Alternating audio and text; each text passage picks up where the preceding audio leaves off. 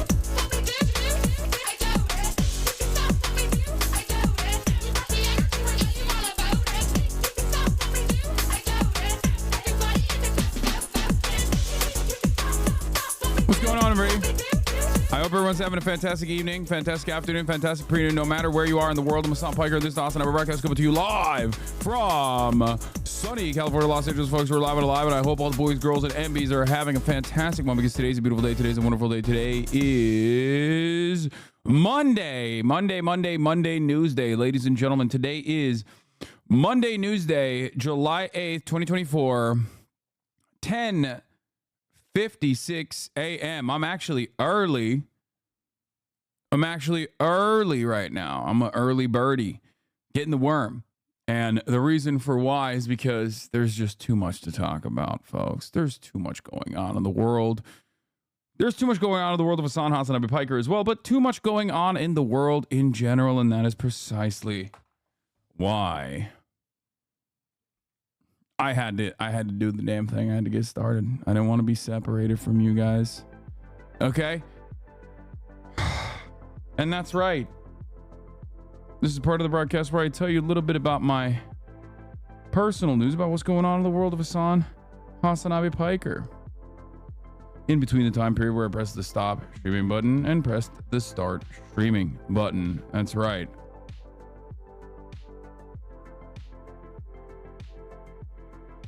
Folks, hate when you start streaming before MR is over, cutting in on Unc Cedar's airtime. Oh, I apologize to Unc Cedar.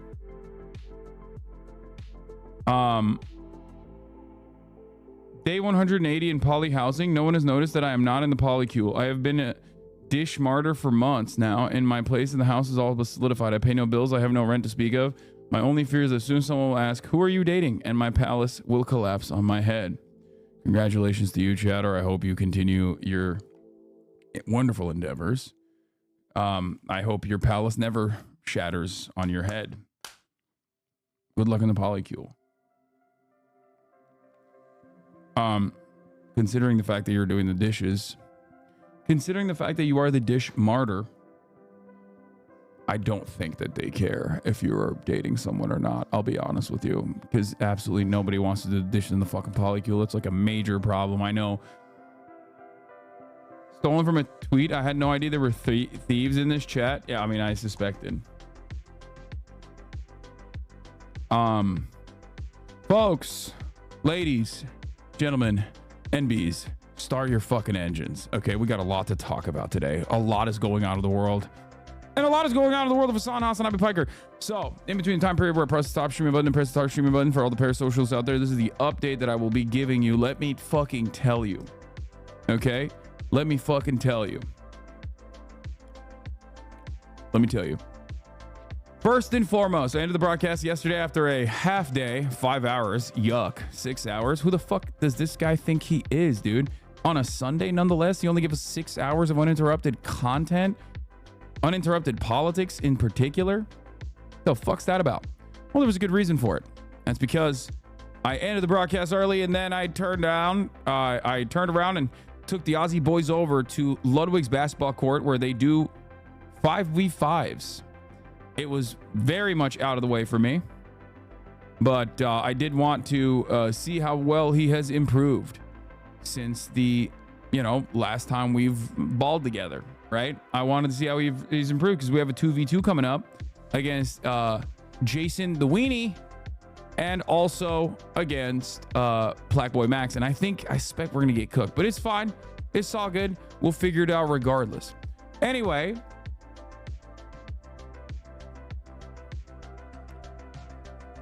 I played ball with them, ran the court first game. I'll just say this much. Not a lot of technical skill out there, but a lot of grit, a lot of fucking heart. Doug was there. That was cool. A lot of heart, a lot of grit. People were putting their bodies on the goddamn line. Everybody told me that Lud was a bully baller, as in he just like kind of bodies people. So of course it was up to me to check his ass, which I did. But he still defeated me. His five defeated my 5 the second time around pretty handily. As a matter of fact, it broke me. It broke my soul. It broke my honor, and it upset me. After that, I shot the podcast. Fear End episode is out already with Cutie Cinderella, with Austin Show, and of course, the 2 Aussie boys, Alexa and Alex. Won the first game, lost the second game at the Elvig courts. I do not know if I'll be attending anytime soon unless I bring my own guard. I'm going to probably bring my own point guard.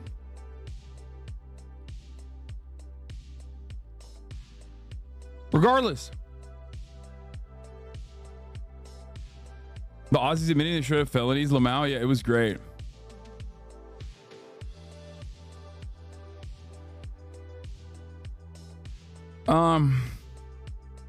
Why'd you start? I'm only halfway through Fear End. How did you lose? How do you let a man who has left no left hand to win? You're close to losing a prime sub. This shit isn't fixed.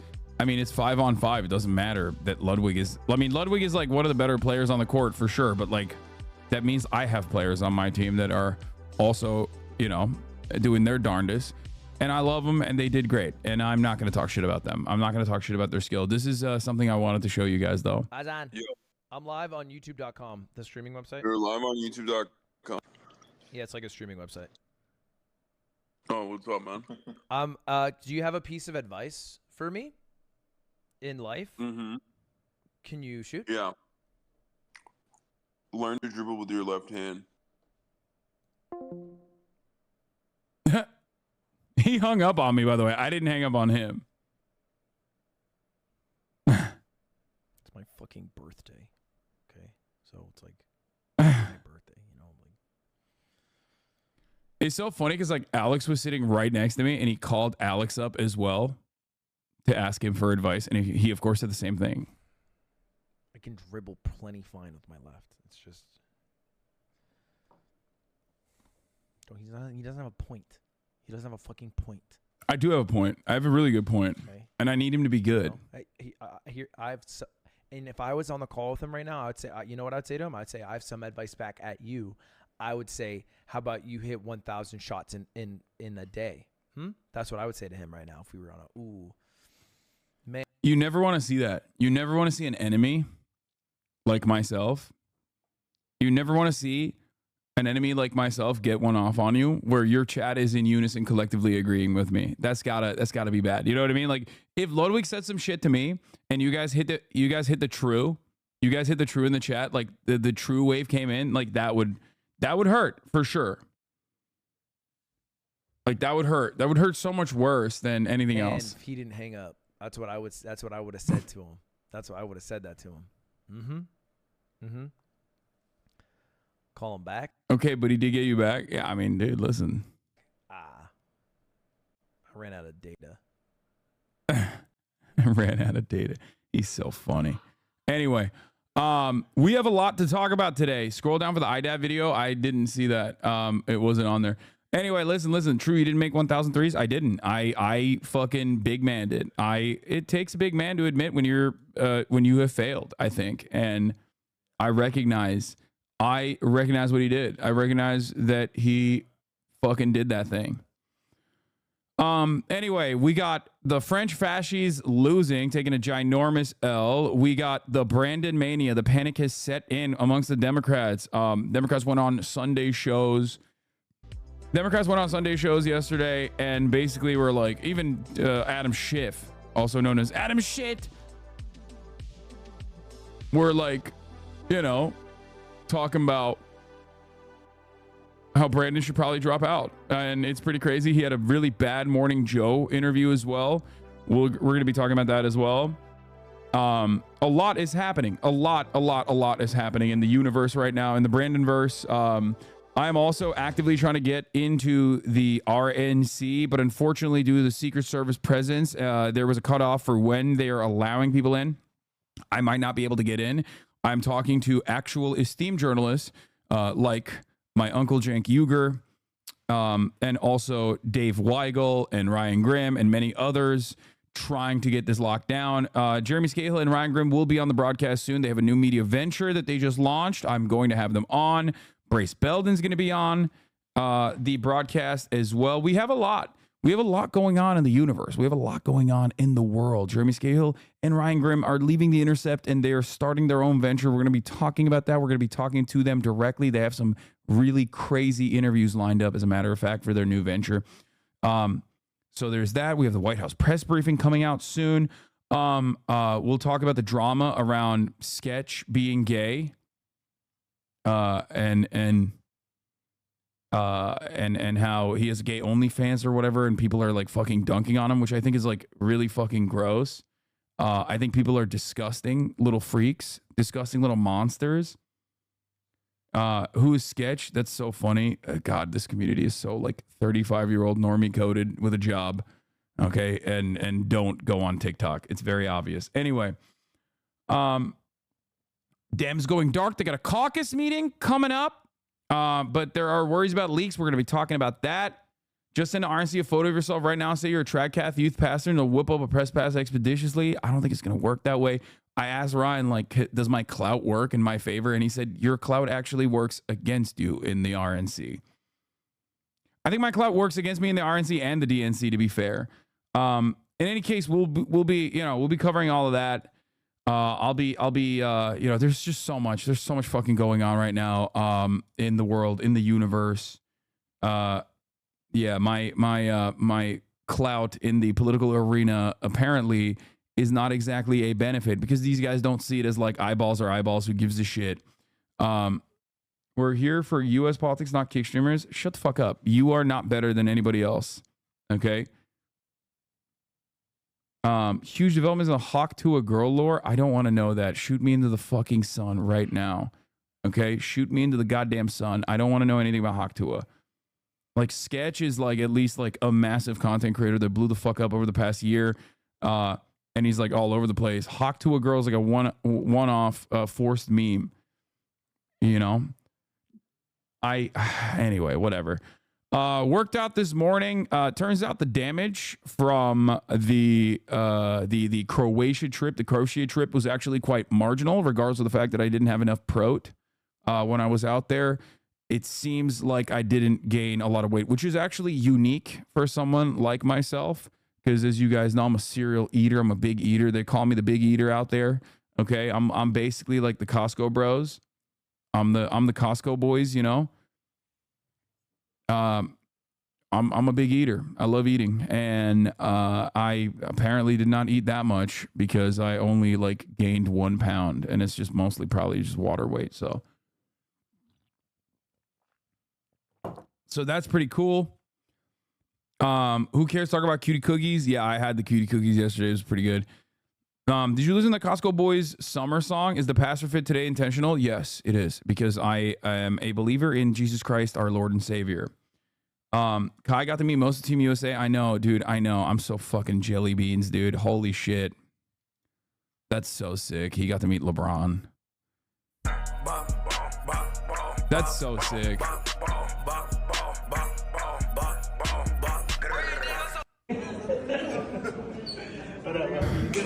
Holy fuck, Steph Curry's like literally Kai size. That's crazy how short he is. That's insane. Yes, sir. Yeah. I just got here this morning.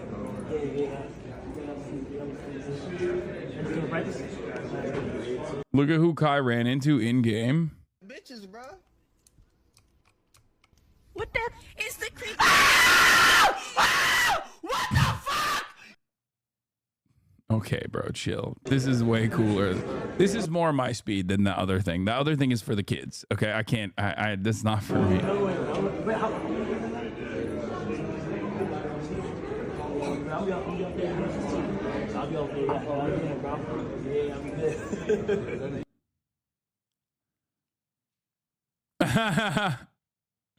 Said it on a ride for my motherfucking nigga. Most likely I'ma die with my finger on the trigger. I've been grinding that side out there with my niggas. And I ain't going in, that's on with my nigga, my nigga, my nigga. I'm not even singing it in my head. This song?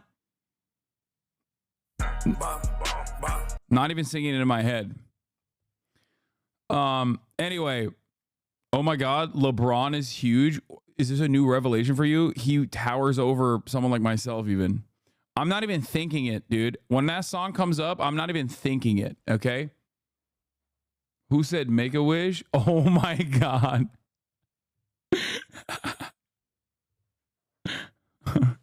They're saying he's the shortest man in America. A unique illness has rendered him to be of 4 foot stature. This young boy got to meet his idols, the United States of America basketball team.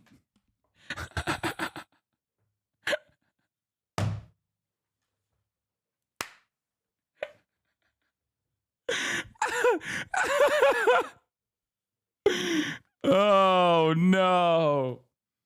Oh no.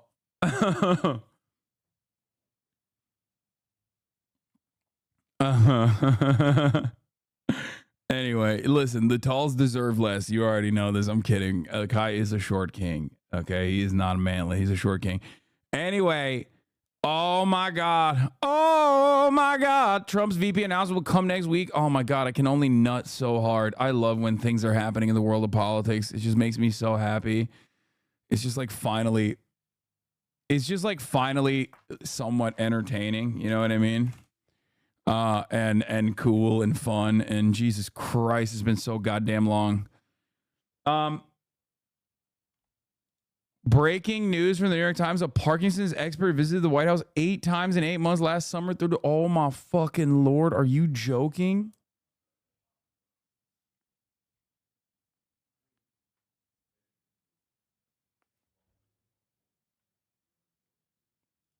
What is this? How does this make you feel?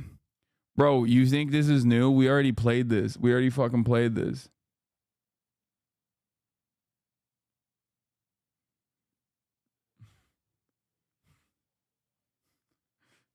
Anyway, yeah, we played this on repeat. This video is like long. Will you talk about Palestine today? Yes. Yes, I talk about Palestine every day, dude. What the fuck are you talking about? Like, we even when we talk about the French elections, I still tie it back to Palestine. We talk about Brandon / Biden, Bryden.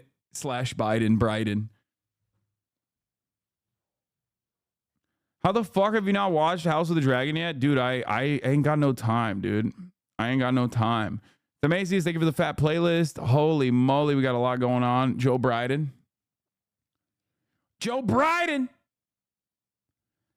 How are they like this? What is this? Joe Biden said, come. Do not come. Do not come. Oh, I'm going to come. We must come together. Dude. I'm going to come to the overflow room. Dude, that's awesome.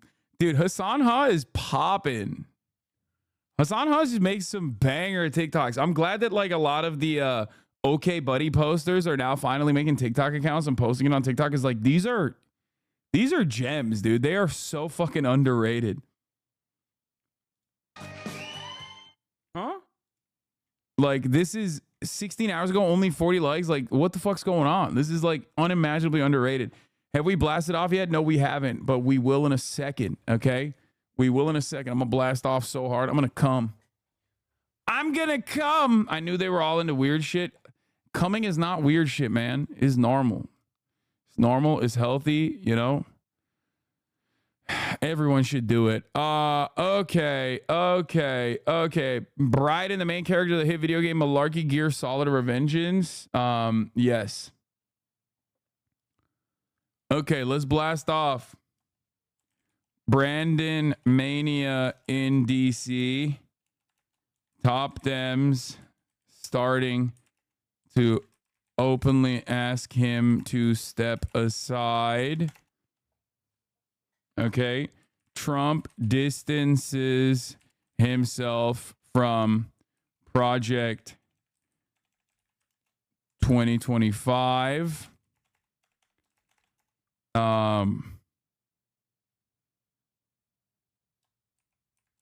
Can we get some Gaza coverage today? No, we're not doing Gaza coverage today. How about that? Okay, yes, but also no. Okay, shut the fuck up. Please, chatters, shut the fuck up. Did you already cover the French election yesterday? I did, but I'm going to do it again. Don't worry.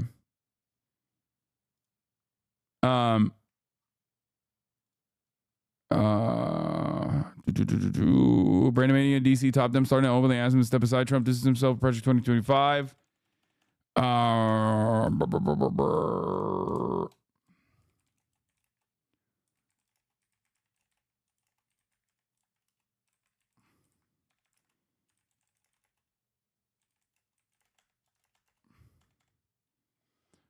People are being mad weird about Sketch possibly having a gay OnlyFans. We'll talk about that, obviously. French left wins major. Chat, HasanAbi has a YouTube channel. If you missed some of the stuff yesterday, it's true. Major W over far right. I think Joe definitely has Parkinson's. I don't know if he does. Hasan gets angry at chat for asking what's on stream, like a mother getting angry at her annoying kid asking for what's for dinner. Okay, that sounds like kind of abusive, okay? Like, I think it's warranted for me to get mad at people coming in the chat and being like, are you finally gonna cover Gaza today? It's like, dude, calm down. Like, what the fuck are you talking about? You know?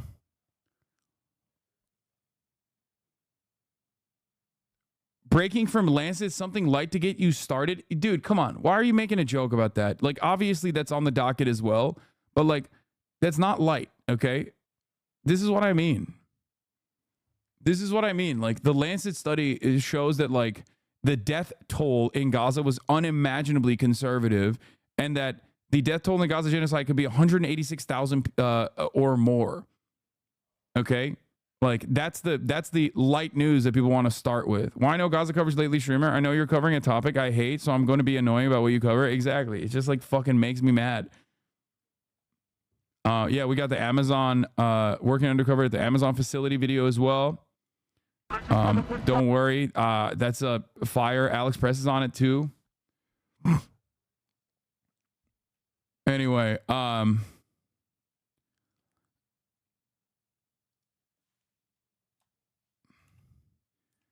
Aussie boys will be in attendance. Get in now. Twitch.tv/HasanAbi. South Beast, the Gamir 611. Thank you for the 10 tier 1 gifted subs. Okay. Did the Good Works Infidel video? Yeah, I haven't gotten to that yet, but we'll eventually get to that. Yes, I know that Skate Hill launched a new outlet with Ryan Grimm. Of course I know that.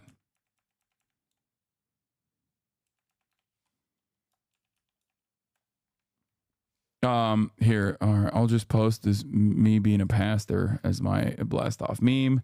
Let's blast off. And let's get it going. Costco Boys Song of the Summer. Okay, you know what? We'll start off with something actually fucking light, okay?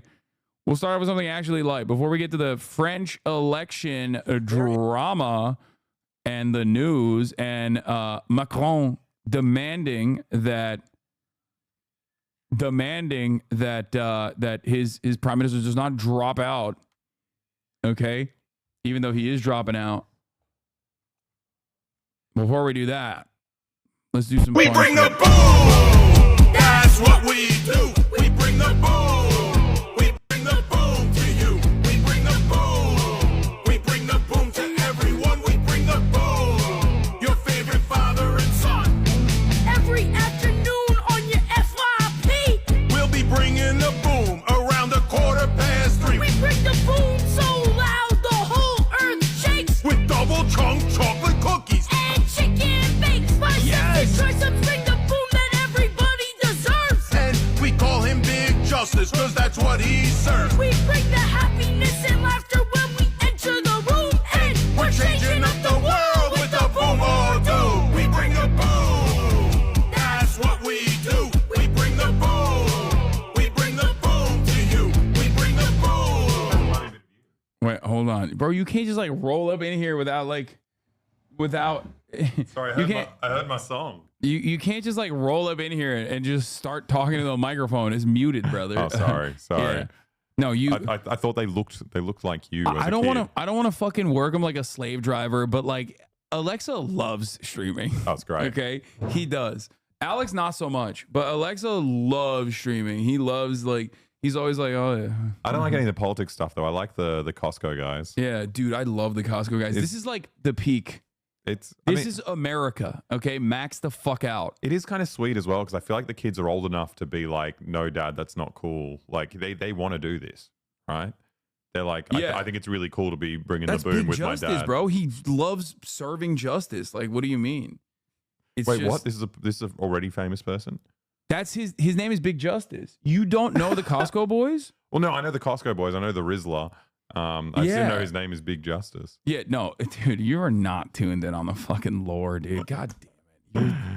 You're embarrassing They me. introduced the like wife and sister here as well. Yeah, they have that. They have the wife, they have the sisters, they have the grandmother who's like an Elden Ring boss, basically. She's like so old. She's like, "Urgh." She's like Joe Brandon age. Just perfect. We bring the boom to everyone. We bring the boom. Your favorite father and son. When you subscribe here to our channel, no, you'll never be alone. We bring the boom to you each day right here from Boca Raton. Stick with the Costco guys and you'll never get beat. We'll throw some paper towels and get me all me. We're pushing weight in the gym and we're crushing the ball. Big Justice brings the boom and puts it over the wall. When your family comes first, it can never be a doom. Ashley and mother of Big Justice even bring you the boom. We bring the boom. That's They all look like, I know they're a family, but like the wife and the husband, like they kind of all look related. Like literally everyone looks a little too related, what honestly. we do. We bring the boom. We bring the boom. Like how is that the wife or the sister? You know what I mean? Like doesn't she literally look like the dad? Yeah. Where are they from? Are they Italian? What are we- Dude, Great question. This is my favorite take. So they are actually technically Cuban. They live in Boca Raton, as they brought it up. That's in Florida. However, they are the most Italian-coded Cubans, so I refuse to recognize their Cuban status. I think it's possible. I consider them to be Italian. No, but it's also possible to have like been Italians in Cuba. You know, they need all sorts of colonial administrators. Not like this, dude. To this degree, like Sicilians. Yeah, they are so fucking Italian coded. It's awesome. We bring the boom to you. We bring the boom. We bring the boom to everyone. We bring the boom. Our favorite father and son. It's like cool because like they're Italian. They're Italian in my mind because they're so New Jersey. Like I know they're from Florida. I know they're technically supposed to be Cuban, but they are so unimaginably New Jersey Italian that it is like impossible for me to comprehend that they are not actually from Manalapan. Okay, like they are so like McMansion living, McMansion life from Manalapan, New Jersey. Like if you know anything about New Jersey, I'm telling you, you know this is a complete lock. Okay, like they are. It's just no, they're Italian. They're from Marlboro. Okay, I just don't see a world where they are from Boca Raton and Cuban. We bring the boom. That's what we do. We bring the boom. We bring the boom to you. We bring the boom. We bring the boom to everyone. We bring the boom. Your favorite father and son. We bring the boom. Dude, they really do bring the boom. This is like the only sad part about this is that the Rizzler doesn't show up in this one. Really?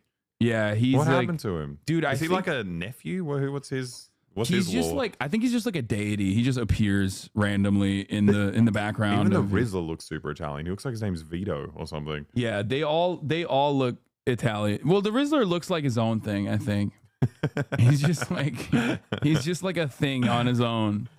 No Rizzler, no views. Yeah. He is a trickster god. Yeah, he's Loki. This is why I don't recommend your content for the record. Are you not watching the content? Of course they're all related. What the fuck? Wait, what do you mean? You're mad? Yeah, but the husband and wife aren't related, surely. Yeah, but the husband and wife do look related. That's my point. Papa John coded? Yeah, they do. Does the husband take his hat off? By the way, is he always... No, he takes his hat off sometimes. But the reason why I love the Big Justice is because he literally looks like me when I was a kid. That's what I was gonna say. Like he looks like there's some photos from my childhood. I'm sure you left your Turkish passport on the table while we were house sitting. Oh yeah, we flipped through. Oh, you flipped without through permission, and yeah, I mean, I don't give a you're very shit. much a Costco guy. Yeah, I straight up look like him. Like I looked like Big Justice. What was I gonna say? Oh, I'm sure there's who has that photo of me with the fucking mohawk? Who has that photo of me with the mohawk? Like that is straight up Big Justice territory. What did the blue check DEMS gain by rooting for Biden staying in the race? Do they want to lose to Trump that badly? They do. Yeah. Oh, there it is. Oh hell yeah! You brought the boom.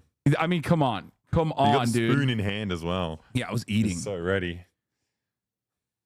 Like, are we? Like, this is.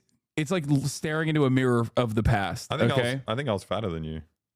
Oh yeah. I think I Here, Discord it to me. Discord it to me right now. yeah, Discord me okay. that photo Let right me now. find We it. have to show everybody Where are you? your photo as a fat child that you think you look Lebanese, but you don't fucking look Lebanese at all. Someone's gonna say I look Lebanese. Alexa made me die on the fucking podcast Patreon episode, by the way, on this week's Fear End. I was like, by the end of it, I was like actually unable to continue podcasting with the things he says so seriously. He just like brings shit up that he brings up. So, oh my God. I love this photo so much. Dude, you look I'm a sports superstar. you look ridiculous, dude. We were playing basketball yesterday, and this motherfucker, okay, Stans, I'm calling him out a little bit, okay? Stans did not guard him at all. So he had like 8 fucking buckets. He would just stand under the basket, and everyone's guarding their own people. So he would just like sneak under the basket and get a fucking quick pass. And he had like so many layups that way. And we found out afterwards that Stans told him from the start that he was like really wet. I came in sweaty. So I was sweaty from the car. Yeah, so we're suspecting that because he was really wet, Stans just like didn't really guard him up close. I understand. I wouldn't touch me either. He looks Galician in this. He looks like a Serbian. Like he looks like a Serbian war criminal, bro. He's like 8. What are you talking about? Like, what war crimes is he committing? Is he eating too many fucking Milka chocolates or something? Like, that's the most crimes that he was doing. I do personally think it's funny that you thought you look Lebanese in this photo. No, you look Russian, dude. You look so fucking Russian. Oh, okay. Everyone's making jokes, from last cracking night. jokes about the fucking podcast episode. Anyway, okay, but I look let's. like a Hezbollah fighter there. Do you hear that? Yeah, no, you don't. You want to That's look. what I said. No, you wish you did. You don't. Don't give him that. Don't give him the props. I'm a Lebanese child. No, you do And not then I look grew Lebanese up at all. Off to- topic, but this is so good. Cutie is a star. Put my Oh, gum yeah. in my water. When I have Alex's guests face. over, I work them like fucking workhorses. Is he usually like this, or is it only when there are people here? I like that he kept his composure though. Not Like really. he's so disgusted. He went back to it. He looked It's around a over. bit to see I like if just- I anyone else work him notices like what's going on. Look at his face. He's like, what the fuck?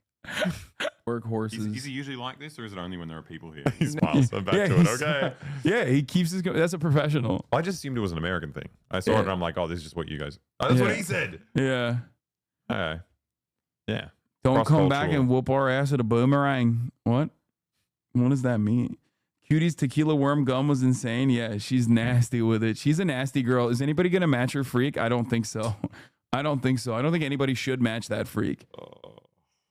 It's terrifying. Anyway, what is this?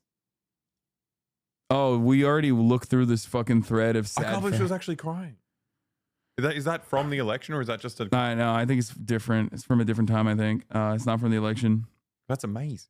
Cutie's freak is unmatchable. I agree. Okay, we're done with the boom. We're done with the Costco guys. Yeah, the only person who can match Cutie's freak is the Sex Pesiota, and Sex Pesiota is retired right now because Will's not around. No idea what that is. Don't worry about it. It's just a, it's just a meme.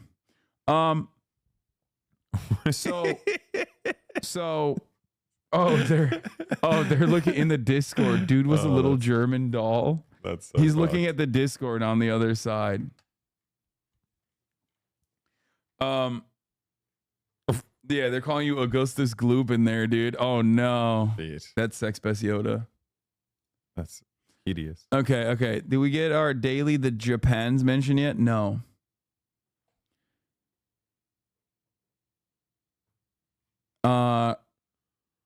Gunna is performing in Paris. Oh yeah, I saw that. Fuck less racism. Less racist. Fuck less racism.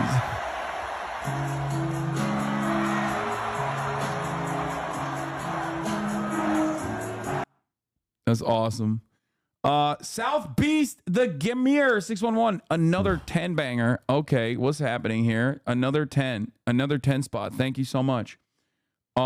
Anyway, are we doing croissant wash today? Yes, bro. We shall be doing le croissant wash in a moment. Do not worry. Okay, do not fucking worry. Anyway, here's the blast off. Let's get started with the fucking news, baby. Let's do it. Let's do the dang thing, okay? We're doing the dang thing. We're doing it. Watch the TLDR video about the French election? Sure. Tell me where you got your glasses from. I got them in Japan. Megan Thee Stallion danced with the French flag in Paris after the Front Populaire wins. Megan Thee Stallion is dope, though. She's fucking goated.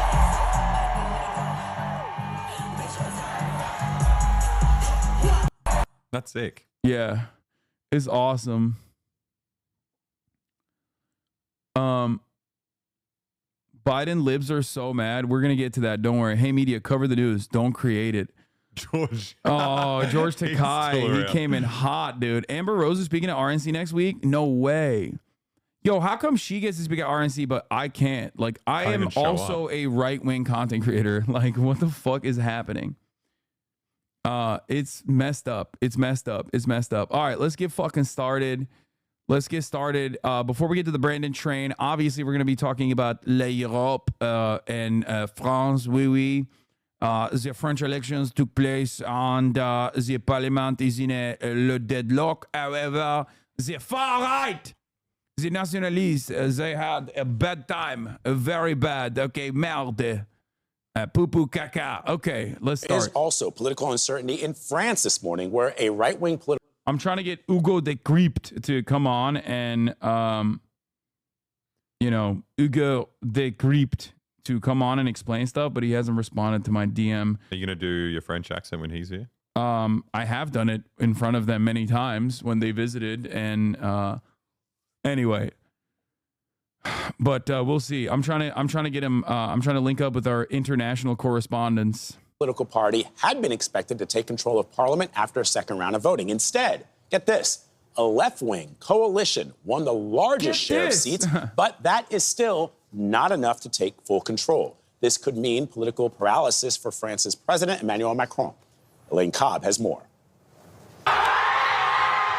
Leftist supporters gathered in central Paris last night to heave a collective sigh of relief as the exit polls showed the French far-right's dream of taking power had been dashed, proclaiming it a victory for the values of the French Republic.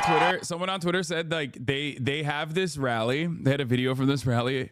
I forget who it was, but someone on Twitter, one of my moots, said it's so beautiful that these guys at this rally have direct identical DSA guys in San Francisco. Like, this literally looks verbatim 1-to-1 DSA. Okay, I heard George Soros was cloning people. it's just That's the only way he fills up the straight up, crowds. dude. This looks identical to a DSA meetup, like a DSA rally. Okay, I'm not even joking. On the sidelines, masked protesters clashed with... This, on the other hand, does not. Unfortunately, Americans do not embody the revolutionary spirit that the French do. Regardless of what they're fucking rioting for, but let's police. As the count continues, the combined left group is tipped to take the most seats in Parliament. Relieved more than anything. Really overwhelmingly relieved. Like that's a DSA guy. That is 100% a DSA No, there's guy. a difference. I haven't seen the fucking ear stretches in like The 20 years. gauges? No, Americans love gauges too. That's a DSA guy through and through. Okay, like this is just like. The entire crowd is comprised of HasanAbi heads in France. I swear to fucking God. Like, Overwhelmingly relieved. President Macron's centrist alliance came in second, but will still have fewer seats than before. In a shock result against the predictions, the far right trailed in third as left and centrist voters turned out in force to block them. But it still made historic progress and is tipped to take 60% more seats than in the last elections. However, yeah, be careful, Hasi. This is what we look like. I know. That's why I'm saying, like, they look identical to, like, you guys here. Straight is up. destined to be in opposition to whatever coalition President Macron can pull together. How likely are we to get the left working together? This will be this is very, very hard to predict. I mean, really, you're looking into dense fog. Some of these less radical MPs will join forces perhaps with the Socialists and the Greens and the Communists and form a government which could perhaps rest on the support and part of Macron's party in the parliament.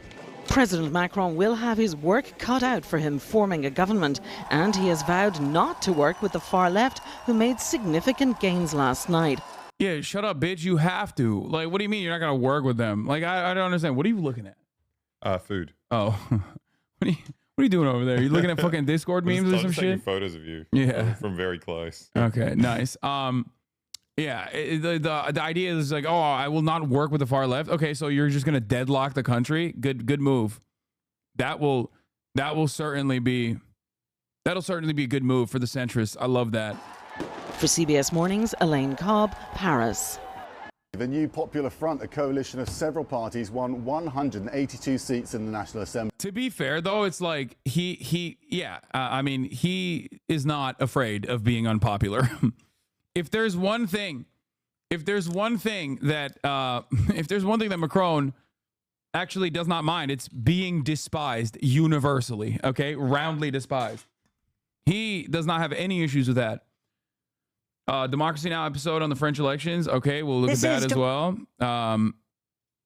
Making it the largest bloc. It doesn't have an absolute majority, though. None of the blocs do.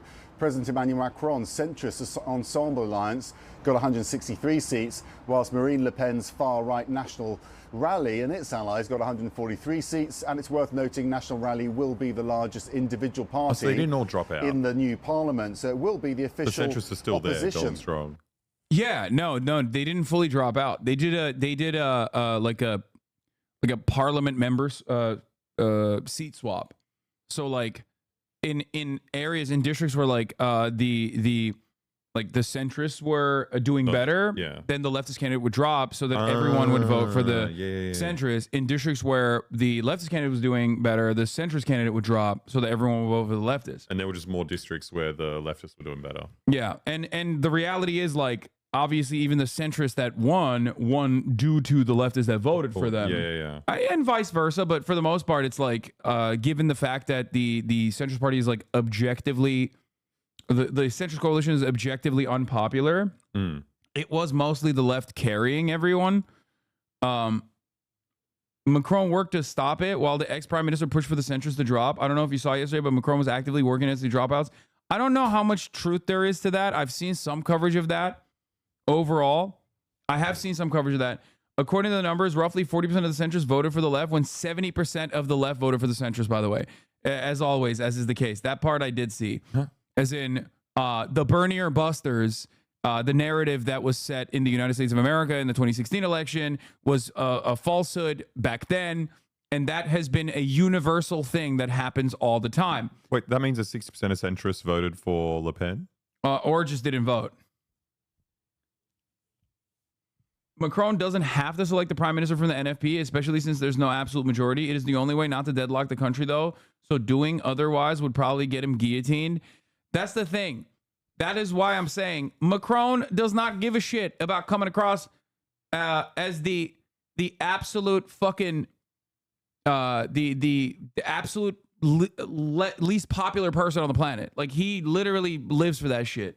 So who knows? He has denied the will of the people time and time again.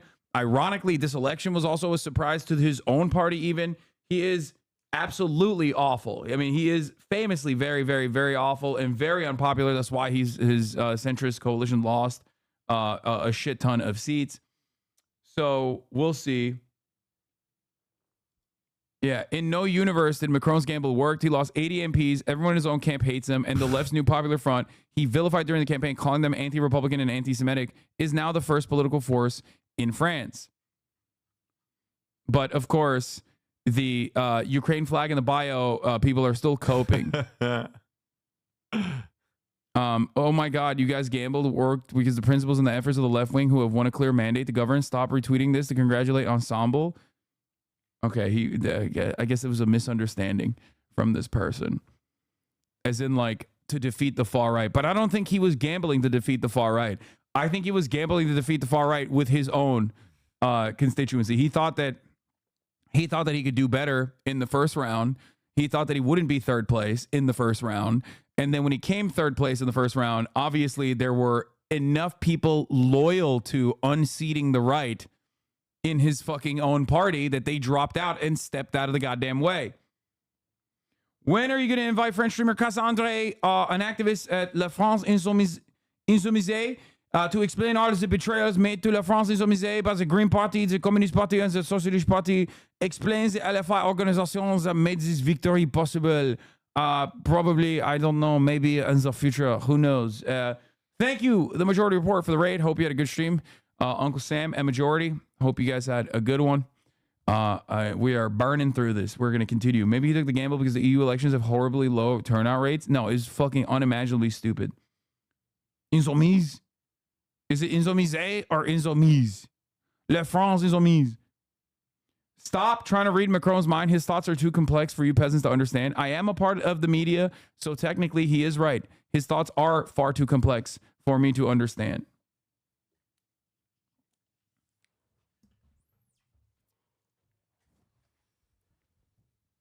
Listen, we are not going to shit on the New Popular Front today. Okay? We are not going to shit on the New Popular Front today.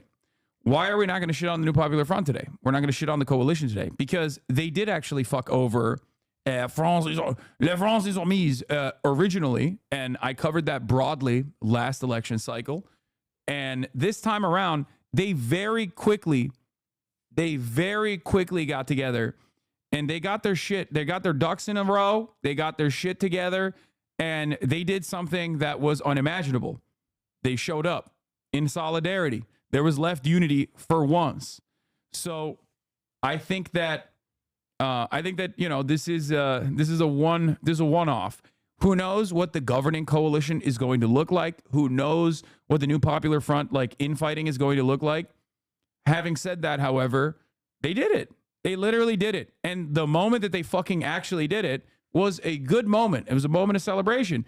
They did unity, and guess what? When that unity came through, the left won. It's the strongest, like the New Popular Front is the strongest political force in France as of today, as of yesterday. That's huge. That is undeniable. Okay? I'm sorry. That is in a sea of political pessimism. You know me. I am probably the least optimistic person out of most political commentators. It is not because I lack like the revolutionary optimism within me or anything like that. It's because as a leftist who's been doing this for a fucking decade plus, I am used to taking L's. I'm used to seeing the left fight one another, and I'm used to seeing opportunists in general regularly fuck over a broader leftist momentum. I see it in this community as a microcosm of that very same problem that persists. So this is one of the few instances. This is one of the few instances where like a good thing happened. Okay? So yeah, I'm gonna stand on that. And I'm going to, you know, cover it with the possible optimism that it deserves. And I am more optimistic about the French situation than I was about Labor. And Labor is even low-key kind of under the direction of Keir Starmer, showing a different face than the way Keir Starmer ran a campaign so far. And, you know, I'm always going to be honest with you. If that's like, if I was wrong, I will recognize it. I will admit it. We'll see what happens. We'll see what happens with Keir Starmer and Labour in the UK. But, you know, there's some promising things happening in the UK as well, which is shocking to say. Shocking to admit. All right, let's continue. After the first round of voting, the far right's run to power was undone by tactical deal-making between centrist and leftist opponents. More than 200 candidates withdrew from the second round to avoid splitting the anti-National Rally vote. Now, the National Rally's Marine Le Pen says the party's victory has only been delayed. The quagmire that I warned about has of course come true. France will be totally blocked with three groups that have more or less the same influence. Yeah, that's not what you were afraid of. You were not afraid of like, oh, a political quagmire. You were afraid of like Muslims coming in and forcing you to put the hijab on or something, or whatever the fuck you were running on. Okay. Yeah, no, she's trying to still dial it in a more like centrist. She's trying to reposition as like a centrist here, like a center right candidate, and not like the far right freak that she is. Okay. That's the only reason why she's talking about like, oh, a political gridlock. It sucks. I love the cope of like warning that it was going to happen. Like you're trying to be the winner, and you're like, just as I thought, a quagmire. Yeah. She's not really afraid of the things she's selling to her constituents. I think she is a die-in-the-wool, straight-up Nazi. I do. I think she is just like recentered.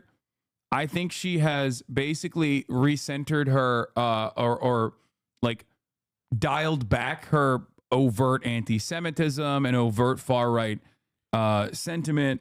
Like her dad was a fucking literal Nazi. I'm sorry, guys. Like, what are we doing here? Like, she's literally carrying the same torch. The party is a nationalist party. They call themselves the Nationalist Party.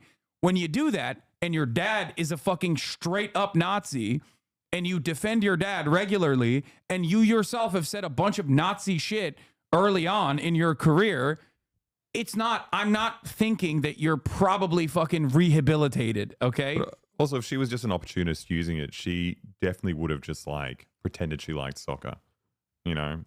I feel like she's honest. That's a good she's take. An honest Yeah, person. she's honest. Like, if she had better political instincts, she wouldn't have fucking like shit on Mbappe and instead been like, oh, he brings great glory to France. Yeah. But she couldn't even white knuckle through like giving props to a black man. Okay. She's more racist than the most woke Polish man. Yeah. Exactly. He could have at least said, believe me, there are good black people. Believe me. She could have said Mbappe was a good one. Yeah. She can't do that. She couldn't even do that. Yeah. Yeah, they should make that Polish man the leader of the Nationalist Party. National Assembly. Well, we're going towards that. It's sad. We're losing one more year of unregulated immigration, one more year of losing purchasing power, one more year of a blowing up of insecurity in our country. So the only aspect of this that there is a little bit of truth here is the fact that if Macron deliberately sabotages the mandate that the New Popular Front has come out with, because Mélenchon came out and said, we have our mandate, we have our policies, you can look at our manifesto, we are going to do all of that. We are going to bring the prices down, we're going to do price checks, we are going to increase the minimum wage in this country, we are going to make life infinitely more affordable for the average French working class person. We're going to tax the rich. Now those are very bold and broad, and dare I say, unfortunately, given the time frame and given the way that French politics works, those are radical claims. Even though they're not radical at all. They are technically, quote unquote, radical claims in a world where it is impossible to do good things and only possible to do bad. So if Macron personally, and he probably will try to sabotage this coalition, if they refuse to co-sign, if they refuse to coalesce, if they refuse to collaborate with the New Popular Front, I am afraid that will only take the centrist stink that currently exists in France and rub it all over the New Popular Front, and will only give a stronger position to the far right. You've cracked Macron's complex thinking. Yeah, it does seem like he's gonna fucking, yeah. Now, I don't know the intricacies of French parliament and parliamentary politics. I don't know the intricacies of like how much power technically the president versus the prime minister, and how like the parliament works, how much broad power the president has over the parliament. And if there is like a way to, I don't know, call for a referendum and like take out Macron if he does not respond to the wishes of the public, as we saw in this election. So maybe there's an opportunity there for the New Popular Front to gain more momentum, gain more power. We'll see what happens. But I will, of course, especially celebrate that I was wrong. Because this is something that I've been warning about for quite some time, okay? This is something that I have seen coming up in every European country, including France. I've talked about Le Pen rising to a position of prominence over the course of the past couple of years, almost a decade now, where the reality is her singular party, right, got 10 million individual votes. Now, of course, the totality of the votes when tabulated between the New Popular Front and also the centrist coalition is 12 million in comparison to the 10 million that they got. But that is a singular party that got 10 million fucking votes. That's a far right party that got 10 million fucking votes. That is genuinely devastating for French politics and the future of French politics, unless the liberals now recognize that they have to change course in an effort to, stave off further radicalization, further economic instability. This is legitimately scary, just like reform is legitimately scary in the UK. So the very same criticisms that I have, or the very same concerns that I have for British politics, exist in French politics as well. If the Labour Party is operating with their center-right manifesto that Keir Starmer put forward, if they do that, if they get this, now they have this mandate, now they have this, momentum. If they don't take advantage of that momentum and start immediately improving the material conditions of working class British people to try and combat this radicalization actively, if they do not do this, then reform will take advantage of the opportunity in the UK and gain more prominence, especially when I suspect the Conservatives are going to start normalizing, maybe repositioning some of their worst political instincts, especially when it comes to immigration. We already saw that with Rishi Sunak and his Rwanda plan. Keir Starmer has put an end to that immediately, which is good. But it doesn't stop there. You also have to. It's not just blocking and pushing. You also have to push politics in the positive direction, in a leftist direction, in a progressive direction. If you don't do that, and if you don't show people your work, you will only continue the volatility, and more people will join reform in the UK, and more people will join the Nationalist Party in France. Very, very scary stuff overall. That's still a concern that I have, even though this was another thing. This was definitely a thing that I thought was going to happen this time around, and it didn't, so that's great. But if we need to go through that, then we'll go through that. Let's head over to the Prime Minister's office. Gabriel Attal is submitting his resignation today. He will, though, continue his duties as long as needed, and Jim Bitterman is outside his office there. So Gabriel Attal submitted his resignation, and Macron refused. He said, no, you're going to keep doing it. You're going to keep doing the damn thing. Why? Because he has incredibly complex thoughts. Well, with the results of this election, it's unreasonable to expect that they'll adopt the entire NLF platform. This is parliamentary politics, and if a government gets sworn in by Macron, it'll need to be based on some compromise with ministers from both parties. The coalitionary negotiations that'll take place will really be the tough part, and we'll see how much ground he's willing to give. Exactly, but we'll see. That's why I'm saying, it's entirely dependent on, it's sad to say, but it's entirely dependent on the Jupiterian, the incredible mind of Macron and what his ambitions are. Is he going to cast aside any kind of progress in the right direction? Or is he going to, or is he going to allow is he going to allow at least certain aspects of the New Popular Front's manifesto to come into fruition? Okay. Yeah, 60 chess from the legendary imperial mind of Macron. All of their public statements right now, I won't work for the far left, etc., are just about trying to position themselves for more power. They will compromise in the end. The parties have already shown that they can, given that they drop candidates. Yeah, I think so too, but who knows? It comes down to, who do you hate more? Will you align with the fascists, as liberals historically have, or will you actually give ground to socialists, which they historically do not? Okay? The only unique aspect of this is that Macron did not openly collaborate with the far right and open up the floodgates for this nationalist momentum in France.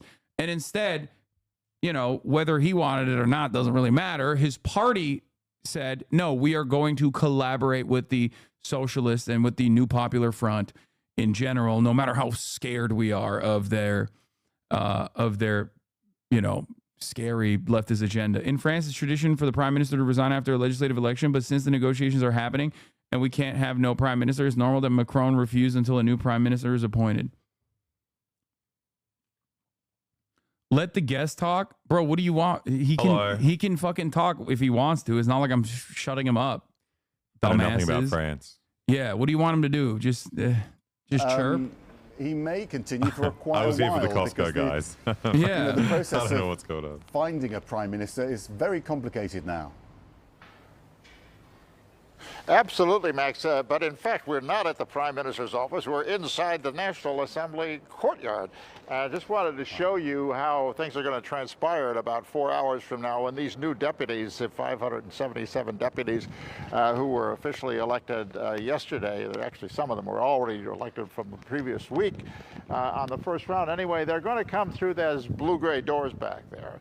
They've got a sign out front that says this way for the deputies.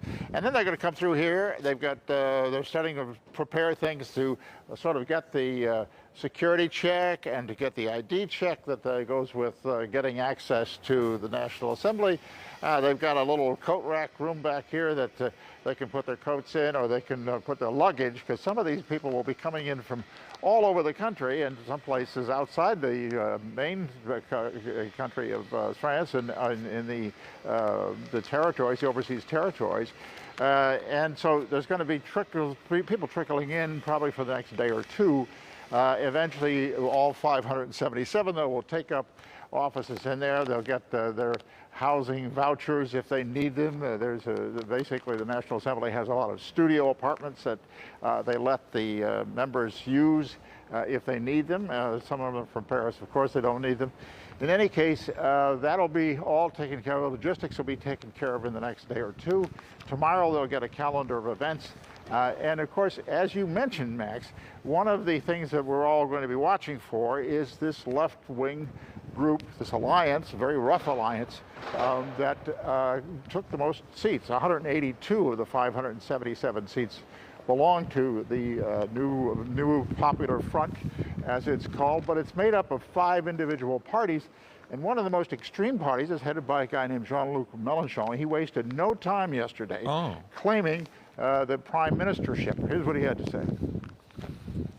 Now the will of the people must be strictly respected. From now on, no tricks, backroom deals, nor combinations would be acceptable. The lesson to be taken from the vote is definitive. The defeat of the president and his coalition has been confirmed with clarity. The president has the power. The president has the duty to call on the new Popular Front to govern.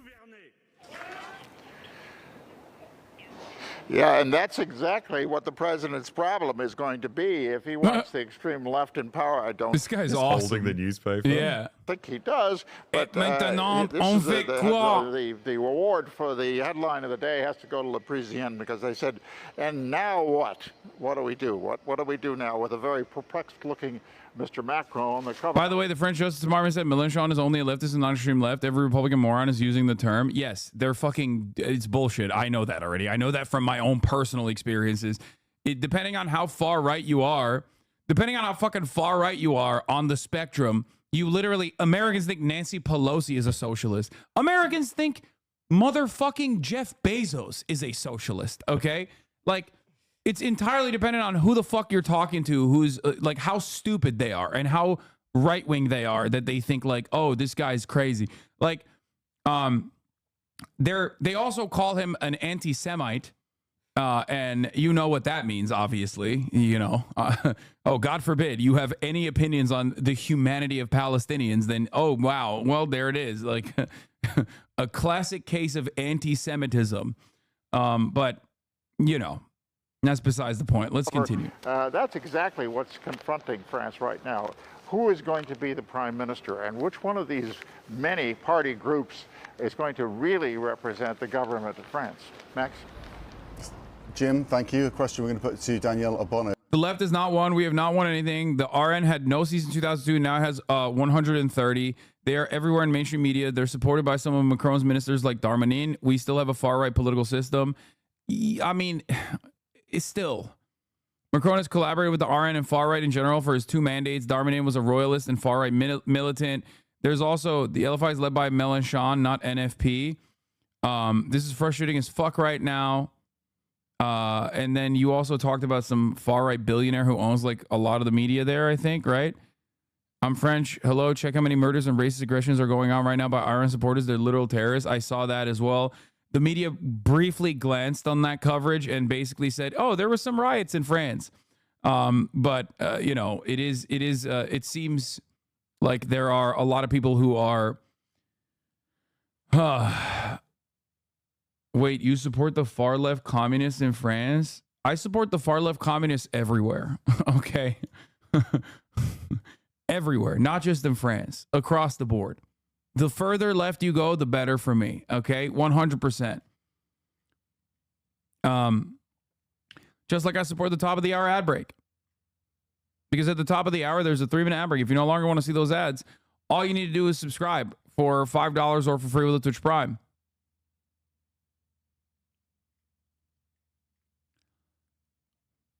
Darmanin is the #1 financier of the GUD, a far-right terror group.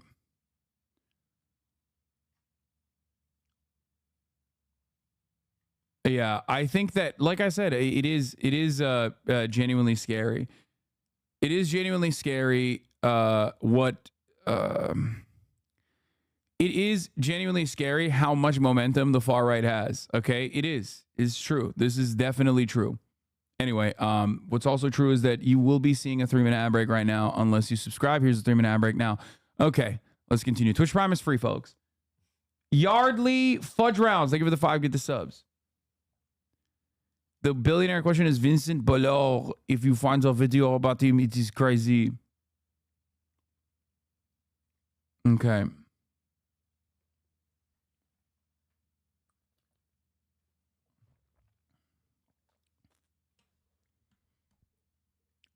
We'll do the TLDR news French election analysis after this. She is a member of parliament with France's Unbowed party led by Mélenchon. You were with him last night. He was pretty quick off the blocks. Within minutes of the projection coming out, he was out claiming victory. What was that like? That was a pretty intense feeling. Yeah. I think everybody was both relieved and very overwhelmed by everybody being so happy, and also we felt that we were at a turning point in our country's history, and we managed to beat the odds and win and defeat the far right, which what everybody predicted they would win.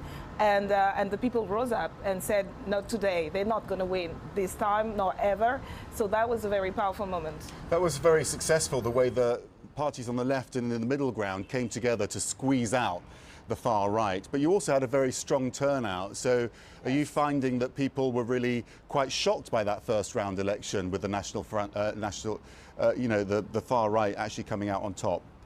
Yes, and I think for millions of people in this country, it was about their very lives that was threatened. And we had groups of far-right groups roaming the streets, threatening LGBT people, threatening migrant people.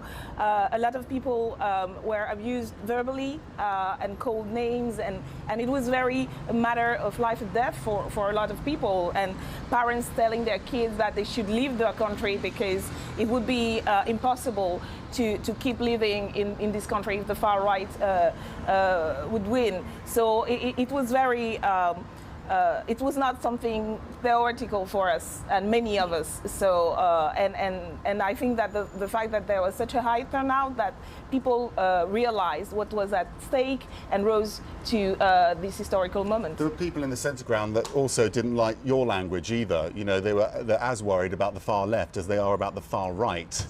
What are you saying? Classic, dude. Leave it up. Leave it to the American media to fucking hit the notes that matter. Okay. Yeah, a lot of people are worried about your language too. What is the far left language, by the way?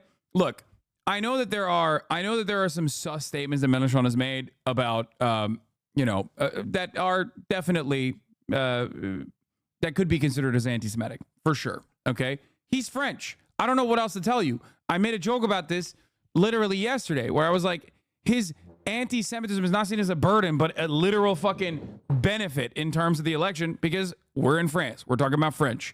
We're talking about, the literal nationalist party being straight up Nazi defenders. Okay. Like it's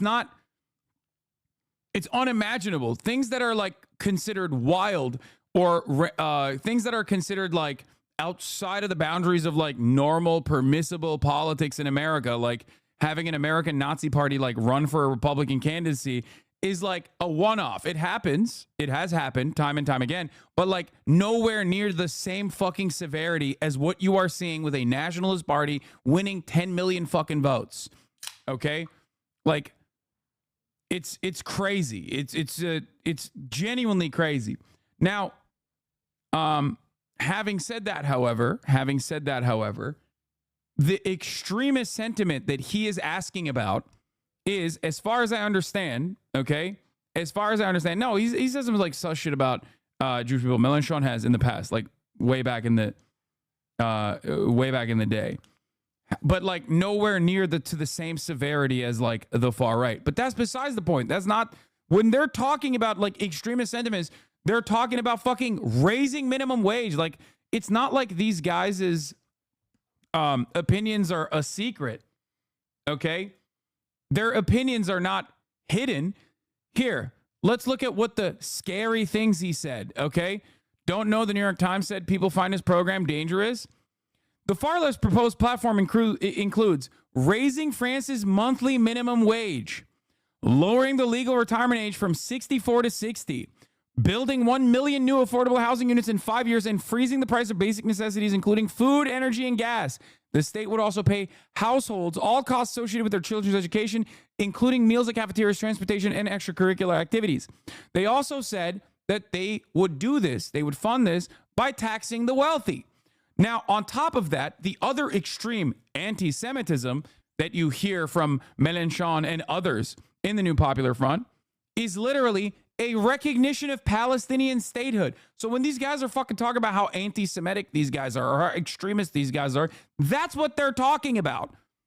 So none of their ideas are shocking, scary, or even fucking radical. Okay? That's it. And yet the media apparatus across the board is going to turn around and present this as though it is genuinely terrifying because they're liberal pieces of shit. Their job is to uphold the capitalist hierarchy. Their job is not to look at this and go, well, for the current material conditions, I would say that this party platform is rather normal, if not necessary. Okay? Here, this is Sky News' analysis on it. Is that he didn't come first. The French hard left came first. His Prime Minister, Gabriel Attal, has resigned. And this parliament, if the exit polls are borne out, obviously the real results have to come in and there could still be a polling shock. This parliament doesn't have an obvious government in it. The hard left, quite understandably, is saying that actually, if they are going to get the prime ministership and if they're going to form a government, they want to be able to put in place their economic agenda. And, this is Britain. We have no idea what a left-wing French economic agenda looks like. It's like price controls, slashing the retirement age, completely opposed to what Macron has been trying to do over the past few years. But his problem is that he didn't come first. Yeah, the hard left and their scary ideas. It seems that as of literally like 8 minutes ago, Jean-Luc Mélenchon has asked for a presidential election. We saved the republic. Without the government of the NFP, the RN would be in the government. The president of the republic cannot dissolve the assembly for 1 year. Only one other option exists: let him go and provoke a new presidential election.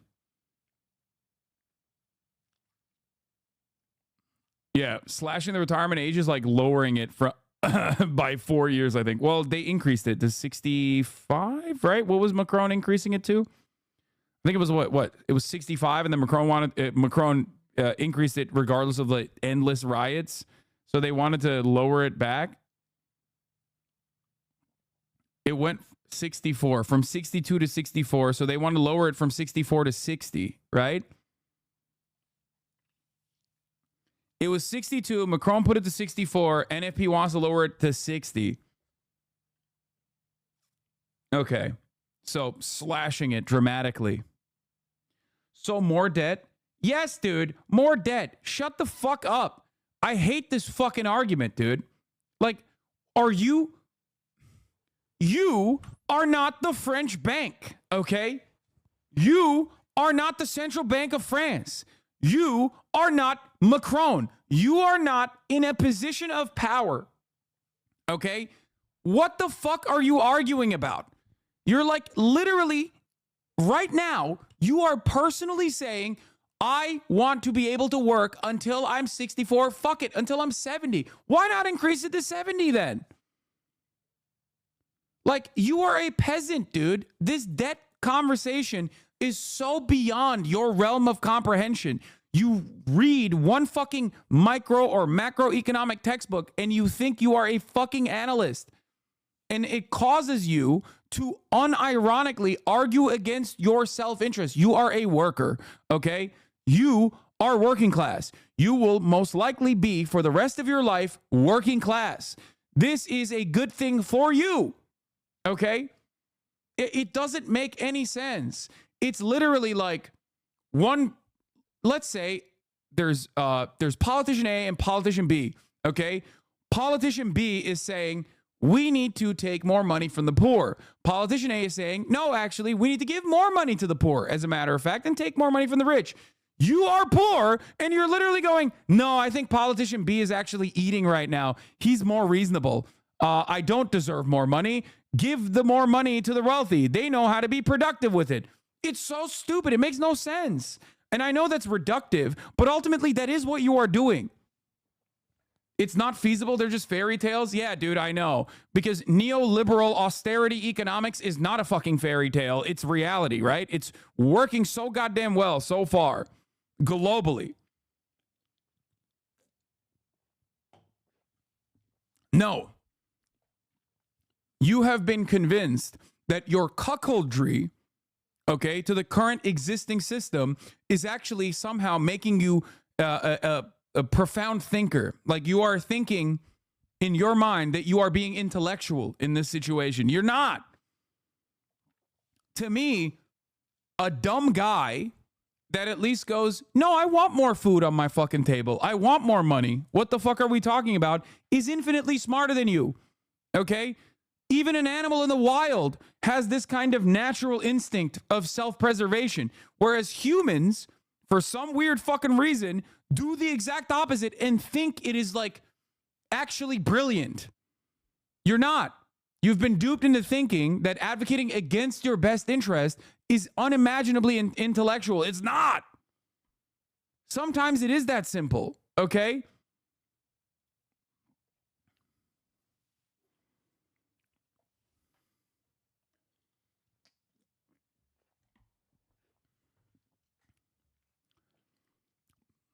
The real scary part of this conversation, okay, is that then in defense, the second conversation takes place. When I bring this up and I say, you are being a peasant, you're not in this club, you are advocating against your best interest. To make up for the budget shortfall, there's always an opportunity. You tax the wealthy. So then you say, well, the wealthy are always going to avoid taxes. They're going to take their assets away from France. That's insane. You're not a fucking multimillionaire. You're not a corporation. You don't own Carrefour. You're not Mr. Carrefour, okay? You're Mr. Poor. You're not Mr. Carrefour. So why the fuck are you talking about how scary it is that the wealthy could take their assets away from France and shelter them elsewhere?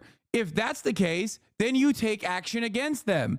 What kind of fucked up system are we living under? And this happens in America too. That's why I'm saying, like, you're fucking ridiculous. This happens in America all the time. Oh, well, what if the wealthy shelter their asses? What if they take the asses away? It's like, bro, what are you talking about? Then fucking jail them. What do you mean?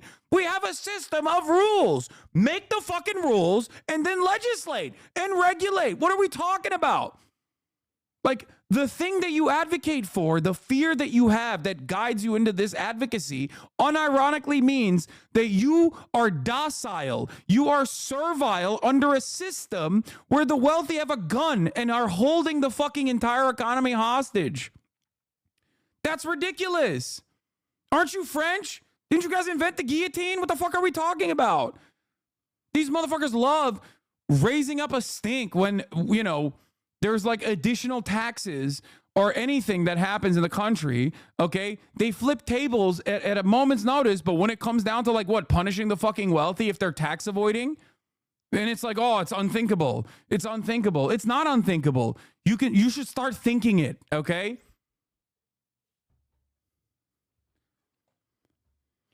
Oh. I don't understand why we are so cognitively impaired by our lack of imagination of a better way possible. People are so sedated and so limited in their imagination. Oh, the wealthy will take their assets away. No, they won't. If the government has your best interest in mind, they're the motherfucking government, okay? They'll take it. Just take the fucking assets. Who gives a shit? What are we talking about? I thought these motherfuckers were supposed to be French. I thought this is what you do. I thought this is what you did. This is what you're famous for.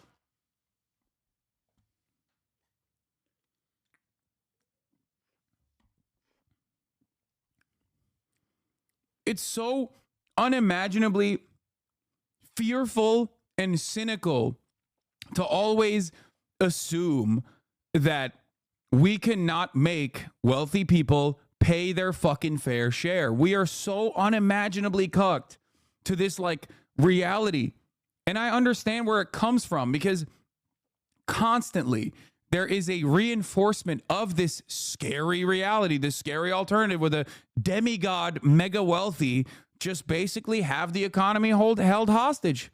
They'll just take their money away. They'll take their money elsewhere. It's like, no, they can't. You're the government.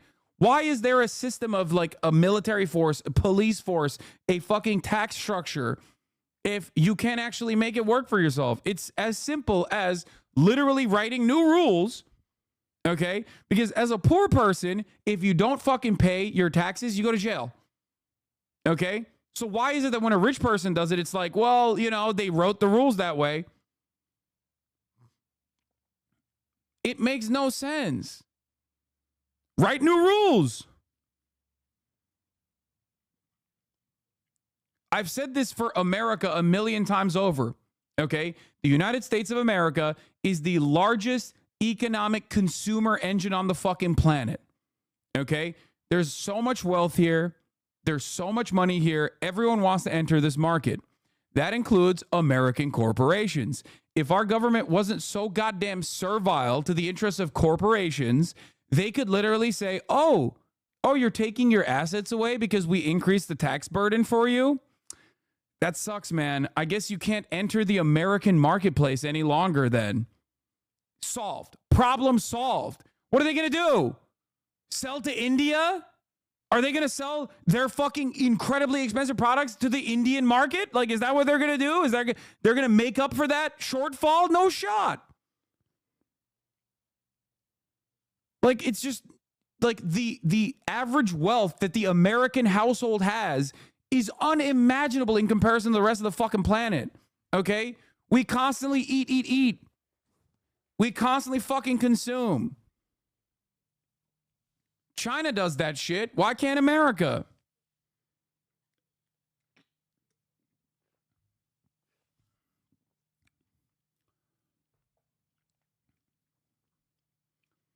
This really scares me because the rise of leftist communist movements also leads to fascism coming into Law and Order. We already see so much fascism. Maybe you already said this, but sorry I got here.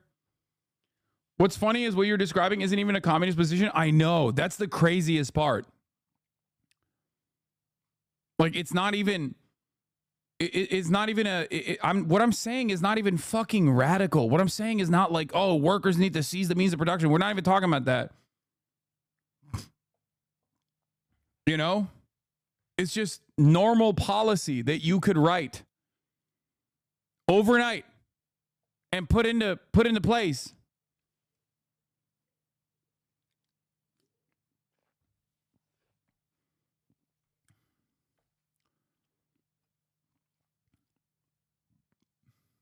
Anyway.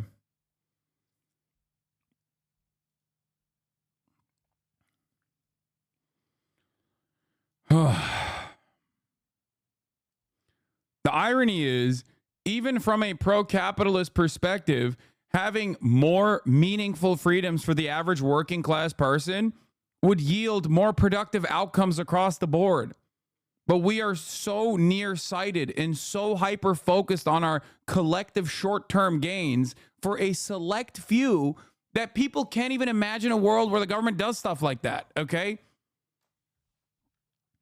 Like, maximizing efficiency. You can make a pro-capitalist argument to what I just described.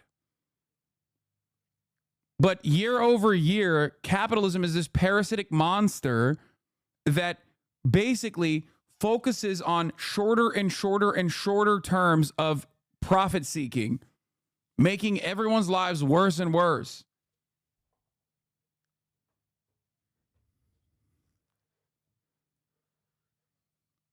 I don't understand it. The government is a profoundly powerful entity. And I think a lot of people forget that reality. Ugh. Anyway.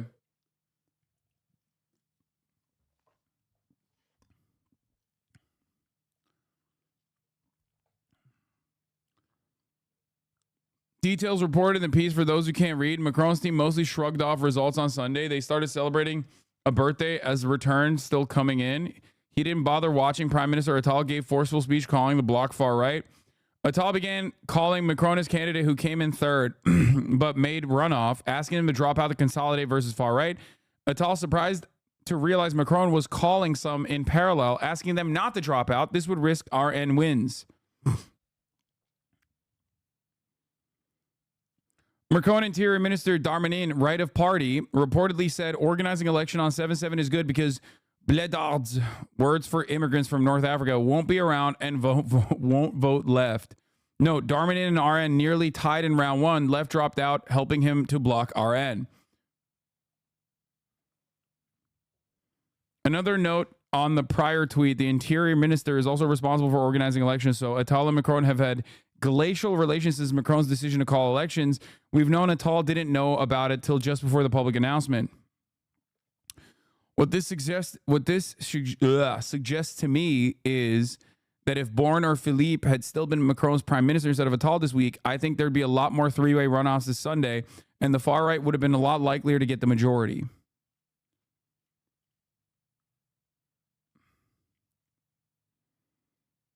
He didn't know at all. Good one.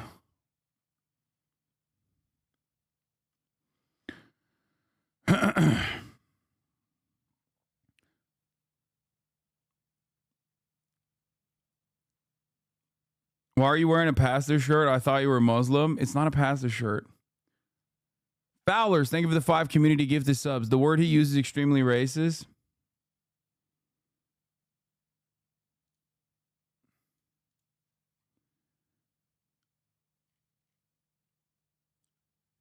Anyway, so yeah, that's what's going on in France. We'll talk about the far right tiers in a second. To them today. But first of all, we are the left as a whole, and your party's far left. No, it's on the left, and our highest administrative courts said that we were the left, and the National Rally was the far right, which I think closed the debate. But most of all, it's not about the language or how bright is our smile and or anything. It's about our platform. As a blédard, I'll give you the blédard pass. Technically, wouldn't I be considered a blédard as well in France?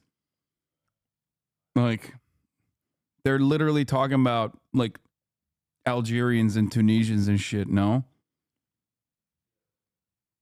Also, literally, North African, white, passing Muslim dudes.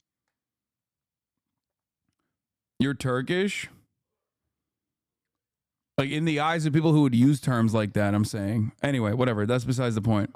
And I think we convinced people that our platform, what was needed in order to beat the fascists, but also to change people's lives. And that's what's the most important for us. We got elected on a mandate to make more social justice, to implement green policies in order to face climate change, and to change our system to make it more democratic. And I think that's the most important, rather than like language or the way we behave, supposedly behave. I think that's what people are looking for. And and they will be very serious about what we're going to do next. That's what they're your gonna... platform, your party's platform, has been very clear. The issue is that the platform of the left alliance that has come out of this isn't clear, and there's going to be a big struggle to decide on who is going to be the next prime minister. Mélenchon's obviously put himself forward, but how are you going to, you know, none of the analysts I've spoken to say it's just not clear how you're going to agree with the moderates on who should replace the Tao. But you know, most of the analysts over the past 3 weeks didn't know Didn't see that this coming. they didn't see, they didn't want this coming, really, because we had the entire establishment media saying that we will lose and the far right will win. So I'd say to you, don't listen to be those. fair, they did base a lot of that on the first round election, which was pretty clear. Yes, but I think they underestimate the resistance that in our people's, you know, political history and identity to the far right.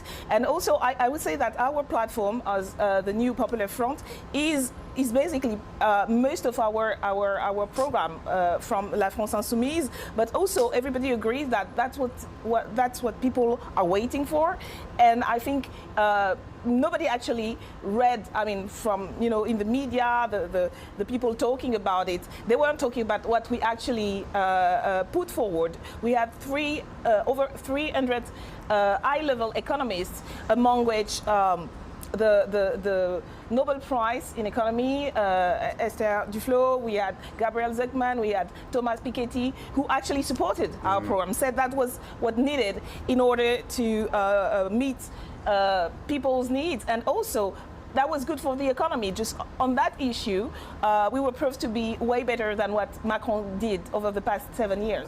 Can I ask you, because you have spent a long time trying to...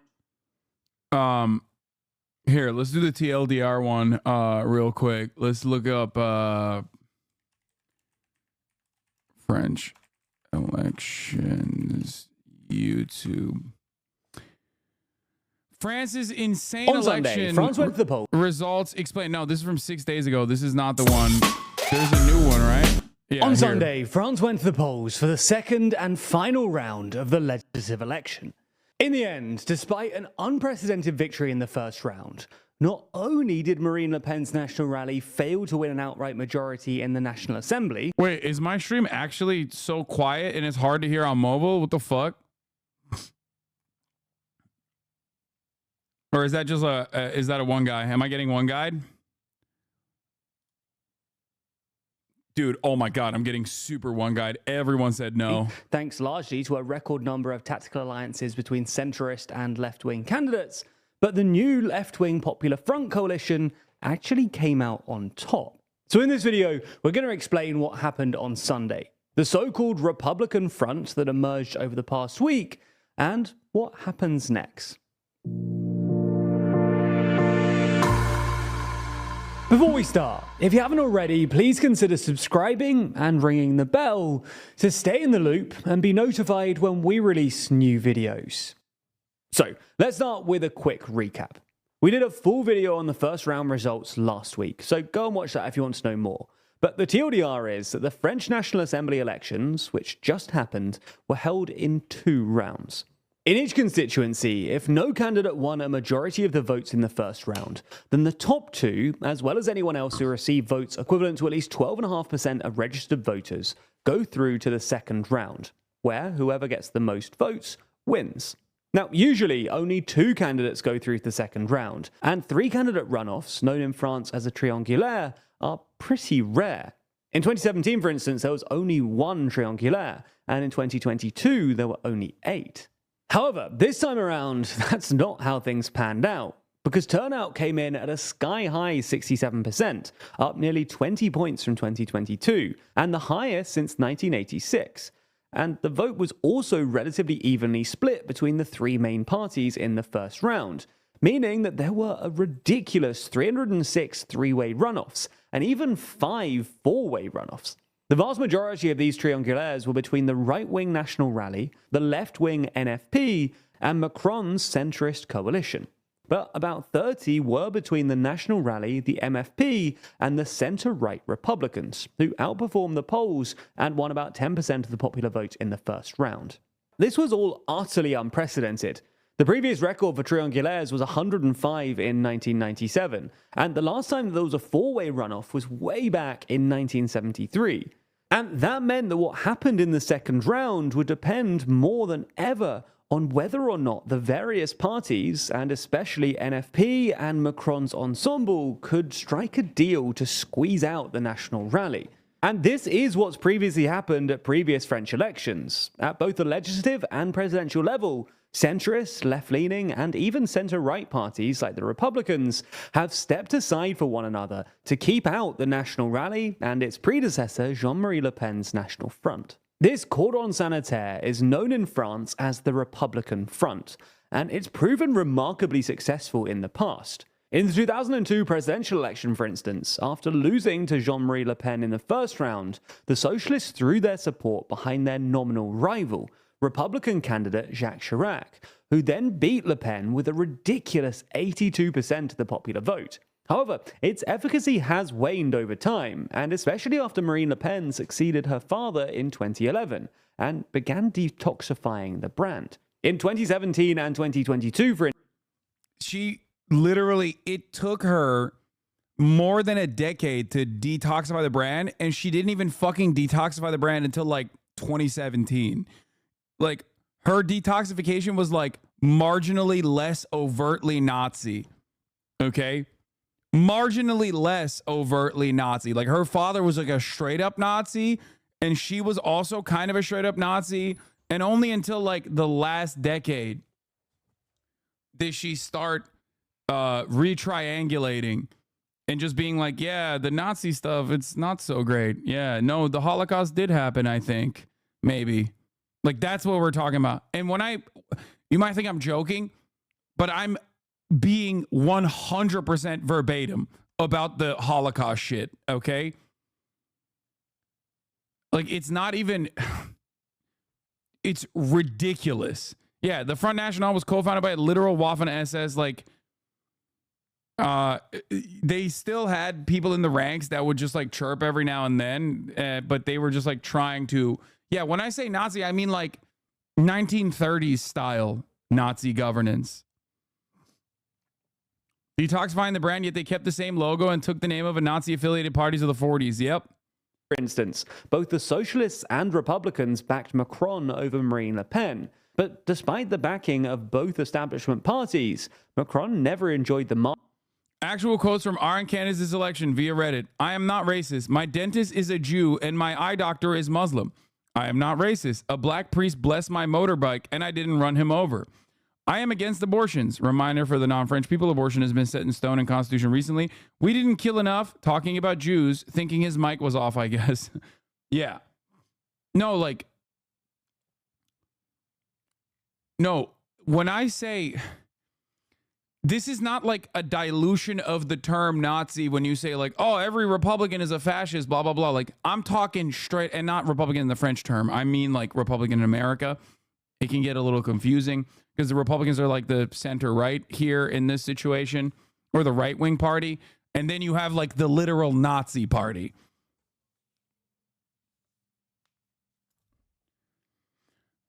Yeah, Marine Le Pen sparks outrage over Holocaust comments in 2017 when she was retriangulating. Marine Le Pen's attempts to convince voters that she has modernized the views of her far-right Front National party have come into question after she questioned the French state's role in the Holocaust. Le Pen suggested France was not responsible for the wartime roundup of Jews who were sent to Nazi death camps. With just 13 days until the first round of voting in France's presidential election, her remarks have been met with widespread condemnation. Now, of course, she said that because technically, when she was saying that, she wasn't just defending like the broader French involvement, Vichy France, in its involvement in the Holocaust. She actually was defending her immediate relatives. When I say she was defending her immediate relatives and their involvement in the Holocaust, like, I mean literally her immediate relatives. I cannot stress this enough. When we talk about European politics, like, remember, World War II happened and people survived it on the bad side too. And some of those people who survived it on the bad side then came to positions of prominence, including Le Pen's family. Like, this isn't like American Nazis LARPing, okay? American Nazis LARPing on Stormfront and being like, yeah, we love Nazi Germany. We're going to do the Fourth Reich. I'm talking literally people who were directly involved with Nazi governance in their nations. When I talk about Italian fascists, for example, okay? When I talk about Italian fascists, we are talking sometimes direct descendants of Mussolini, like Mussolini's granddaughter, right? Or people who then joined fascist parties originally, like Meloni, who advocated for Mussolini in her youth, okay? Like, this isn't someone who is just simply a sympathizer, which is bad enough on its own. These are people with like direct ties to existing historic fascist movements that never really went away. Okay? You're wrong. There were candidates during that election who got caught wearing a Nazi cap. Another one photographed when 18 with skinheads wearing a shirt with a Celtic cross. I mean, I don't know why you're saying I'm wrong. That's you're just giving me more information about how fucking openly Nazi they are.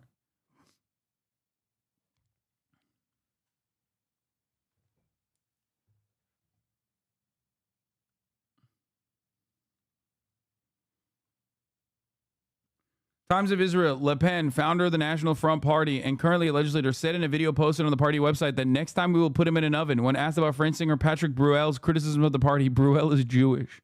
Yeah.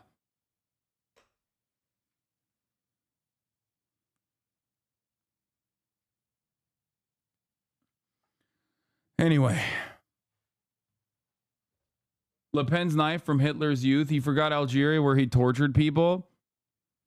50 years of the Algerian War. On the morning of March 3rd, 1957, Mohammed Sharif Malay, 12, discovered a dagger in the entrance of the hallway of the family home. Oh my God. Jean-Marie Le Pen's dagger. That's crazy.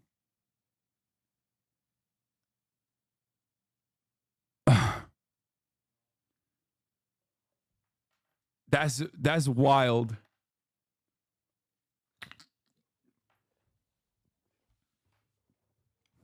Her Nazi piece of shit father was in my country in Algeria during the colonialization, kicking grandmas. Yeah. Also, the other irony of like that Times of Israel article that you just pointed to, the other side of this equation is that the current fascist government of Israel was looking at the far right momentum in Europe with very positive attitudes. They literally openly, in this last iteration, in this last round of elections that have taken place, were welcoming the far right momentum in Europe.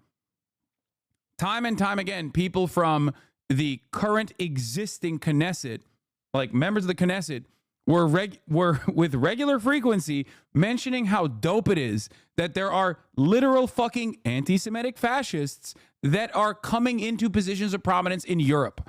Okay? So that's another thing to remember. They were encouraging Jews in France to vote for the fascists, the demon you know. Yeah.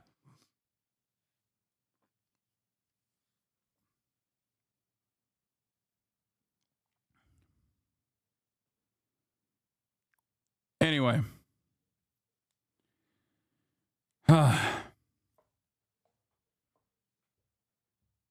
Stop calling everyone Nazis when you're trivializing the Nazis. This person, there's no way this person could be one. Yeah, I'm just... Look at me, little old me again, dude. Just calling everybody a Nazi, like literally.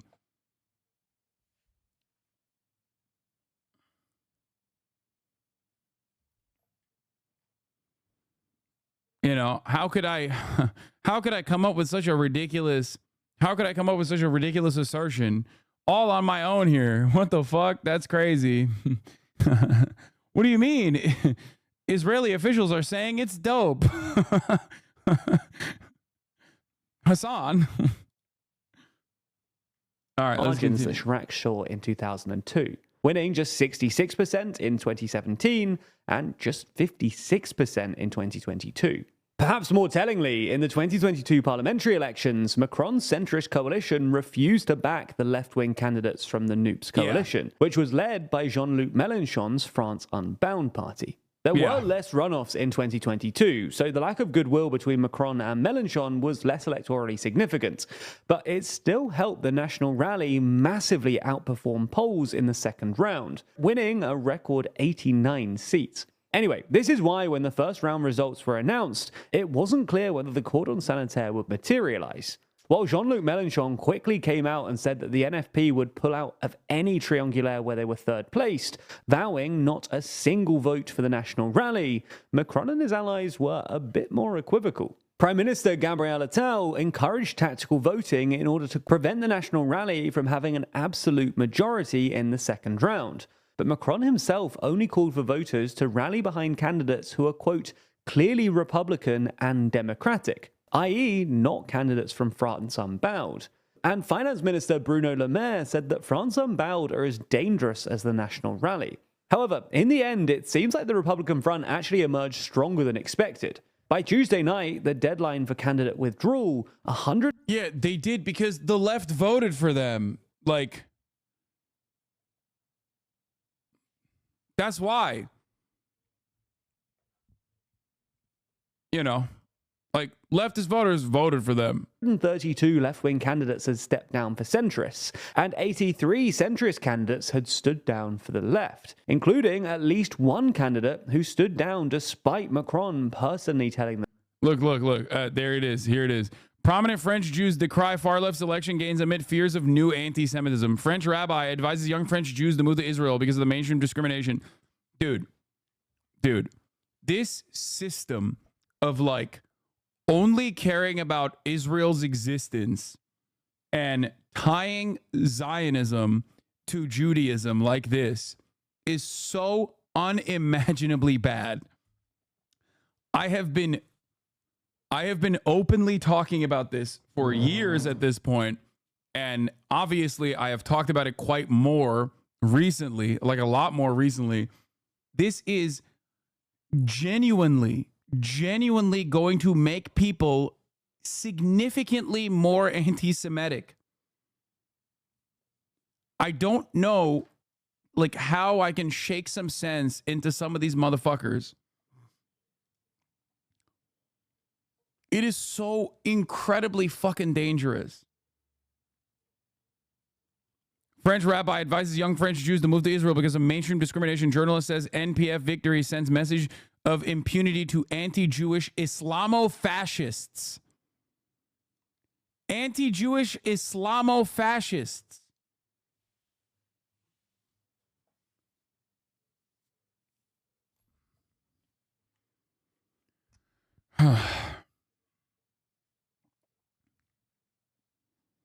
Protesters hold banners reading "Women and Jewish Double Penalty" during a demonstration called by associations including SOS Racisme and Women's Foundation to denounce antisemitism in Paris en June after the alleged anti-Semitic gang rape of a 12-year-old in Paris suburb of Courbevoie? What the fuck? Alleged anti-Semitic gang rape of a 12-year-old? What the fuck?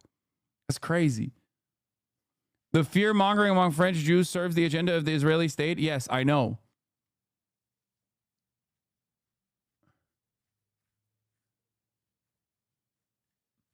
Why are we reading Times of Israel, lol? Because it's like insane.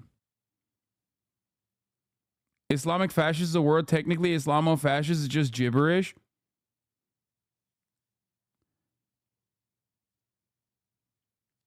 There was a pro-Israel deputy called Mayor Habib that lost his seat in the assembly yesterday.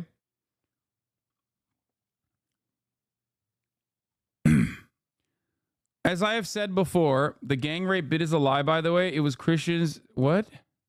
Christians and Jews responsible for the crime? What do you mean? That was real. A bunch of anti-Semites raped a 12-year-old Jewish girl. I don't know about this story. Like, I don't know what happened. Obviously,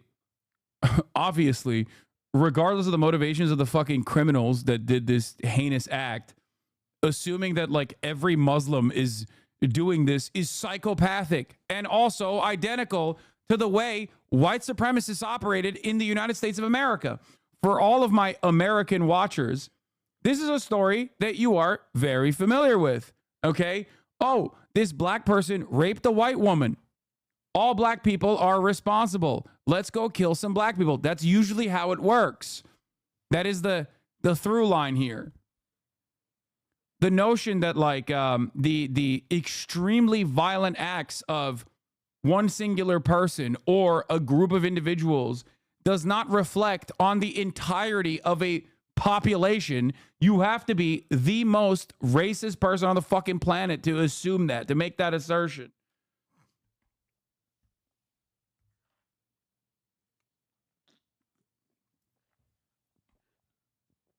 French media spun it on the assumption that it was Muslims responsible, but it came out the people responsible were also children of Jewish and Christian descent.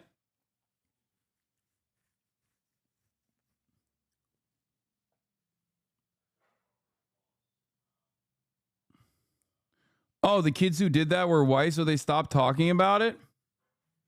Oh. They were French who did the rape, not Muslims. They show their faces.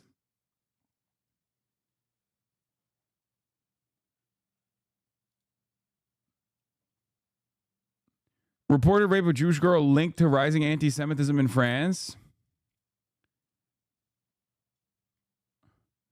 French authorities indicted two 13-year-old boys on charges of aggravated rape, making religious insults and death threats, and recording or sharing images of a sexual nature, among other crimes. Prosecutors said Wednesday a third boy, age 12, was charged with being an assisting witness to rape, as well as making religious insults and death threats.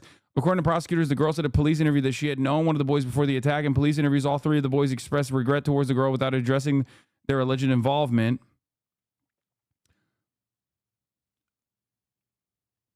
That's so fucking sad, dude. Activists call for a mass demonstration against anti-Semitism on Paris on Friday. French media reported more than 1,000 people attended the rally at Paris City Hall. The French far right has been itself historically linked to anti-Semitism. National Front Party founder Jean-Marie Le Pen was repeatedly fined for diminishing the Nazi gas chambers, a mere detail in the history of World War II. But his daughter Marine Le Pen has rebranded the party, moderating its tone and expanding its appeal. No, she didn't. This is also whitewashing Marine Le Pen, for the record. But this article does not mention that these are like Islamo-fascists doing this, or that it's like, Muslim migrants doing this or some shit. Even though this article on Times of Israel makes it seem like that is the case, tying it to Islamofascism immediately after talking about the gruesome, heinous anti-Semitic rape of a 12-year-old girl.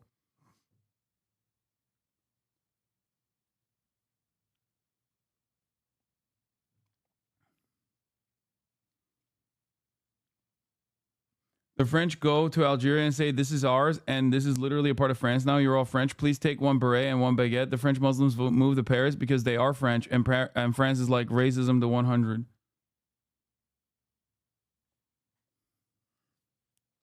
In France, Islamo-gauchist is kind of the equivalent of woke, even if woke have spread too. So both are used by the term right and far right to insult anyone not Islamophobic for them. Islamofascist is just a more dumb and unhinged version of it. Yeah, many such cases. Diaspora Minister Amihai Chikli in a photo op with one of the RN leader Marine Le Pen from about a week ago. He took a gamble and lost. The poor guy is now using his timeline to post about far-left activists and Muslims supposedly rioting. It's so... Dude. Get fucking fucked, okay? Get absolutely fucked. Get cumstered, you fucking pieces of shit. You anti-Semitic dogs, you, okay? Oh my God. Bro, what the fuck is Islamofascism? I love covering European politics for a little bit because like Americans are in awe of the new and unique ways in which like Europeans are racist. Like obviously Islamophobia is fairly normalized in the United States of America. And then you like hear about the new ways in which like the average Swedish person, for example, feels about like Muslims. And you're like, what the fuck? What the fuck is going on? Anyway, I am French. The far right uses murders committed by foreigners to feed their hatred, like that of Lola, whose family refused political recovery.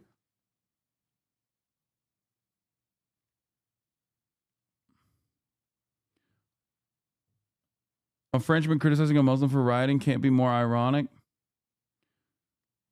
Islamo-gauchiste is the equivalent of the Judeo-Bolshevism of the 1930s when Jews were the enemies of the far right. And there was a Front Populaire in France back then too. Yeah.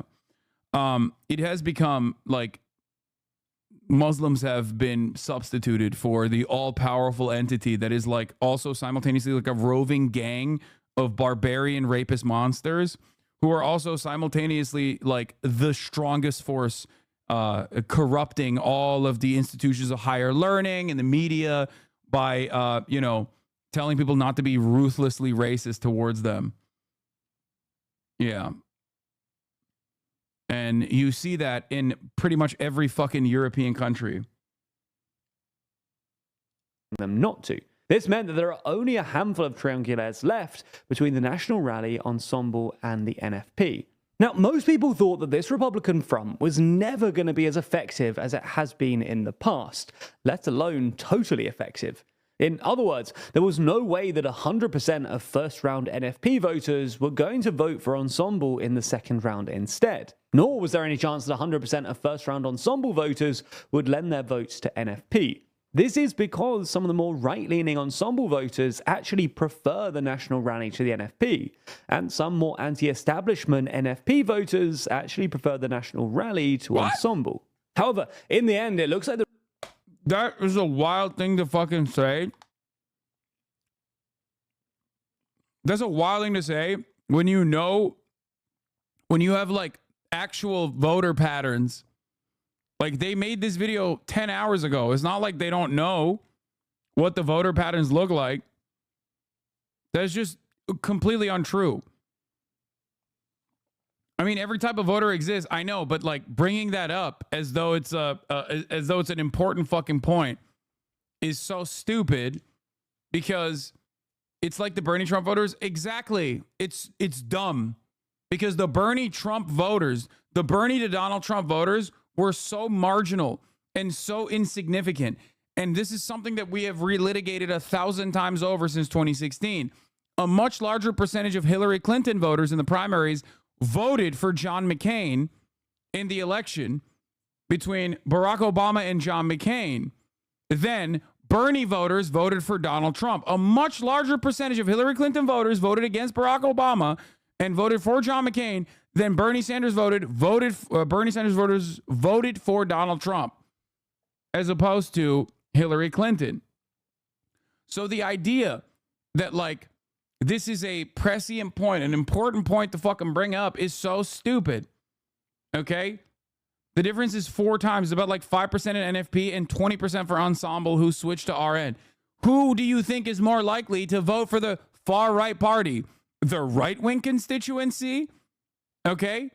Or the fucking far left in their terms, the far left constituency. Who do you think is more likely to vote for the far right?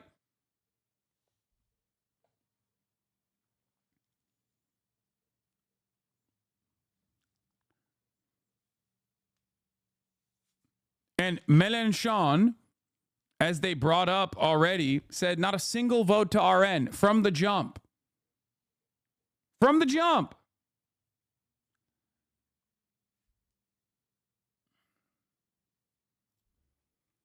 Anyway,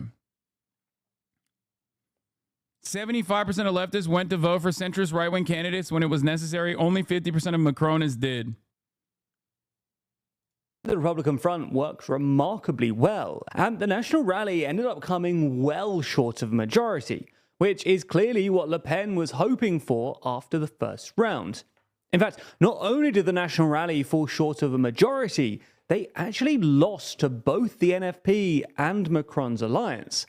With the votes counted, the NFP are on 182 seats, Macron's alliance are on 168, and the National Rally on just 143. Of the remaining 84 seats, 45 went to the centre-right Republicans, and the remaining 39 went to smaller parties or independent candidates, including France's first ever Basque nationalist. It's always weird seeing the right labeled blue and the left labeled red. That's not weird. That is just like how it is in the broader majority of Western Europe and Europe in general. For the rest of the world, red is a sign of communism. Red means, that's why in America even they say like, oh, better dead than red. That's very normal. America, we do things differently. The Red Scare. Like even during the Cold War, we had an understanding that like red meant revolution, red meant communism, red meant socialism. Anyway. Deputy to complement the political resurgence of the Basque Nationalist Party in Spain. Turnout was also extraordinarily high, coming in at nearly 60% as of 5 p.m., the highest since 1981. Regardless, this result didn't go down too well with the national rally. Their would-be Prime Minister described the result as a stitch-up, and French Twitter has been full of clips of national rally supporters reacting to the exit poll. Now, at first glance, this looks like a massive win for Macron. His basic thesis that people vote for the national rally as a protest vote, but don't actually want them in power, has apparently been proven correct. And not only that, but his alliance have also massively outperformed expectations. However, they still lost nearly 100 seats, and Macron now has the extraordinarily difficult job of building a majority coalition. Oh, poor guy, dude. Poor guy. He should step aside. Which will require multiple parties from across the political spectrum. If this coalition fails, Macron will be blamed for the ensuing instability, and the national rally will be able to present. Who the fuck told me to watch the TLDR news article? Like there were at least like 50 chatters in here that were like, you have to watch this coverage. It's so brilliant. Okay.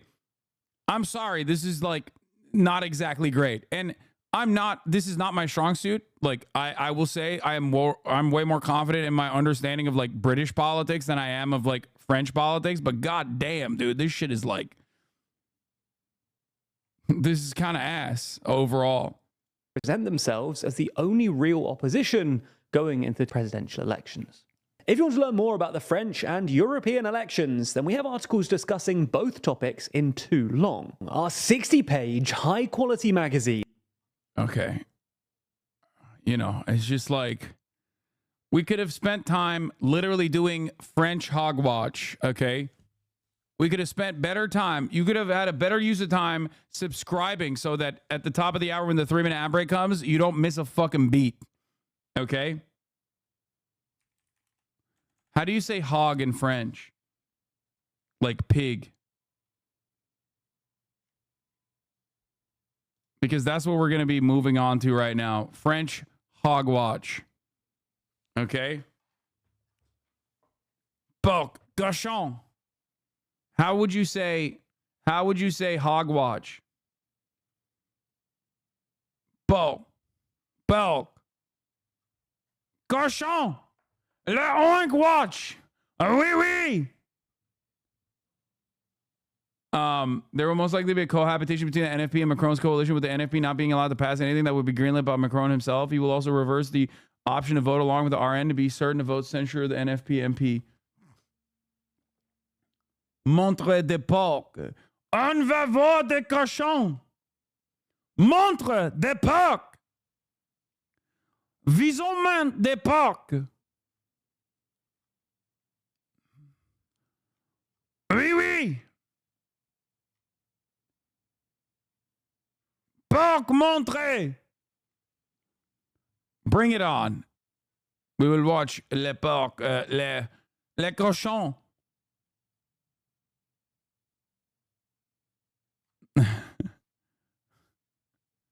Safari de cochons.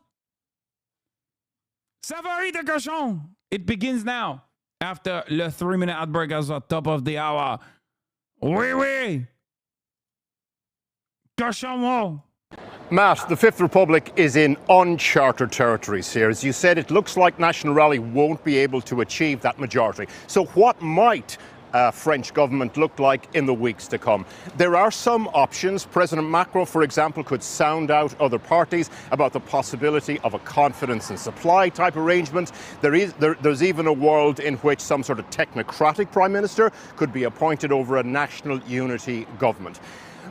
The problem with that is that National Rally will call foul, of course, is that if that happens, because it would all be designed to block them from power. They will frame it in terms of democracy shortchanged. The one thing we know for certain is that this far-right party, now the biggest party in Parliament here, is continuing to completely redefine French politics. National Rally's breakthrough moment has been decades in the making. Vous me troublez, Madame Le Pen. The old fascist party of Jean-Marie Le Pen, reinvented by his daughter. Reinvigorated by her TikTok protege Jordan Bardella. Vive la France. Fuck that handsome piece of shit. We spent time on the ground with their candidates, trying to understand why the message resonates. If National Rally were in power, would this man have been allowed into France? Ask the question, is this a party born again or just back from the dead? Mr. Bardella, British television here. Who are you really and what do you stand for, sir?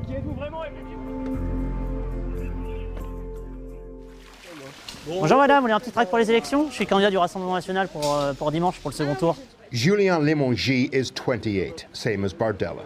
The similarities don't end there. Immigrant background, polished, definitely on message, possibly in power. The far-right party has gone to its youth wing to field an army of mini Bardellas, part of the criteria, who looks good in their first suit. En tout cas, vous pouvez compter sur moi. He's standing in a commuter belt constituency in Seine-et-Marne, east of Paris. A couple of big... Dude, France is so fucking cooked with the Olympics, by the way. Like, that's a totally separate point. They are so goddamn cooked. They have no idea what's coming for them. And it's not even like, there's obviously like the fears of terrorism as well on top of everything else. That's like a big deal right now in France. There's been a lot of like potentially Russian involvement in the country, but you know, they're too busy worried about Muslims. But overall, dude, I do not think that they are ready. I do not think that they are fucking ready for the Olympics. Okay? Towns, but mainly villages like Roubaix. They want to fight for France. Well, yeah, I wasn't talking about LeBron. I wasn't talking about Team USA, okay? I was not talking about... When I said they're not ready for it, they're not ready for the terrorism. I didn't mean like on the courts, okay? So that's the idea for me. I want to fight for France. And when you want to fight for France, you want like a better life for people. You want less taxes, you want less immigrations, because nobody voted here, you know, to get like hundreds of thousands of migrants every year. It's hard to see how a place like this is adversely affected by immigration, because I can't see any immigrants here. Because it's a Tuesday morning, you know, it doesn't mean you have like immigrations everywhere on the street. When, it's not when what I do all say. the immigrants come out then? Like, I'm not saying that immigrants are like everywhere in the street. I'm just saying like people are affected by immigration, not only because there's immigration to the village, because they see what it provokes in France, like some insecurity, like some problems in the transport. We just say that the systems like is not working. The left-wing candidate here tactically withdrew part of a nationwide plan to block the far right. It means Lémongy is in a two-way fight with the incumbent MP for Les Républicains. Think Conservatives. Bonjour madame. Ah, vous êtes partout? Ben oui. Bonjour, vous allez bien? Is this the opposition? Yes. Oui, tout à fait. Okay. The traditional right in France is in free fall, and there's another factor. People think they've tried everything else, so why not National Rally? Voilà. Les gens... Come on. Come on, just give it a shot. Give fascism a shot. historically, it's, you know, historically, that hasn't yielded like really bad results. Not that long ago, by the way. Just try it out. Just fucking try it out. Come on. Come on. A little nudge. Come on, guys. Se disent, on n'a jamais essayé les RN, donc pourquoi pas? Donc on va essayer. If you're an educated, ambitious would-be politician, National Rally's dominance now also means opportunity. 20 years ago, Oui. if you had been running here, would you have been running for Le Republican? Maybe 20 years ago it would have been different because I think French politicians of the Nationalist Party saying, what's the harm in giving nationalism a try? We have never done it before, is akin to literal Holocaust revisionism, by the way. Okay? It should be treated as such. Because when you say that, and you're a part of the Nationalist Party, and you're saying, oh, we've never given it a try, okay? You're literally doing Holocaust revisionism. You are. You have given it a try, and it fucking yielded what we are talking about. It's an abject lie to claim that like there wasn't an attempt. I agree with Madame that National Rally was very different, but now it changed. If you're a young, politically ambitious person, is National Rally the party that you would gravitate towards now? You know what I mean? I guess so, but you know, I commit in politics not because I'm just ambitious, because I want to fight for France. We move on to the next village, and as we do, news breaks that a National Rally candidate in Normandy has stood down after a picture emerged of her wearing Nazi memorabilia. Oh, dude, bummer. How did that... Wait, how did that... Shit, dude, how did that happen? How? What? That's crazy. I'm so shocked. I'm shocked, I tell you. A shocking revelation. Have you seen this, wearing a Luftwaffe hat? Yeah, I saw that. We cannot accept that. It's a shame. And I heard that she... Why is that a shame? Like, dude, nationalism is in the name. The thing I don't understand is that, like, the party has nationalism in the name. Okay? What is a shame is that it, you know, it got leaked, I guess. It's not a shame to wear the hat. It's a shame that it got leaked and it became a big political problem.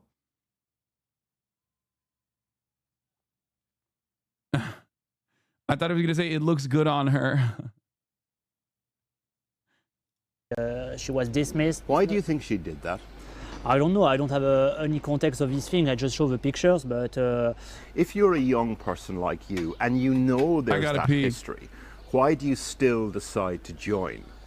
I think young people are smart enough when they get a membership, they meeting the others, they meeting like the political leaders. It's not what they see. I think nobody has to be worried about it. It doesn't reflect what we are, you know. Immigration is at the heart of the National Rally proposition, of course. For Julien, globalization has eroded a vision of what it means to be French. Says his party wants to restore a sense of unified national community. We are like an individual society. People don't trust anymore in the politics, so they don't live together anymore. So we have to create togetherness. But who gets to be part of that community? Bonjour, madame. At our next stop, the diverse town of Nangy, that's the question that comes into sharp focus. Moi, je suis de l'Algérie. Algérien. Algérie. Mais en fait, ceux qui sont déjà sur place, qui sont en situation régulière, qui travaillent, qui, voilà, qui payent leurs impôts, ils n'ont rien à craindre normalement. Bien sûr, on n'a jamais dit qu'on allait virer les personnes qui étaient sur le terrain. Cette fois. But hang on, I know we're all being friends here and everything, and you're being the politician, so I get it. But if National Rally were in power, would this man have been allowed into France? so this man is working in France, so he's on the territory, he's legally on the territory, so there is no problem, you know. We're against people arriving illegally on the territory, not working, so we think... So just to be clear, Julian, you want this man to stay in France? Yeah? You want this man to stay in France, yeah? Dude, Channel 4 so consistently... Channel 4 is carrying the torch for British journalism. I swear to God. What a fucking incredible... Like, this is an incredible piece of journalism. To just literally straight up be like, look at this person and tell me right now you want him to be in this country is an insane thing to do. God damn, dude. He's like... That's crazy.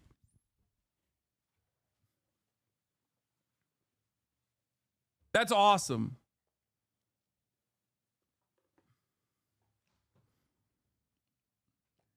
He's just... It's funny because he's having such a hard time being like, of course, I love him. I love him being on French soil. Like... He can't even fucking say that. He's like, oh, well, he's a freedom of movement on the French soil and you know, is okay. Like, I think it's fine. It's like,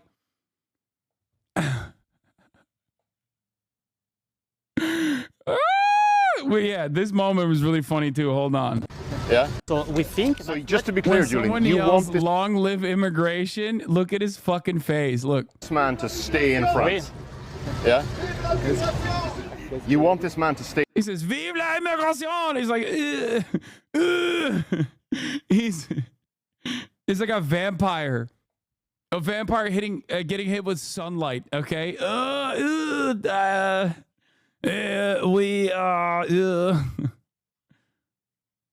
in France, yeah?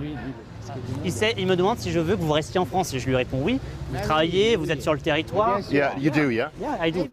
Much of the party's past rhetoric, though, doesn't square with this. And that mismatch has people in this town confused about exactly what National Rally in power would actually mean for them. The fear, as the sign reads... It's so funny to watch. It's so funny to watch him squirm. Oh, that's awesome. One train coming might hide another.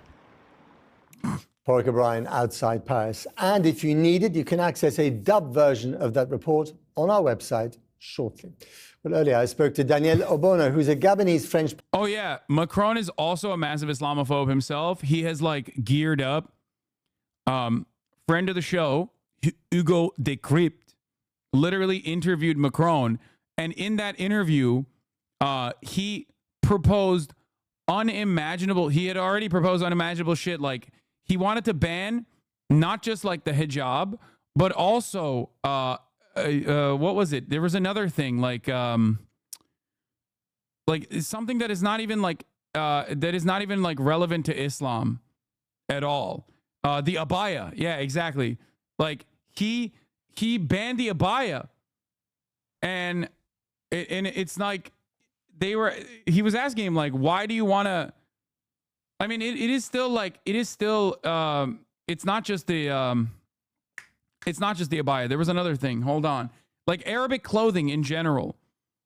He was like, why do you want to ban the abaya? Like, that's just traditional clothing. Like, what the fuck? It is not even just like about Islam. It's just a dress. This, by the way, is an abaya for those of you who don't know. Like, it's not, no. The turban ban is one thing, right? The hijab ban and the hijab ban is already completely unacceptable, right? But he banned the abaya, okay? Which is just like a type of dress. Like, what the fuck are we doing? And he banned it. And Hugo Decrypt, in his conversation, was like, why are you banning the abaya? That's not even like Muslim garb. Okay? It's just a type of dress that, you know, people from the MENA region wear. And he basically was like, no, we have to ban it too because Arabs wear it.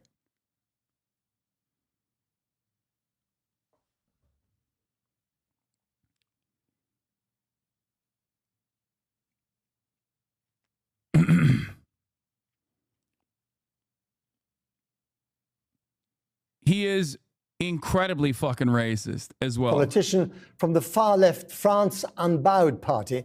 I began by asking if she was surprised about the positive reaction to this young National Rally candidate that we just saw.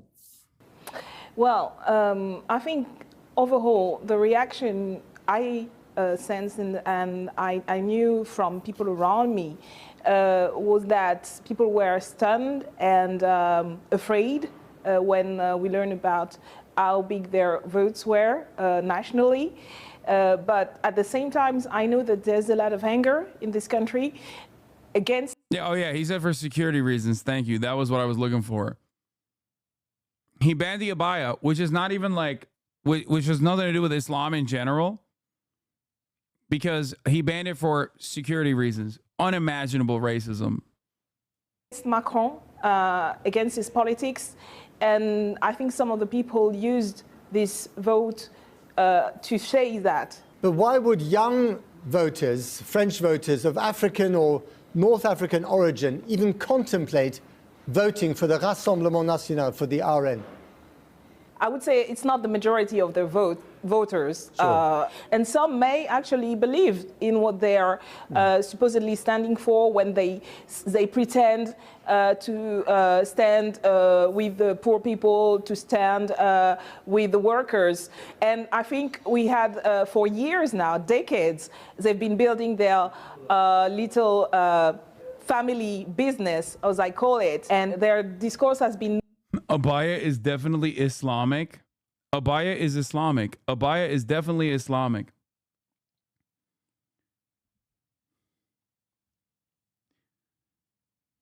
You are associating everything from the MENA region with Islam. Okay? What the fuck are you talking about? No, it's not.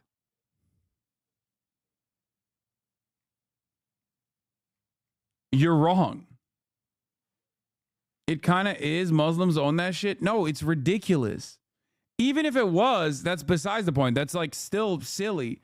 But it's like, yeah, no, we need to ban hummus. It's Islamic.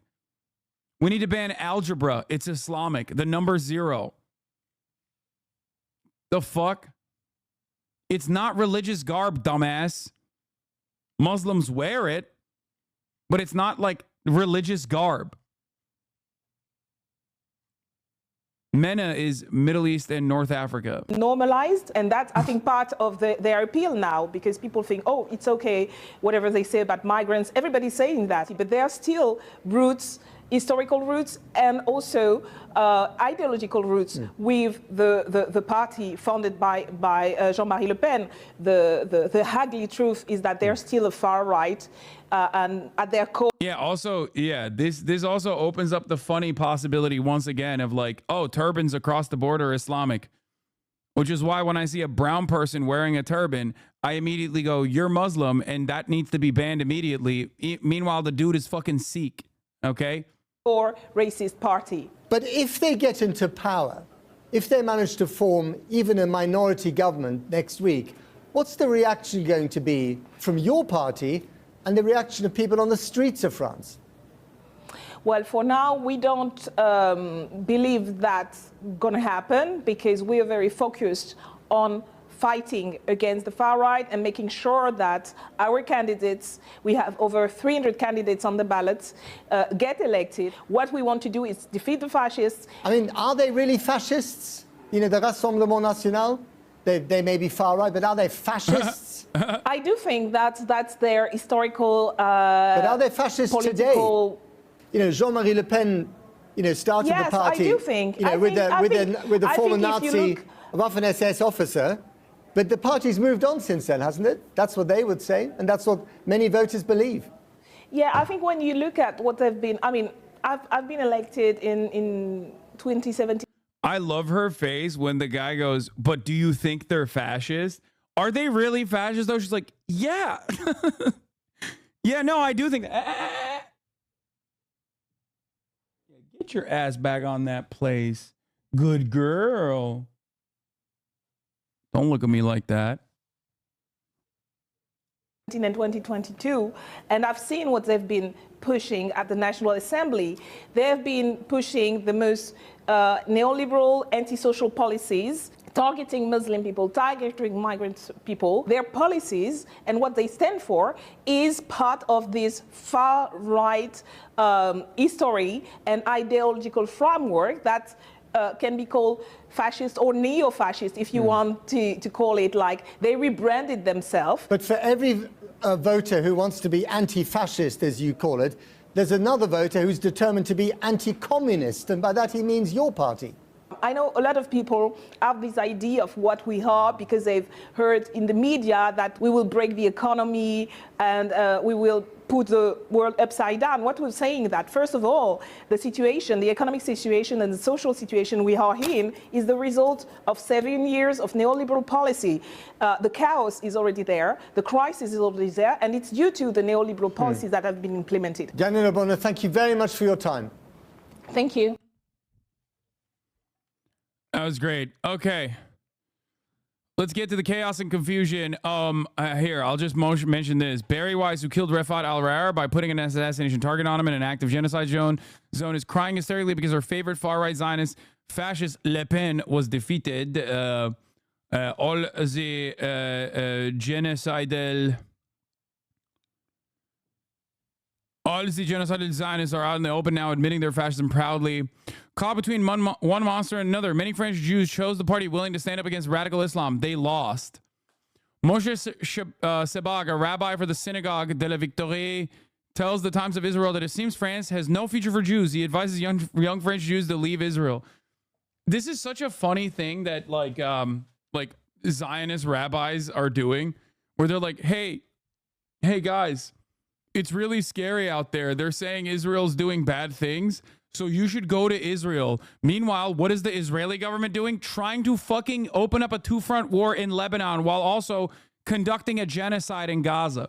Like, do you think that it is safer right now to, if you are a Jewish person, do you think it is safer right now to live in the Western world where you are thousands of miles away from Israel, which is the most insane country on the planet currently as it stands, actively doing both a genocide and also trying to open up a new front with a significantly more powerful military in its north? Okay? Like, what do you think is better? Like getting drafted to the IDF? What are we thinking, guys? What do you think is a safer place for Jewish people? They literally are just like genuinely trying to they're trying to bring in a fresh round of conscripts. Oh my God. Israel expects far-right gains in European Parliament will improve its standing. Israeli minister praises France's far-right party president, breaking Israel's official boycott of national rally.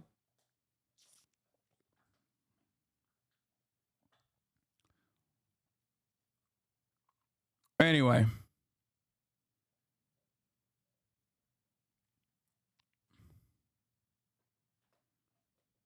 So, let's move on from the Buck Watch to American news.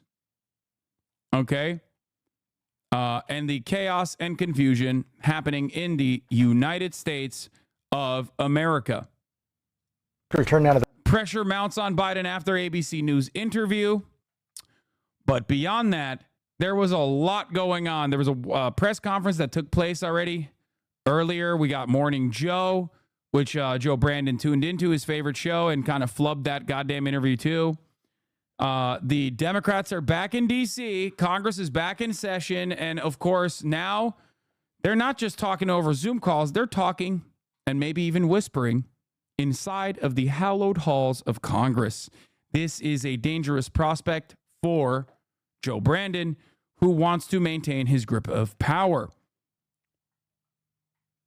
let's take a look at what's going on in the United States of America. The race for the White House and President Biden struggling to save his candidacy over the weekend as senior Democratic lawmakers start calling for the president to step aside.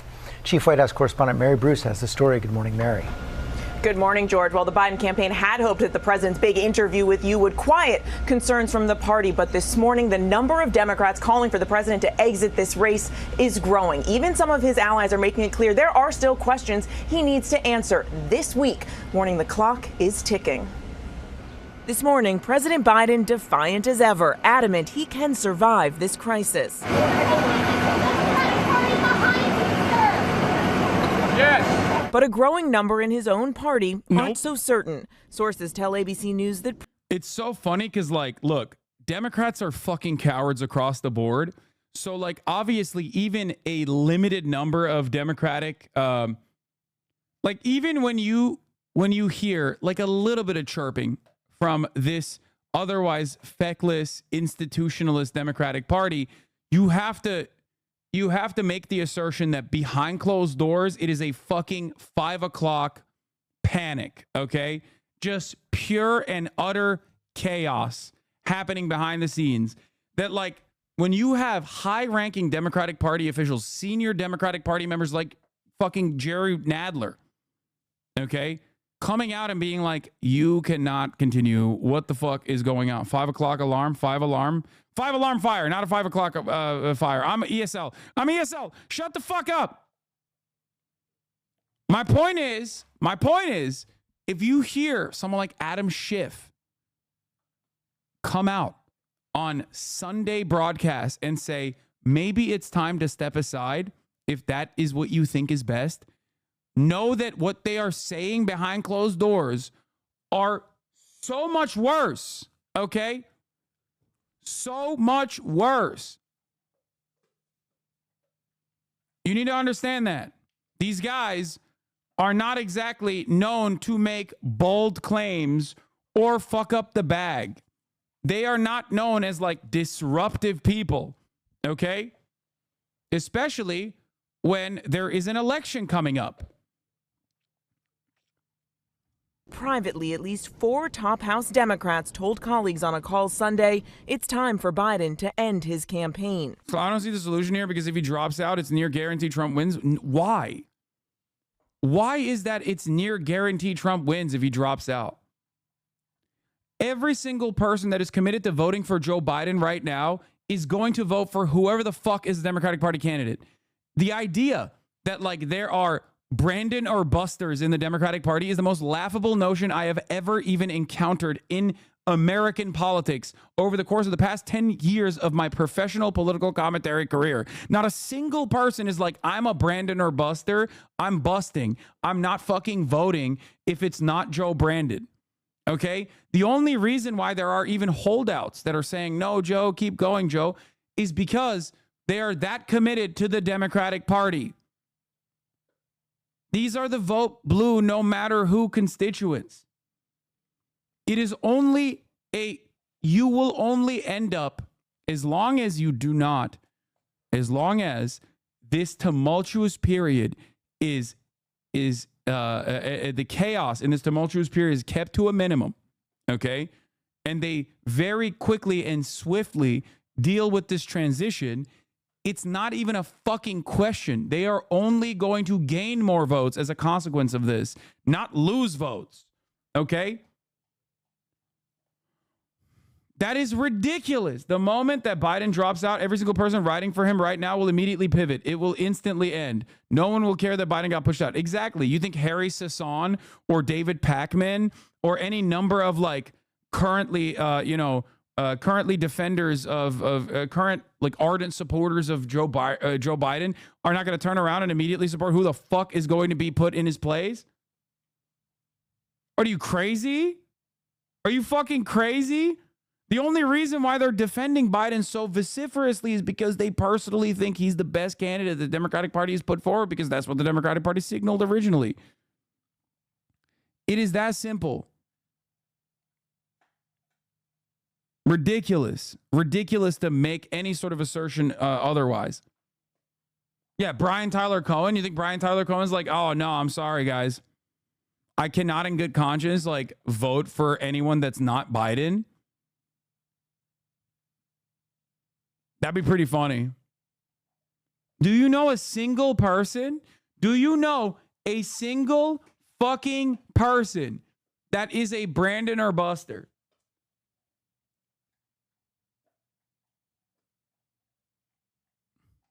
Like a single one. Congressman Jerry Nadler, Mark Takano, Joe Morell, and Adam Smith, joining 5 other Democrats who've made the same plea publicly. But this is massive, by the way. Like that right there is fucking massive. The Democrats do not ever rock the boat like this. Okay? Sources say Minority Leader Hakeem. Yeah, like Hutch, for example. Yeah. Hutch is going to be like, oh, dude, Joe Biden is like, Kamala Harris is put in place of Joe Biden. Sorry, I can't vote for Kamala Harris. What are you, crazy? Like, I'm thinking, in my mind, I'm thinking of like all the people who are like unconditional dick riders of the Democratic Party, like Harry Hasan or whatever. Like, you think they're going to fucking be like, yeah, this new guy or gal, not it for me. No. The only person that could replace Biden that would maybe lose some votes but gain more in the long run would be Hillary Clinton. Okay? Like, I don't even think personally that regardless of the fucking charisma black hole that Kamala Harris is, I don't think that there's enough like anti-Kamala sentiment out there for people to be like, yeah, I can't vote for her. Like maybe the fact that she's a woman or the fact that she's black, that could play a role in like maybe losing some votes overall. But I don't think that these people who are chalk committed right now to the Biden regime are going to turn around and be like, no. Every single person, you have only more votes to gain in this process. As long as it's not like a massive shakeup and it spells chaos and confusion and division in the party. As long as this is neatly and tightly wrapped up and swiftly dealt with, this transition is swiftly dealt with, it is ridiculous. The Democratic Party's platform is seen as broadly popular, significantly more popular than the Republican Party's platform. What are you basing this shit on? Literally lying, bullshit, yes. Have you talked about the hospital in Kyiv yet or the ongoing genocide in Ukraine? Are you joking? What are you basing any of this shit on? What do you mean? What do you mean? What am I basing this shit on? Is this the Brandon or Buster? The single issue voter, which is Ukraine? Is that what it is?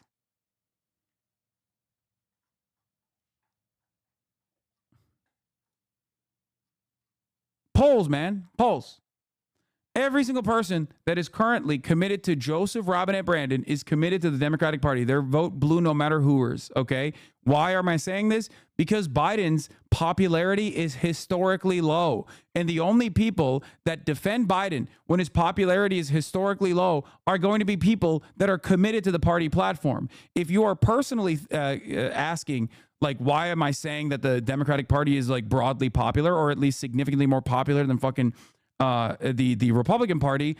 There's a thing that undermined, I don't know if you know this, maybe you were unfamiliar with what was going on in American politics or something, but there was a decision that came down from the Supreme Court that was directly in the hands of the Republican Party. The Republican Party was responsible for it, which undermined the medical freedom and the bodily autonomy of 50% of the fucking population, especially ones living in the fucking red states. That was pretty bad for the Republican Party, okay?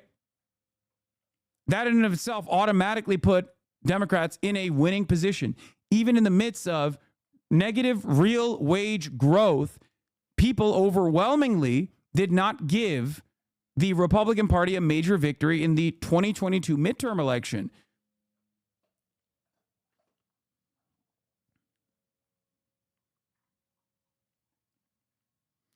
Are we really trusting polls, though? They were wrong for like 6 cycles. Why are we talking about polls? First of all, there is no other way to fucking do commentary in this time. And secondly, you're wrong. Polls were not wrong for the last 6 cycles. They are not wrong. You just don't know how to read the fucking polls. What is this? What is this attitude? Oh, you can't look at the fucking polls. What are we supposed to look at then? Like your own personal vibes?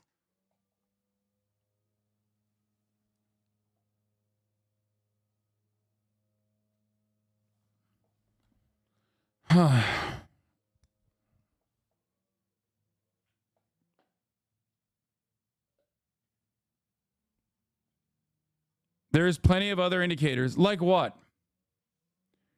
Okay, here, let's hear some electoral astrology.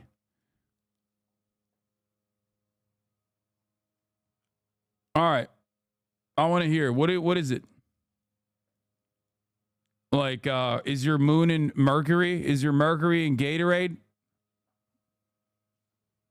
Is Biden you don't think Harris gets grilled the moment she's the runner? Yes.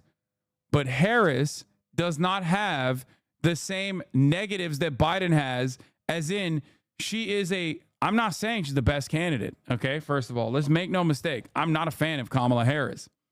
But Kamala Harris's greatest advantage is that she is not 800 years old, okay? Now give me the indicators, because that was not what your sentiment was. You said, oh, well, about polling. You were like, oh, polls are wrong. You're wrong. Polls are not wrong. Your interpretation might have been. But polls, they're not the greatest way to analyze an election, but it's the best we have.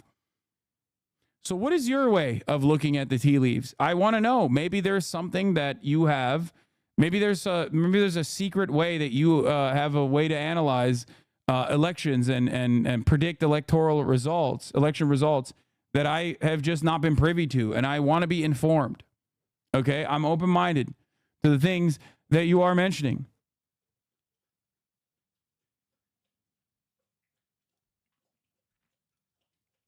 Please enlighten me. I am waiting. 2016, they were wrong. 2022, they were wrong. 2020, less wrong? No. 2022, they were not wrong. Once again, the polls were not wrong in 2022. Your analysis of the polls might have been, but the polls were not wrong in 2022. They were actually, as a matter of fact, historically accurate. Like more accurate than even 2020, if I'm not mistaken. 2020 was pretty good. 2022 was a lot better. So answer my question. You are not giving me other indicators. What is it? Are you going to talk about the yard sign? Is that what you're going to say? Yard sign politics? Is your indicator that you went to every diner?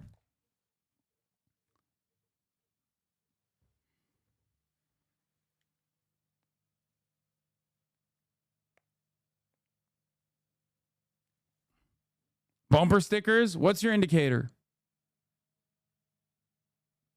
Don't want to be that guy, but they were wrong in 2016. Wait, what? I know that. We're not talking about 2016. Everybody understands that in 2016, they were wrong, as in they were wrong. They were not wrong by fucking, 20, 30 points. But they were definitely wrong. Voter registration approval ratings of the incumbent. Why would you think that the approval ratings of the incumbent is not a damning indication that Biden is getting clobbered in the upcoming election? No president has ever won. No incumbent has ever won with 30% approval rating. Their re-election.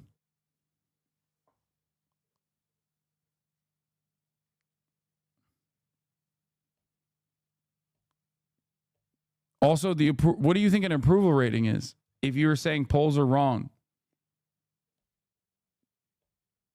you're like, polls are wrong, which is why I'm going to show you another poll.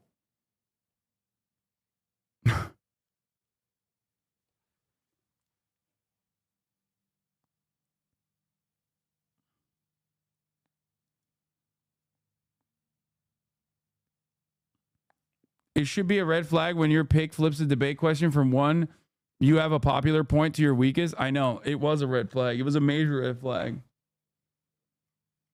Anyway, Team Jeffries, who convened Sunday's call, did not take a stance.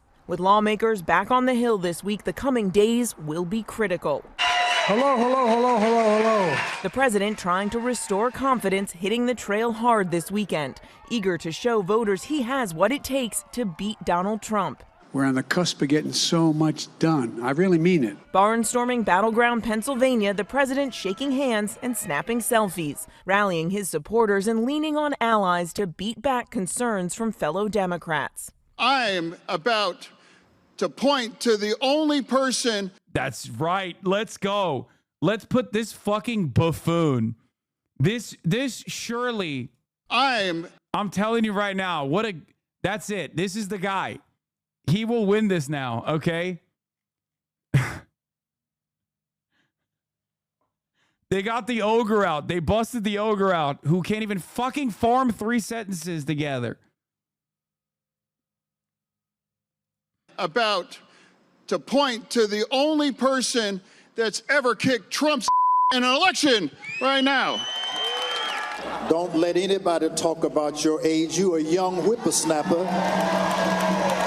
But even the president's allies are blunt that his interview with George did not put concerns to rest. What I do think the president needs to decide is, can he put those concerns aside? Can he demonstrate to the American people that what happened on the debate stage was an aberration, that he can and will beat Donald Trump? In his first That's exactly why they use Fetterman to make Biden look coherent. Yeah, they're like, see, my president can speak good. Look at a guy who can speak bad. First sit down after that disastrous debate performance, the president saying that so far, Democratic leaders have urged him to stay in the race. And if Chuck Schumer and Hakeem Jeffries and Nancy Pelosi come down and say, we're worried that if you stay in the race, we're going to lose the House and the Senate, how will you respond? I go into detail with them. I've spoken to all of them in detail, including Jim Clyburn. Every one of them. They all said I should stay in the race. Stay in the race. No one said. Yeah, this was really stupid of him to say because, like, objectively, they have been, like, kind of wishy-washy, even the people that he brought up. Like, Jim Clyburn even bringing up the chances of, like, Kamala Harris being the candidate means that they are not telling him to just simply stay in the race and that they're very excited about this, okay? When there is so much chaos behind closed doors, him taking a position like this, a confident position like this, is only going to undermine the control he has over his own party as more and more Democrats obviously come out in the upcoming days because they see the writing on the wall and say, hey, drop out. None of the people said I should leave. But if they do? Well, it's like, they're not going to do that. You sure? Well, yeah, I'm sure. Look, I mean, if the Lord Almighty came out and said, Joe, get out of the race, I'd get out of the race. Biden insisting only divine intervention could force him out. If you can be convinced that you cannot defeat Donald Trump, will you stand down? It depends if the Lord Almighty comes out and tells me that, I might do that. But at the center of his campaign is the argument that Trump poses an existential threat to American democracy. I love the media basically saying you can't have both. Oh my God. I never personally thought that I would hear all of my commentary be reflected verbatim, like a 1-to-1. This is like, it's like ABC or the HasanAbi broadcast. I can't tell which is which. It's crazy. It's crazy, folks. It's crazy. They're out here saying the same shit I've been saying.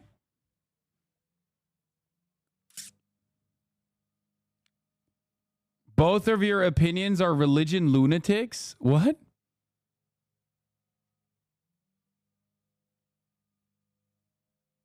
I'm just saying it's wild. It's wild to see so much vindication happen in real time.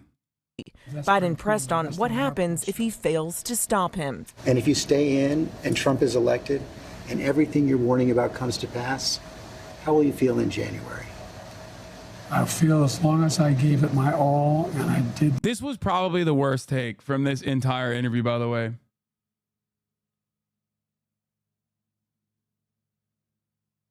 Like that in and of itself is the grossest thing he fucking said. Oh, I'll drop out if, I mean, even if I lose, then options, not opinions. Brother, you are the goodest reader. Oh, he said options.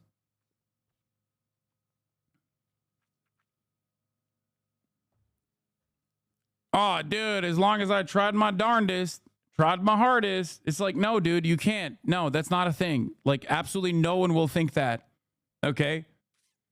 Even all these people, even all of these people that are currently defending you, if you lose, some of them will look for like left bashing. Some of them will look to the left to be like, oh, the left is the reason why you lost or whatever. But ultimately, so many people will recognize that it is you who dropped the fucking ball.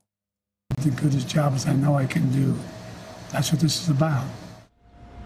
Now that answer upsetting some in the party who say this isn't about whether or not the president gives it his all, but whether he is making the right decision to run. And this week he will try to prove that he is up to the task. He will be standing on the world stage at the NATO summit here in Washington and then holding a rare solo press conference on Thursday. George. Okay, Mary, thanks. Now for something a little different. Kaya, baby, place, you know. It's place time. Yeah, good girl. Hi.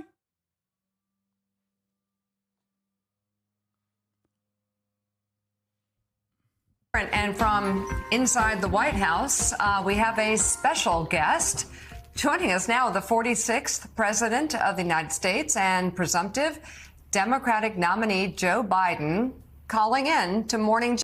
Yeah, dude. 2024 has been, many people are saying this, folks. 2024 has been the year of the HasanAbi vindication. Okay. Every single issue that I've covered extensively over the course of the past 10 fucking years, but especially in the past 4 years. Every single one. Vindication. Joe, right now. Good morning, sir.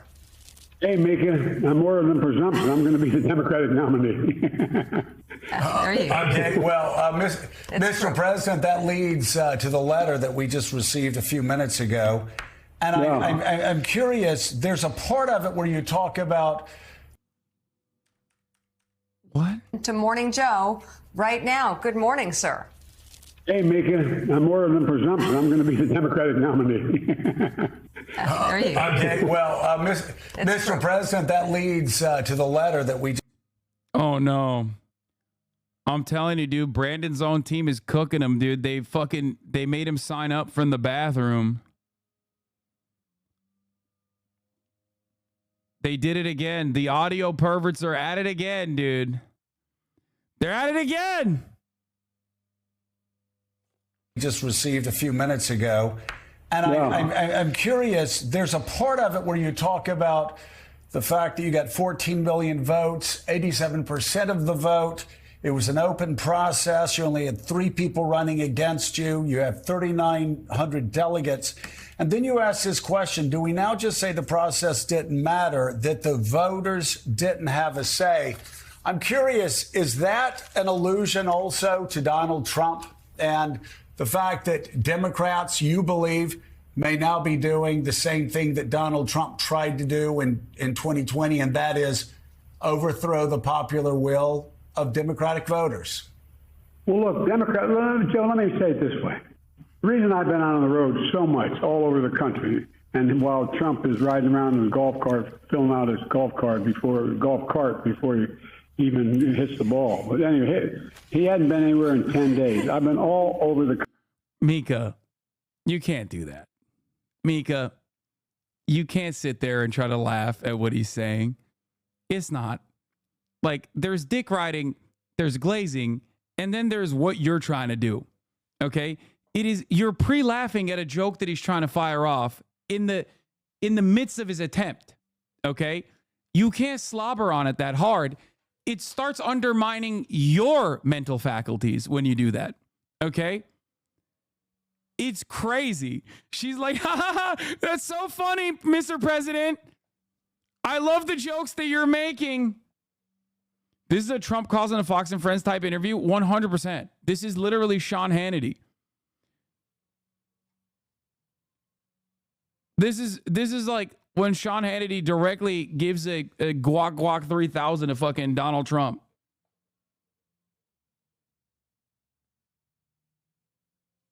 This is unimaginable. Country, number one. And I've gone over the country for several reasons. One, to make sure my instinct was right about the party still wanting me to be the nominee. And all the data shows that the average Democrat out there who voted, the 14 million of them that voted for me, still want me to be the nominee, number one. Number two, the idea that Donald Trump has gained in any substantial way, has his argument to why he should be president is anywhere convincing than it was 2 weeks or 3 weeks ago. It's just not there, and we're just starting to focus on Trump. And look, I attended services, spoke to over 600 people at Mount Airy Church of God in Christ in Philly. I stopped by campaign field offices with John Fetterman and Madeline Dean, both strongly supporting me. The president and the first lady, we spoke at a campaign ice cream social for AFSCME, Council 13 in Harrisburg. 40 minutes after we spoke with supporters, stopped by Denim Coffee. I mean, I was with the governor of Pennsylvania, who's still strongly supporting me. I mean, so look, and the fact is that this week I'm going to be hosting NATO Summit here in D.C., going to hold a press conference on Thursday. On Wednesday, I met with the National Union leaders of AFL-CIO. On Friday, I traveled to Detroit, Michigan for a campaign event. Just on down the line. And so I'm not getting any of what I was told. I wanted to make sure I was right, that the average voter out there still wanted Joe Biden. And I'm confident they do. And I'm confident, and like I said, the press is with me. I think they've been fairly fair. I haven't read any reporting they did today. But the fact is that, I think they have to acknowledge we had large crowds, enthusiastic crowds. And, and now they're talking about whether I use a prompter. Well, I did it all extemporaneously. The fact of the matter is, I was using prompters too. I don't get that. But at any rate, the bottom line here is that we're not going anywhere. I am not going anywhere. I wouldn't be running if I didn't absolutely believe that I am the best candidate to beat Donald Trump in 2024. We had a Democratic nominating process where the voters spoke clearly. I won 14 million of those votes, et cetera. So I not only believe that from the beginning, but I wanted to reassert it and demonstrate that it's true. And I'm going to be doing that all through this week and from here on. So we noted yesterday that it was quite a contrast, the people that were supporting you yesterday compared to, say, a lot of the Washington insiders and Hollywood moguls, and go down the list of very powerful people that want you out compared to the support that you had in Pennsylvania yesterday. That said, there are a lot of people of goodwill who love you. This is, dude, this is so awesome. Dude, this is like the final stage of Trumpism, is that the Hollywood elite are after me. That's awesome. Yeah, dude. The Hollywood elite are after the Democratic Party's president. The incumbent president. Oh, man, the real people on the ground definitely don't think I'm old as shit.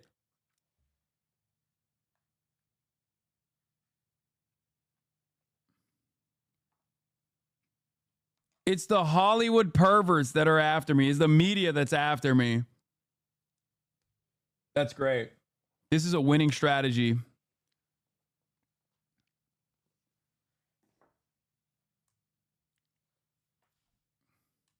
Who believe you did a great job in your first term, who are still the moneyed interests and the corporate cucks are after me, says the guy who literally will go and do closed door meetings exclusively with fucking billionaires.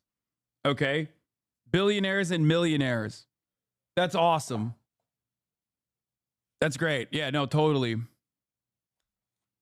Concerned yesterday, the topic came up of the Stephanopoulos interview, where you were asked the question, how would you feel if Donald Trump beat you? How would you feel after you lost? And you said, well, as long as I did the best I could do, that's the most important thing. That's caused Democrats concern who believe that losing is not an option. What would you say to those who are concerned by that answer?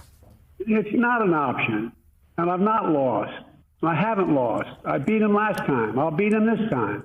And this is a guy who, look, we talk about debates. Look at his performance at debates. He lied over, Trump has 50 lies.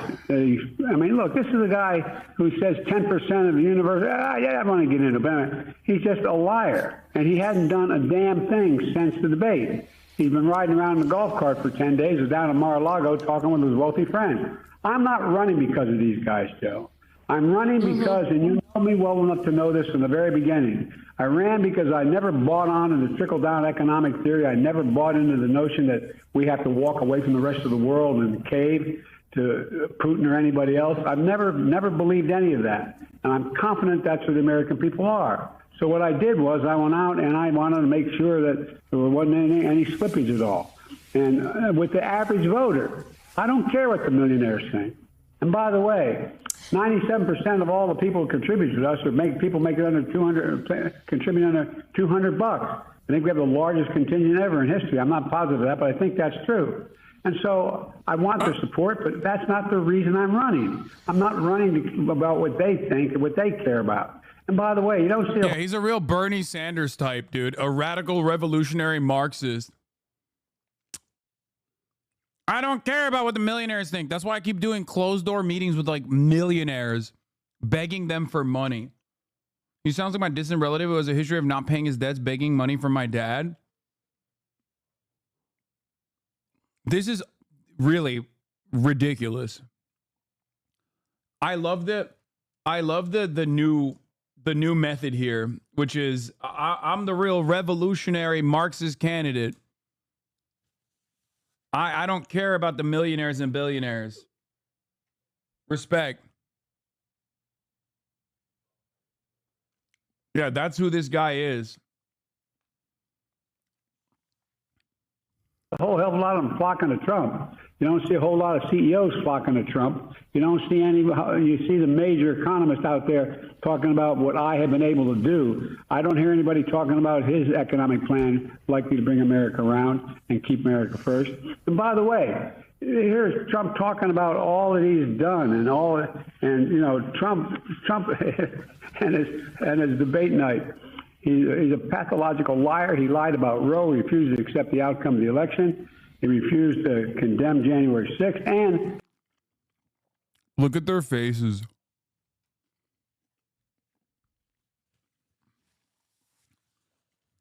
Look at their faces as he's like trying to put together some semblance of a narrative, and they're just trying to follow what he's saying.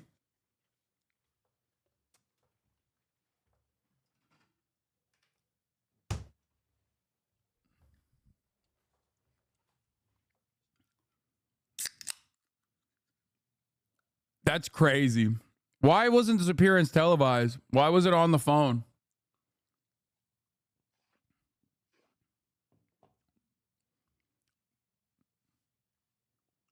What's your argument with the closed door meetings? That's just false comparison fallacy. Talk about the difference between the two candidates' policies instead. What? We're currently talking about Brandon versus like anybody else. Oh, yeah. Why would I? What other candidate could I be talking about?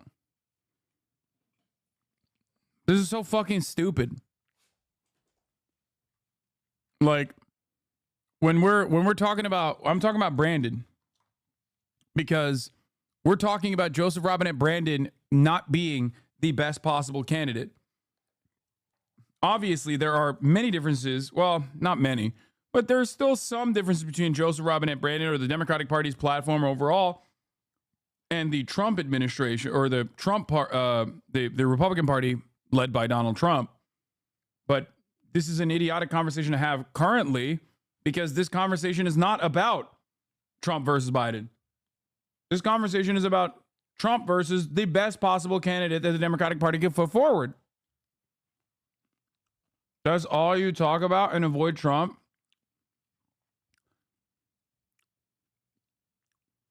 I famously avoid talking about Donald Trump. You're right.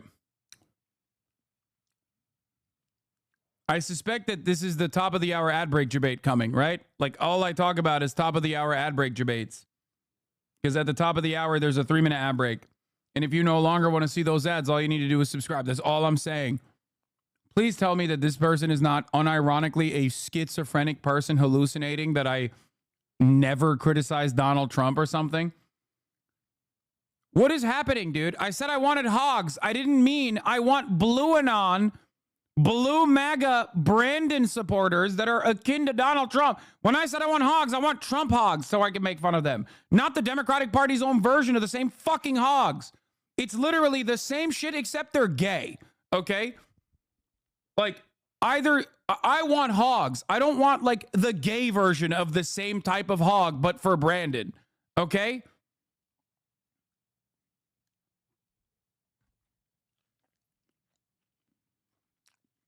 What the fuck?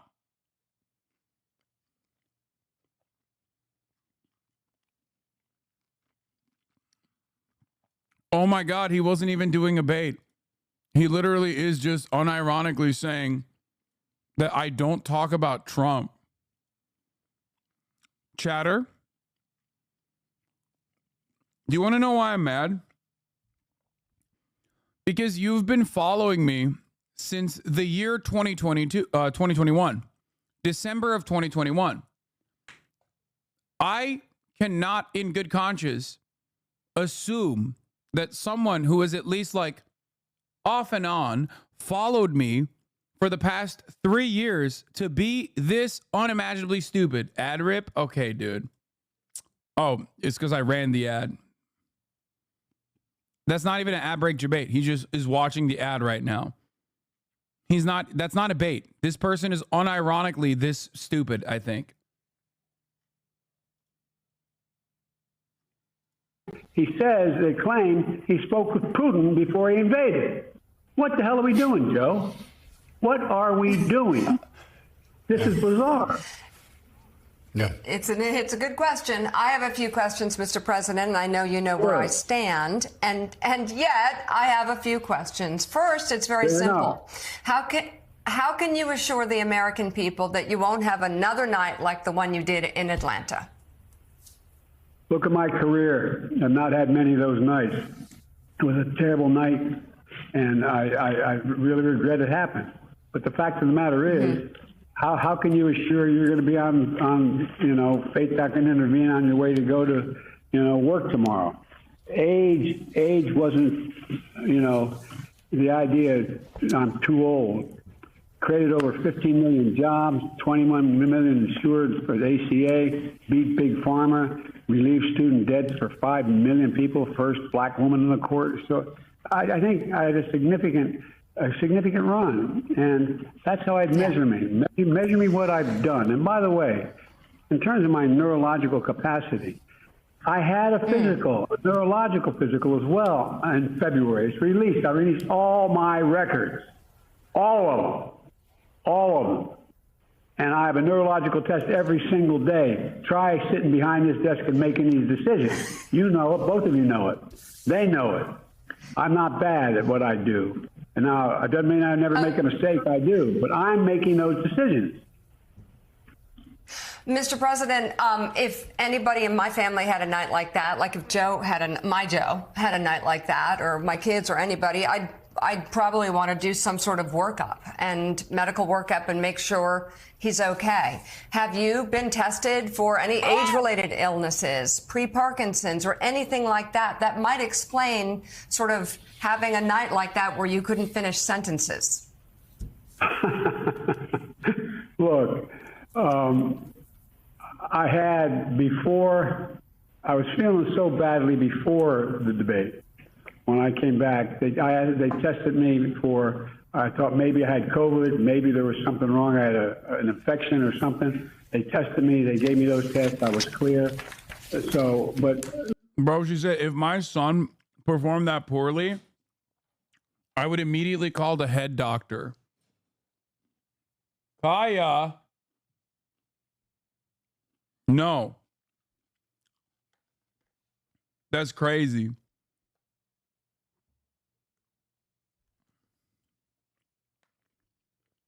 Look, I had a bad night, but the fact of the matter is, look at what I'm doing. I mean, let me put it this way. If there was something that was wrong that night, it's not like it comes and that's one night and it goes away. That's why I've been out. I've been testing myself, been testing everywhere I go, going out and making the case.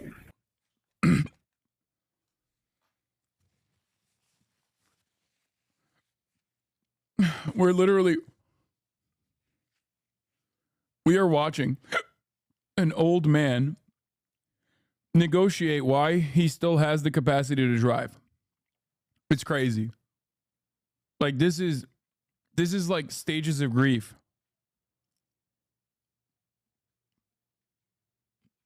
It's crazy.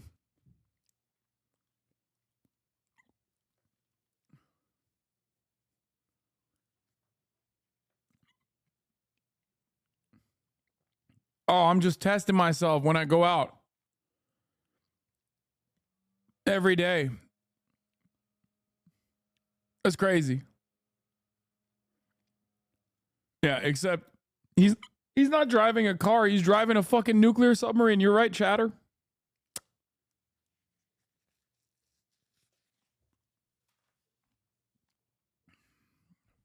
Sorry, I got the hiccups from the one spicy pepper I had.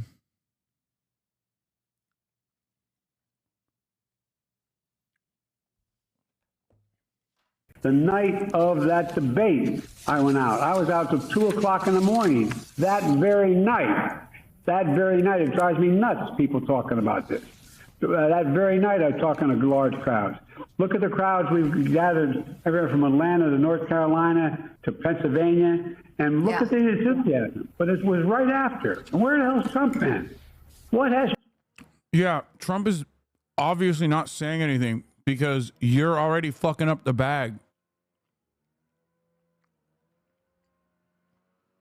It's literally the best possible thing he could do. The best possible thing Trump could do right now is to stay the fuck out of the media spotlight. Why disturb your opponents when they're making a ginormous mistake? Never interrupt your enemy when they are making a mistake. He quite literally is not doing anything on purpose because you're already fucking it up. If he was running around constantly fucking chirping, the media would be up his asshole. And the narrative would shift away from Brandon's age and mental faculties to Donald Trump being a fucking fascist.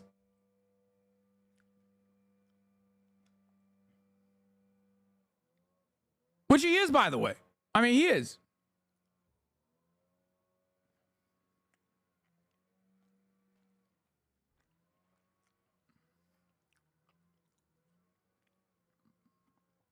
Dude, I can't believe there's still people fucking who think that I'm like secretly in the pocket for Trump, and that's why I'm like talking about Joe Biden's mental faculties as I have been for the past like 4 years now.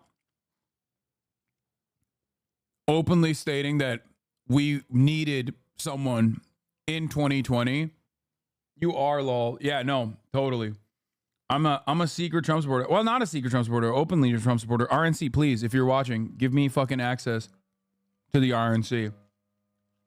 I love Donald Trump. I'm a red-blooded, passionate American who loves defending the Constitution.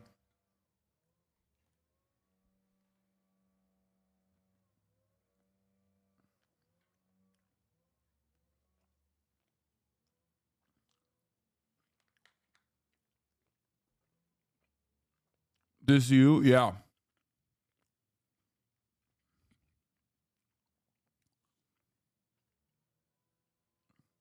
When your talking points line up with the MSM, then it's too real for some chatters. No, that's what's crazy about this fucking narrative. Is that like saying I'm a Trump supporter when mainstream media's narratives do not align with mine is one thing. But like you're making it seem like Adam Schiff is a fucking Trump supporter, dude. You're making it seem like Nadler a 900-year-old Democratic representative from fucking New York is a Trump supporter. Like, you're out of your fucking mind.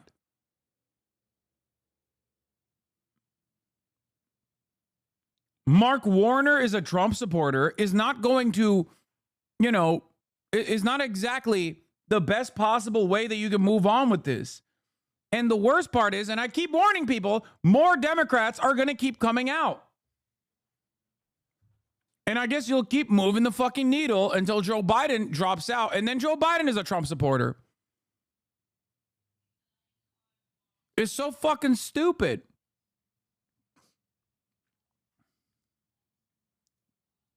Trump said or done, except deny and lie about what he's for. Okay, so you have repeatedly said that all of these people and entities are wrong. And let me go through them. The New York Times editorial board, The Economist, the Atlanta Journal-Constitution, the Boston Globe, Jerry Nadler, Seth Moulton. Let me go to Julian Castro. Trump supporters, all of them. Classic. Tim Ryan, David Axelrod, David Remnick, Richard Haas. Yeah, I know which one you're responding to there. Zeke Emanuel. But they're saying that you should step aside. So what is your plan of attack moving forward? My These are pretty big names. Is to go out and keep doing their big names, but I don't care what those big names think. They were wrong in 2020. They're wrong in 2022 about the red wave. They're wrong.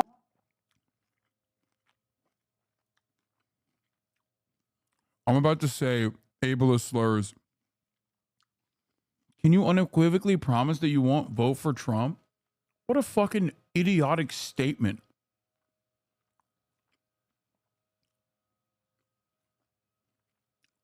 What an unimaginably stupid, like, asinine, ridiculous, like, oh, we got him.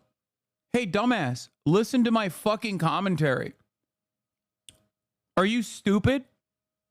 How many times have I fucking said, you should never, I'm spitting, that's how fucking angry I am. You should never, ever in a million years vote for Donald Trump. Who the fuck do you think you are? Oh, can you promise unequivocally that you won't vote for Trump? As though like there's a hidden premise there that is like, I'm secretly in the pocket and it's going to be too hard for me to say.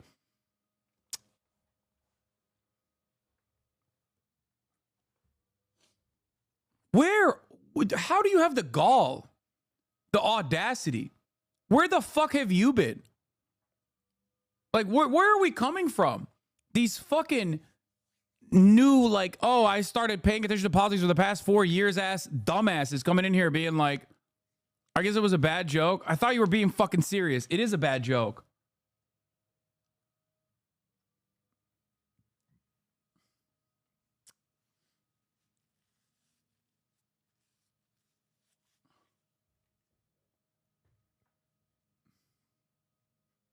Wrong in 2024, and come out with me. Watch people react. You make a judgment.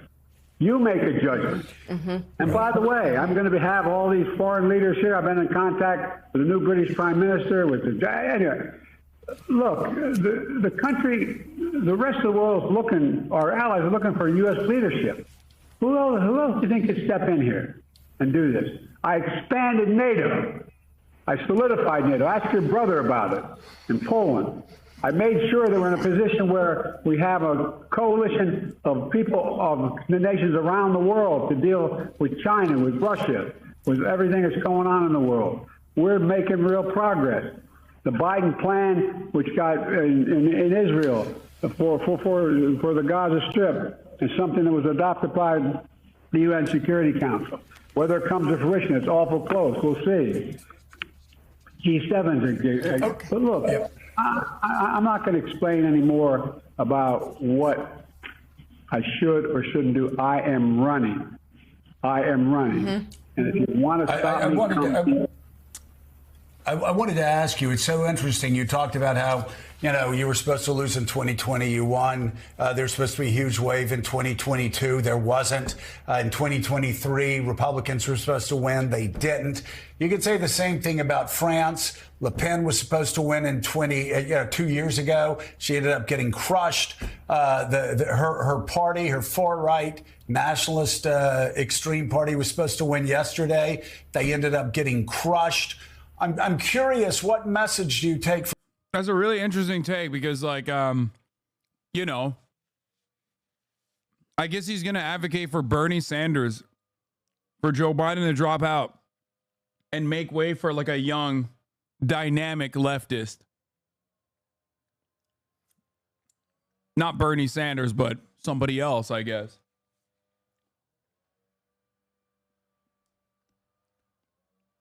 Is that what we're doing? You know, to change the dynamic dramatically and make it similar to the victory of the far left in France?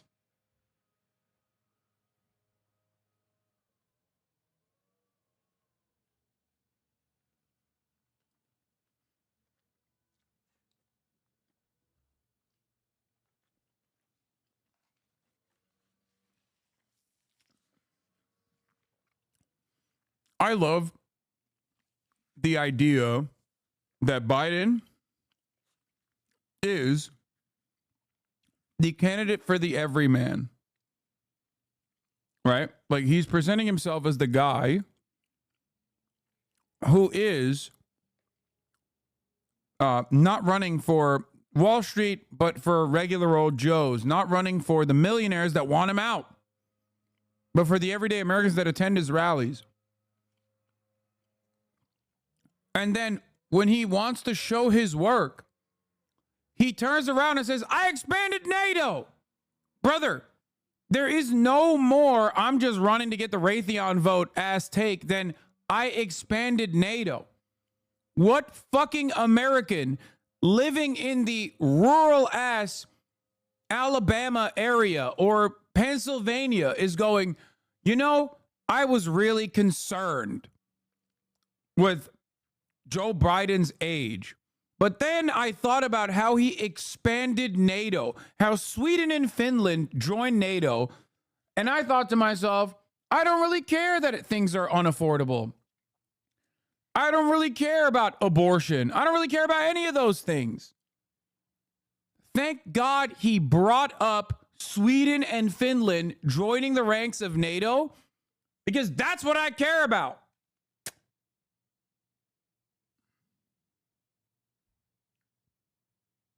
From the French elections and the British elections, because we keep hearing about the rise of far-right nationalist extremism in Europe. But I've got to say, it looks like this past week has been the worst week for far-right nationalists between Britain and France.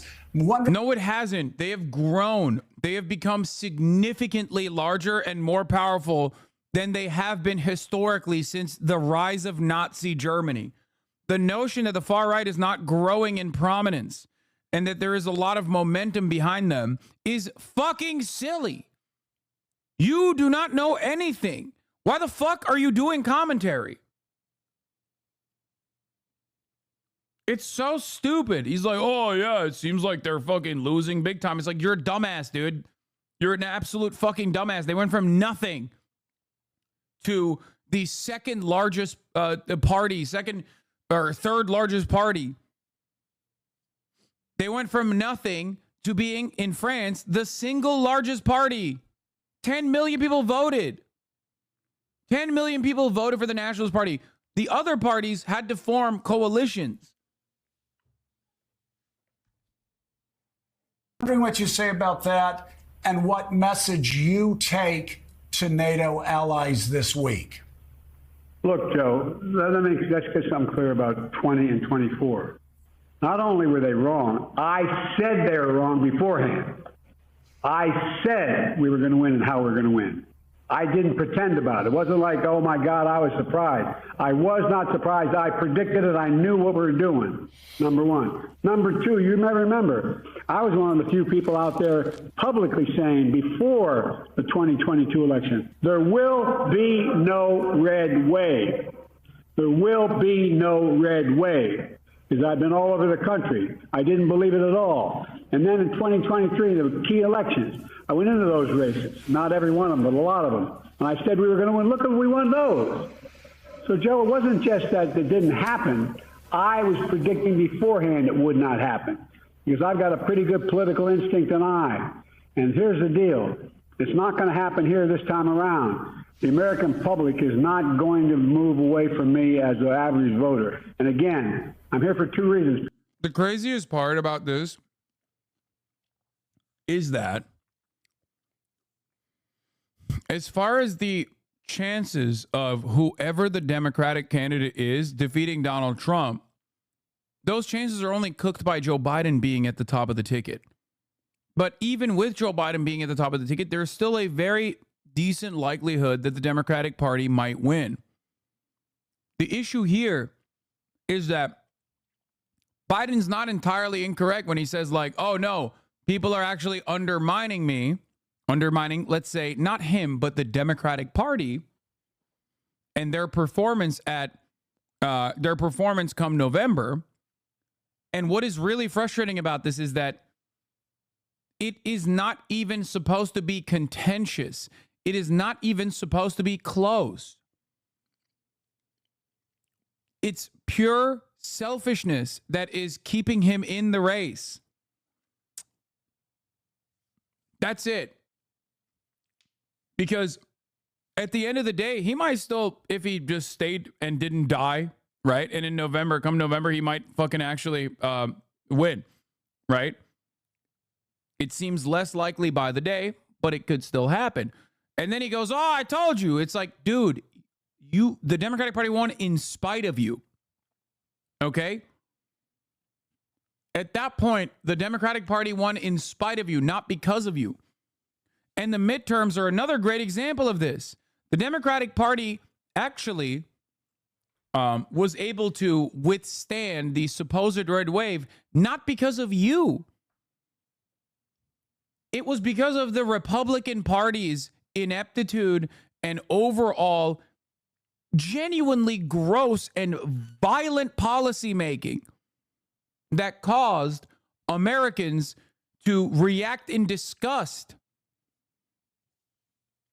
It's so ridiculous for him to bring up the midterms.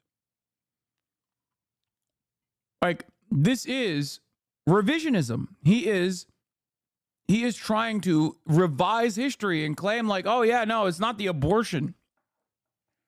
It's not the abortion decision that caused so many people to revile, to feel gross about the Republican Party. It's actually because they loved him. They love Joe Biden. That's why they were like, oh, we are such big fans of you. That's why we're voting for tickets that you're not even on.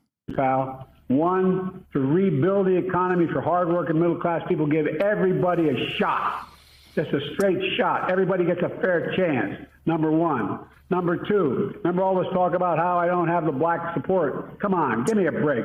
Come with me. Watch. I'm getting so frustrated by the elites. Now, I'm not talking about you guys, but about the elites in the party who they know so much more.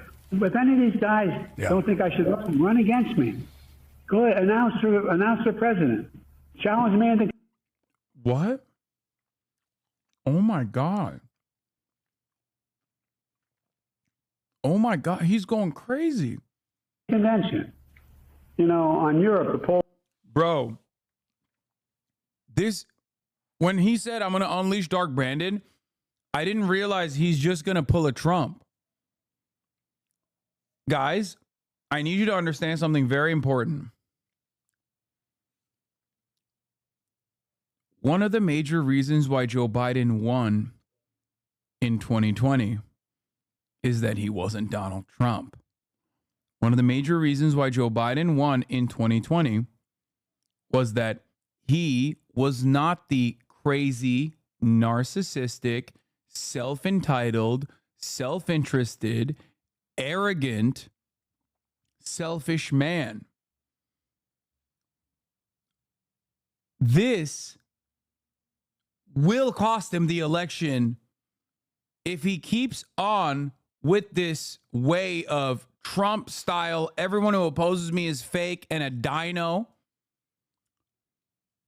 This kind of attitude is literally a carbon copy of Donald Trump.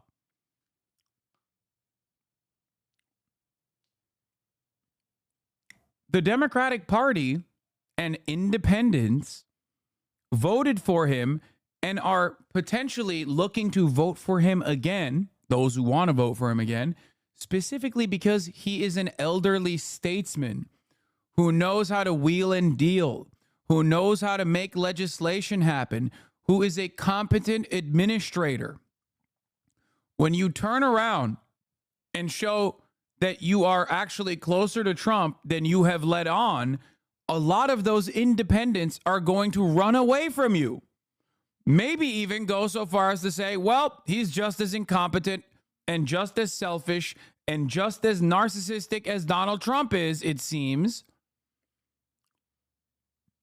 This is not the elderly statesman that I wanted to vote for with a competent administration.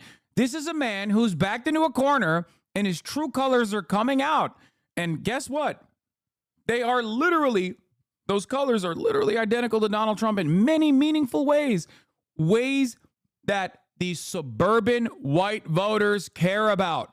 Remember, this guy in his reelection has basically triangulated his entire campaign messaging towards the MSNBC, CNN, and maybe even sometimes Fox News watchers that are living in the suburbs. Okay? One of the major differences between him and Donald Trump is supposed to be that he is a competent elder statesman. Not an elderly statesman. I said that wrong first. If he starts showing that he is actually very similar to Trump in his narcissism and his selfishness and his arrogance, they're not going to vote for him.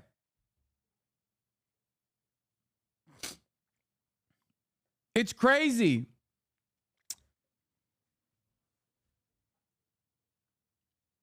I suspect this kind of behavior of constantly fucking chirping, constantly fucking complaining about like fake Democrats, run against me if you can. Like that kind of attitude is probably going to cause him to lose more support in the polls. Okay?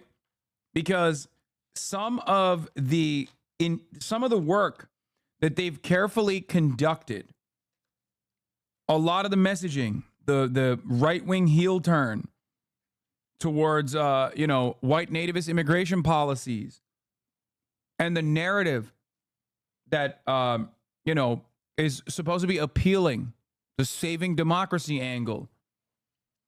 All of those angles are designed specifically to win over the suburban voters who are otherwise conservative, college educated, and relatively wealthy. This is really fucking bad because you are going to lose those guys that you cast aside the rest of the fucking constituencies for. The Chuck Schumer strategy of every vote that we win, for every blue collar voter that we lose, we win 2 in the suburbs, 2 white collar voters in the suburbs. That has been the Democratic Party's strategy. This goes against that strategy. Now, you've already cast aside the Hispanic voting bloc, the young voting bloc, POC in general. You've already cast them aside. You are relying on personally the stronghold of the Democratic Party, okay? Black voters, and saying no, black voters love me. That's it. Okay? You're relying on them while simultaneously trying to win in the suburbs. Now, you're casting aside the suburb voters too.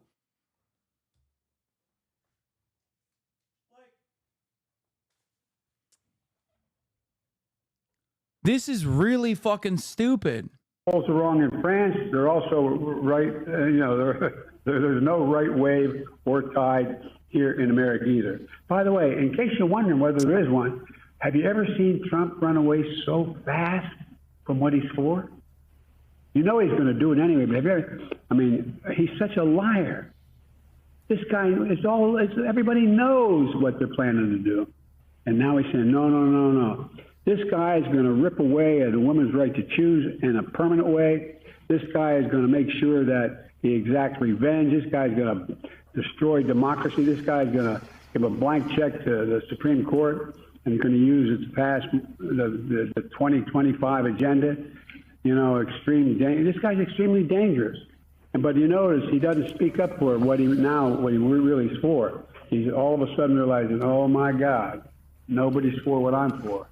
But anyway, look, and again, think of the things he lied about. He talked about he gave the largest tax cut in history. Yeah, he gave the largest tax cut in history to millionaires and billionaires.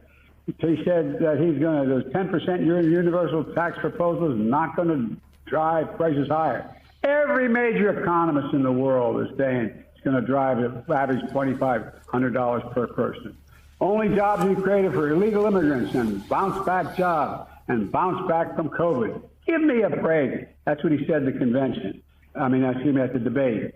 Everything he said. He said, he largely fixed COVID. Okay, the bounce back COVID thing is true though. Like, he's not even lying about that. Like, what the fuck? That's literally correct. What are we talking about?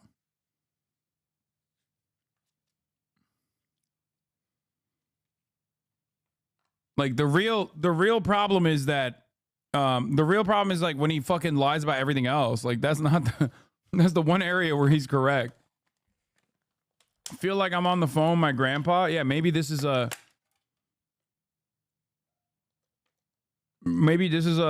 phenomenal way to win over people who love talking to their grandpa on the phone.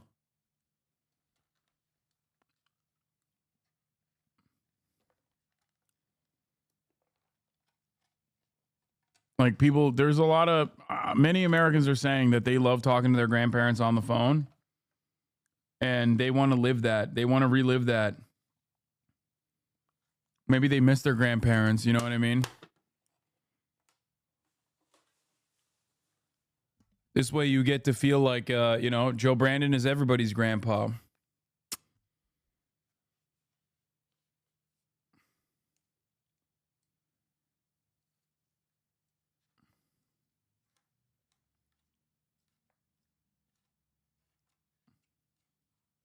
That's part of it.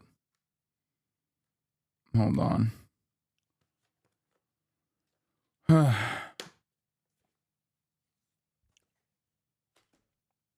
This is really bad. You kidding me? And what happened? Nobody said anything. Nobody said anything except me and the folks out there in the local, race. He said, I did nothing to stop Russia's invasion of Ukraine. In fact, he said, I think I encouraged Russia from going, I think he encouraged Russia going in. I'm reading from the list of lies. First of all, he was made up quote, sucker.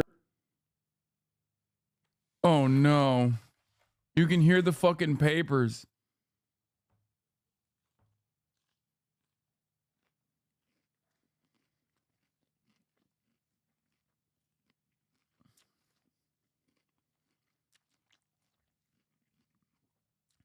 It's like, I'm reading. He's not even doing a good job reading the fucking list of lies. This is so bad. And losers. I was with it. He called the Americans in the cemeteries from World War I suckers and losers. And so this guy's going to have to start to answer for what he did. I'm not letting up, Joe.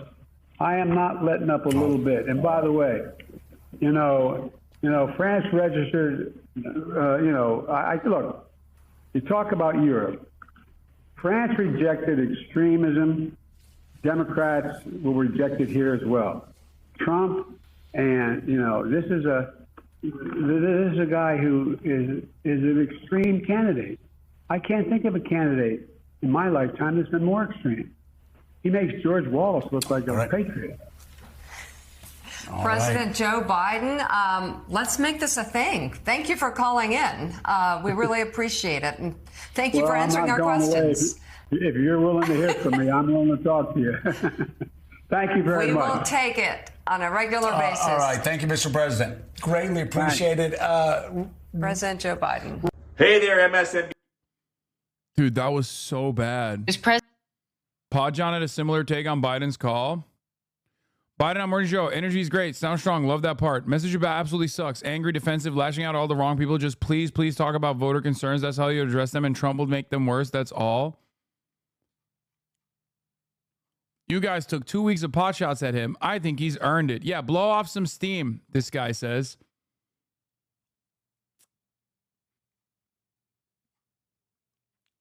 That's crazy.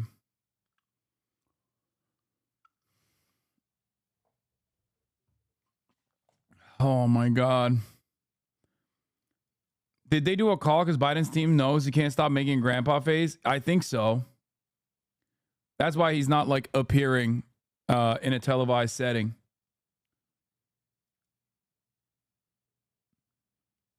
What is this? I can't. Oh, this guy blocked me. Proud Texas Democrat. I just listened to the entire Morning Joe interview. Are you fucking nuts? He had every talking point and he's energized and ready to go. Defensive to your offensive. Fuck yes. And that's why I love him. He holds the line against bullshit like yours. The interview is awesome. And we need more of that and less of you. Dude, what is going on? You think that's a bot?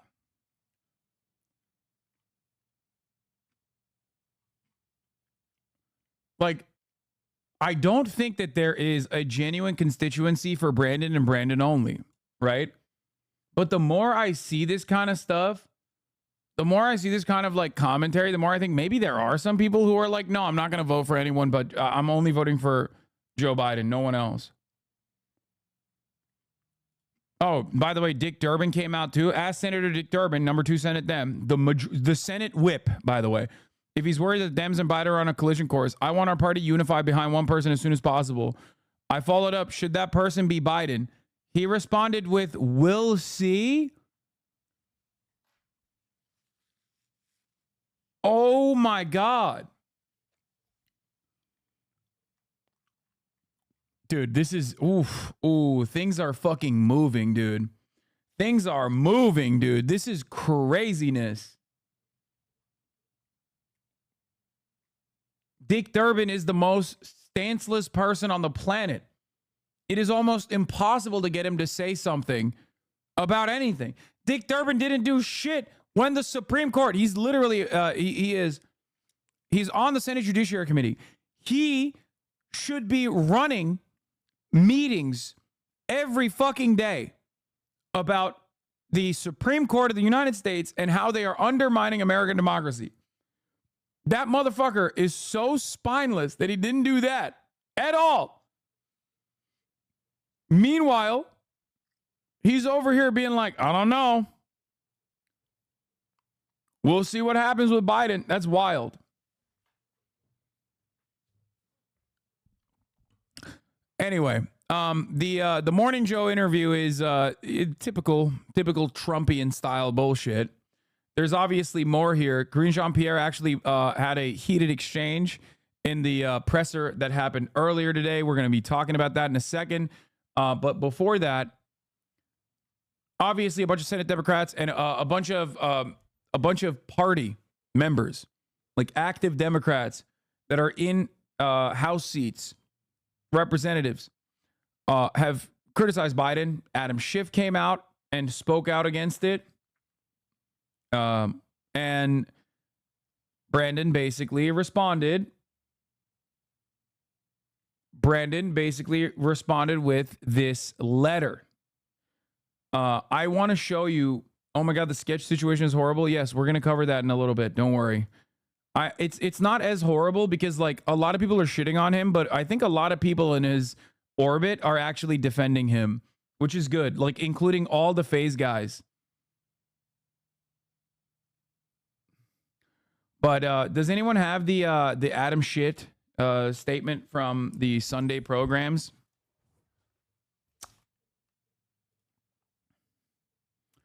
Senator Tammy Baldwin won't say what she thinks of Biden staying in the race. Just their constituents have concerns. I asked, do you support Biden? She says, I support the Democratic ticket. Oh.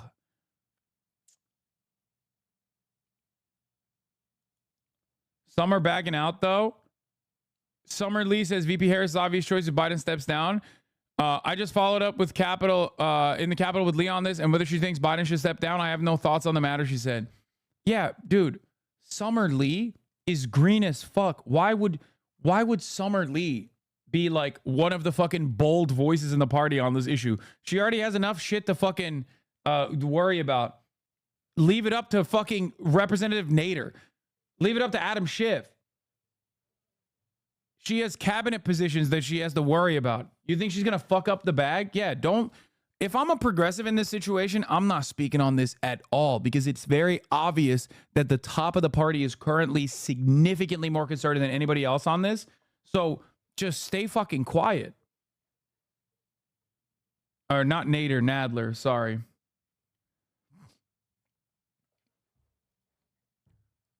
Paul Krugman, please, Mr. President, do the right thing. Oh my God. Anyone else notice this? What is this? Okay, dude. Yeah, he wrote this letter. We're going to talk about the letter in a second. But before we do the, I want to show the Adam Schiff video. And joining me now is Democratic Congressman Adam Schiff of California, a candidate for Senate. Congressman Schiff, welcome back to Meet the Press. Thank you for being here. Great to be with you. It is great to have you here. I want to get your gut reaction to that interview on Friday night. Obviously, the president trying to turn the page. Based on what you saw, do you think he is still the strongest candidate to beat former President Trump? Well, ultimately, this is a decision President Biden is going to have to make, and President Biden alone. But I would say this, he has been an extraordinary president. He has created millions and millions of jobs. He has expanded and strengthened our NATO alliances. He has brought back manufacturing in this country. He has brought about the most aggressive attack on climate change. He has done more in one term than most presidents ever do, no matter how many terms they get. And he's running against someone who's a pathological liar, someone who ran the country into the ground by his mishandling of a deadly pandemic, someone who is a pathological, not only a pathological liar, but is immoral, indecent, unfit for office. But the performance on the debate stage, I think rightfully raised questions among the American people about whether the president has the vigor to defeat Donald Trump. And this is an existential race. Bro, you need to understand something. What he's saying right here, like, yeah, he geared it up. He fucking has to glaze Trump. He has to glaze Biden. It makes sense. He's a Democratic senator. Of course, he's going to glaze Biden and be like, the Democratic agenda is fucking solid. Now comes the real problem. Okay? He's saying, like, Brandon's agenda was great. Problem is, the debate performance was kind of bad, and that spells trouble. It kind of feels like he might be too old to be doing this damn thing. And if that's the case, given the existential threat that Trump represents, you know, maybe he should do the right thing. This is the most you're going to get out of this situation. This is a centrist Democratic Party establishment loyalist. If you think he's going to come out and be like, Brandon's a warmonger, he's doing crazy shit in Gaza, and I also think he's a war criminal, he needs to resign immediately in disgrace, like, you're fucking delusional. If you expect him to say things like, Brandon's old as fuck, okay? We've known it for a while. And it's obviously become so apparent that the American public can no longer avoid seeing that reality, and therefore he must resign. He's not going to say that. He's not going to say that. You have to, in a lot of instances, when Democrats are speaking, these are, you know, media-trained Democrats, obviously. When they're speaking, you have to read between the lines a little bit. You have to look at what they're saying. You have to look at what they're not saying. You have to look at how they're saying things. But anything that even moves the needle, whether it's Nancy Pelosi stating, is this a one-off or is this a genuine problem? Or Jeffries saying, or not Jeffries, Clyburn saying, if Biden stepped aside, I would put all of my support into Kamala Harris. Like, entertaining the options. These are all very clear-cut indicators to those with ears to listen, with those who actually understand what they're saying. These are clear-cut indicators that there is a lot of instability in the ranks in terms of Joe Biden's reelection chances. Okay? This is very important. They're basically, this is like a shot, like a warning shot. You got to do the right thing or we're going to fucking come after you. Joe Biden's incredible record, given Donald Trump's terrible record. He should be mopping the floor with Donald Trump. Joe Biden is running against a criminal. It should not be even close, and there's only one reason it is close, and that's the president's age. And what I would say, Kristen, what I would advise the president is seek out the opinions of people you trust. He's obviously talked to his family about this, and that's important. But he should seek out people with some distance and objectivity. He should seek out pollsters who are not his own pollsters. He should take a moment to make the best informed judgment. And if the judgment is run, then run hard and beat that SOB. Congressman, what is... Dude. That's a cook. He's cooking them. No. Dude, in a very polite way, he said, what the fuck are you doing? This is the easiest race to win of all time. And the only reason why we're losing this race is because of you and you only. And you need to stop fucking listening to your sycophantic family members, including those who want you to remain president so you can pardon them like Hunter fucking Biden, and start talking to some reasonable fucking people about how you need to get out of this fucking race. This did not happen with Hillary Clinton in 2016 because in 2016, Hillary Clinton was beating Donald Trump in the polls. Okay? Democrats were universally refusing to acknowledge that Hillary Clinton was very unpopular. You need to understand, there was never a statement like this ever uttered about Hillary Clinton in 2016. Adam Schiff, a major establishment dick rider, said, get out of your echo chamber. What the fuck are you doing? Get out of this race. Obviously, he didn't say it with those terms, but this is the most aggro statement you're going to hear right now in the time being. When there's still a little bit more time for Biden to do the right thing, resign in disgrace, or not disgrace, resign gracefully, sorry. Get an honorable discharge. Before, and I suspect by the end of this week, if he's still refusing to hear the statements coming from these people that are not openly being contentious and openly saying you have to leave right now, you can't do this any longer. Like, I think that they're trying to look for a graceful exit, and Biden is using that lack of transparency and that lack of interest in like directly calling it out to say, no, they still want me to run. You don't understand.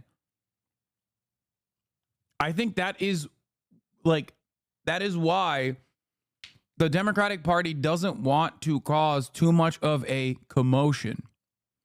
It is not in the interest of the Democratic Party to cause too much commotion, because that is the one way that you will hurt whoever the Democratic candidate is and their reelection chances.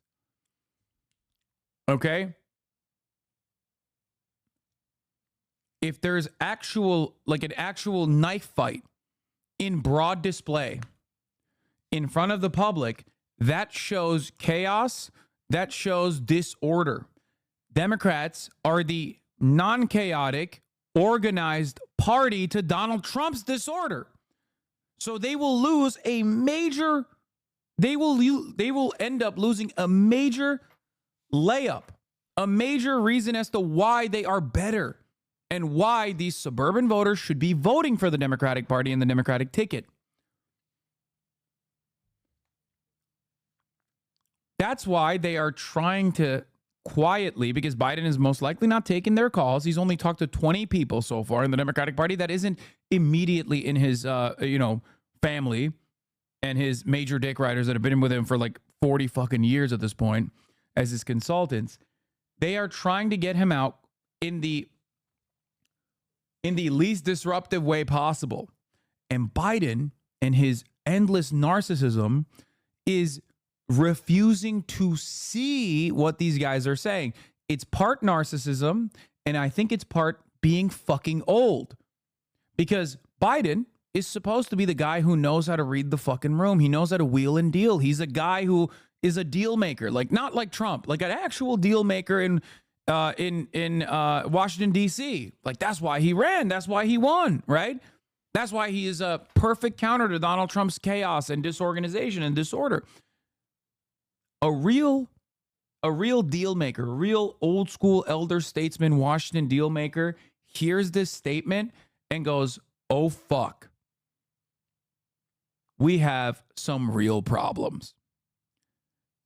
And at that point, yelling about the leaks or yelling about other senators in your own party saying you need to drop out, taking a courageous stance, as courageous as the Democrats ever will be, let's be real, and yelling at them and claiming that they have like some kind of dino interest, that they're dinos.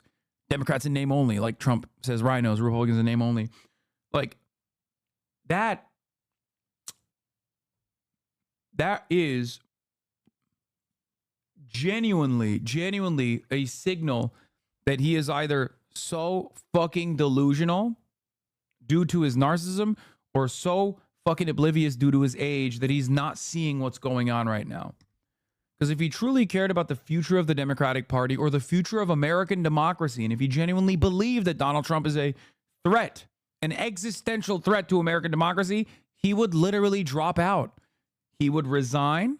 He would say he is not seeking re-election and that he came to office with a legacy in mind to undermine the violent right-wing fascist momentum that was growing in this country that he saw with his own two eyes after Charlottesville. And now he has gotten it done.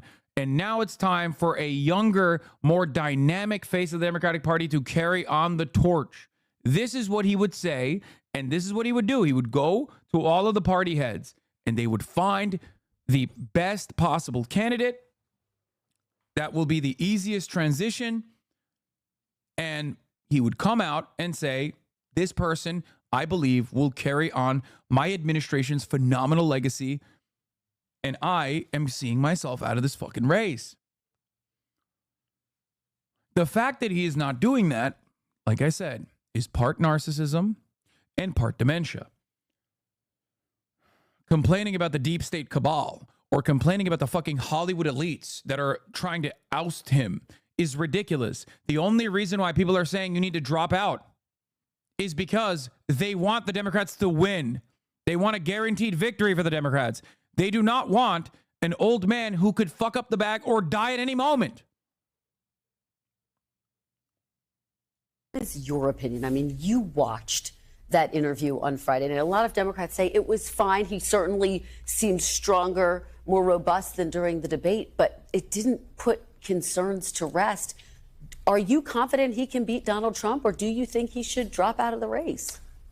The interview didn't put concerns to rest. No single interview is going to do that. And what I do think the president needs to decide is, can he put those concerns aside? Can he demonstrate to the American people that what happened on the debate stage was an aberration, that he can and will beat Donald Trump? Given this Supreme Court decision now essentially making any future Trump a dictator and a king, it's all the more important. But here's the thing. I think if the president takes the time to consult people and has an open mind about this, he will do what Joe Biden always does, which is he will make the right decision. You make the decision in the best interest of the country.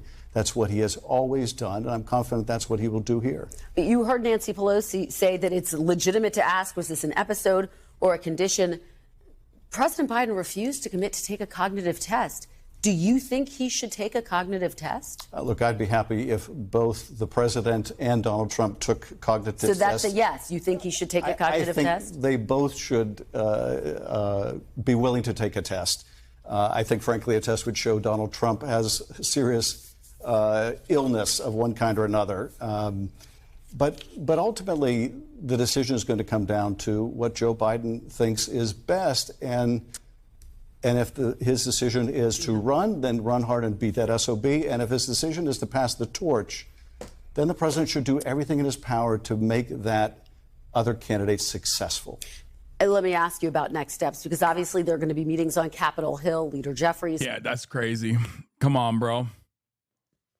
Come on, bro. I don't know if you can be clearer than this. Like, this is fucking... Bro, you're saying he's both sides in that question? He was asked directly if the current fucking sitting president should take a cognitive test, and his answer was yes. Are you kidding me? Yeah, he said Trump should get one too, but like, what more do you want him to say? Like, I can't believe I'm defending him. I hate Adam Schiff, but he's literally pretty intentionally fucking being like, yeah, dude, drop out. You're old.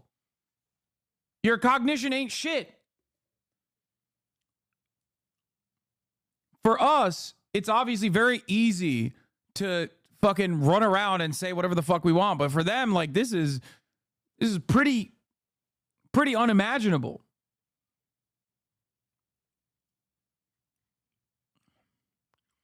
All we do here is run around fucking chirping about the top of the hour ad break and how, you know, some people are going to see a 3-minute ad break at the top of the hour. And how if you no longer want to see those ads, all you need to do is subscribe. Your inferencing skills are elite? No, I just know how the Democratic Party works. They're fucking cowardly little shits. In all my years of covering the Democratic Party, I've gotten so used to them, you know, never really openly stating what the problem is. They're just politicians. They're like the worst kind of politicians. Unless we're talking about like a leftist candidate or something, in which case they will obviously say like, oh, this guy's going to do communism and it's bad.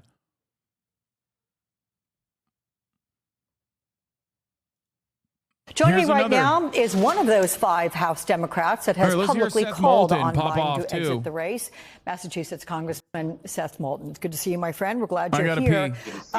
Let's see. You came in at number 3 or 4 on Friday of the 5 that have made this distinction, calling for the president to step aside. You couldn't have done it easily, right? In the statement, here's what you said. Now is the time for President Biden to step aside, to let new leaders rise up and run against former President Trump. When your current strategy isn't working, it is rarely the right decision to double down. President Biden is not going to get younger. Walk us through how you got to this position.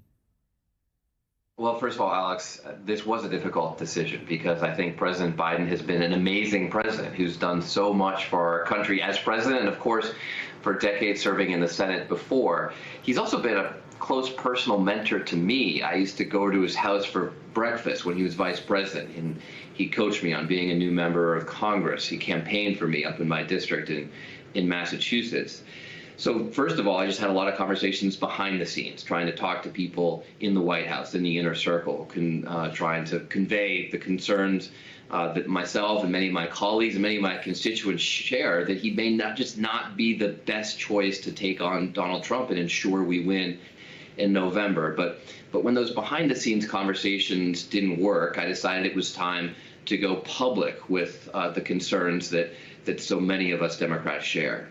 Yeah. And by the way, if I misspoke and say it couldn't have been difficult, of course it was a difficult decision. Thank you for that. Let me ask you, because you say that the Democratic Party should now look into all viable options to replace Biden at the top of the ticket. So who would you support, if not Vice President Harris, or would it be Vice President Harris? Actually, I think this is a very open debate right now that's happening I in think our that's the party, funniest which is a part. good and healthy thing for a While I was pissing, I thought of something too. I think part of the reason why they don't want the progressives to chirp about Biden is because I suspect behind closed doors, they're telling progressives, don't say anything about Biden. Let us handle this situation. Because obviously the Democratic Party has created an environment that is like unsustainable for the progressive wing in general. And if they want to successfully oust Biden, they can't have the type of person like a Rashida Tlaib or an AOC or a Summer Lee to be like, oh, he shouldn't run for office, because then the Biden team will fucking immediately pounce on the progressive wing to make it seem like this is not actually coming from the highest orders of the Democratic institutionalists, the Democratic establishment, but instead coming from like the outsiders of the party, because they've already like positioned themselves as like the outsiders of the party. So I think that's probably the reason why you're not hearing from like a lot of the obvious people that you would normally hear from in this situation. Because like they will pounce on that shit.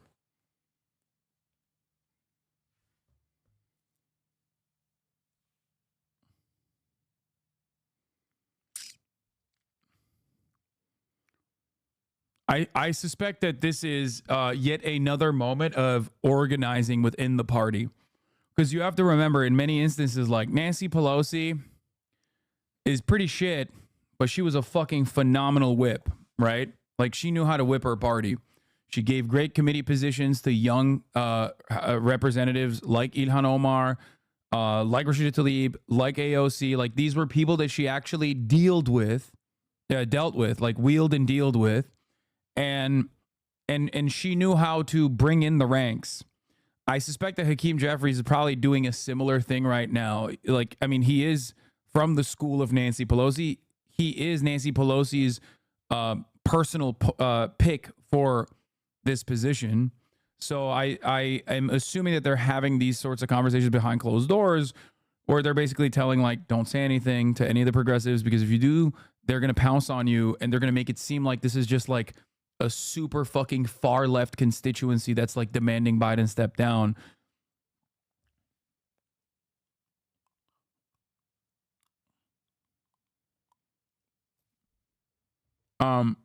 School of Pelosi, Lamau. No, Nancy Pelosi is like, part of the reason why I hate Nancy Pelosi is because she's very good at her job. She was very good at like both winning her election, dominating her constituency, but most importantly, like whipping the party into shape always. She was very good at that. She is like the opposite of Dick Durbin and Chuck Schumer.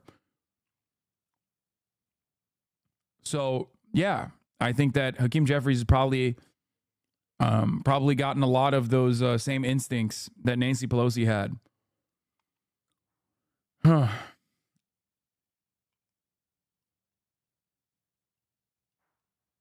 Would never ever give Pelosi or Jeffries any credit. Progressives without teeth will always fail. So if we're falling in line, that's not a great idea. AOC and Bernie took a selfie with Biden. Come on. Wait, I'm sorry. Do you think that the reason why AOC and Bernie are not saying much about Biden right now, and Bernie is like literally saying like, oh yeah, if he wants to keep running, he should keep running or whatever. Like, do you think that they secretly want Biden to keep running? If that's the case, why don't they just come out and say Biden should keep running? Fuck all the rest. I don't think you understand what I was saying here. Right now, there is chaos within the Democratic Party. By my estimation, and we don't know the exact numbers, but the overwhelming majority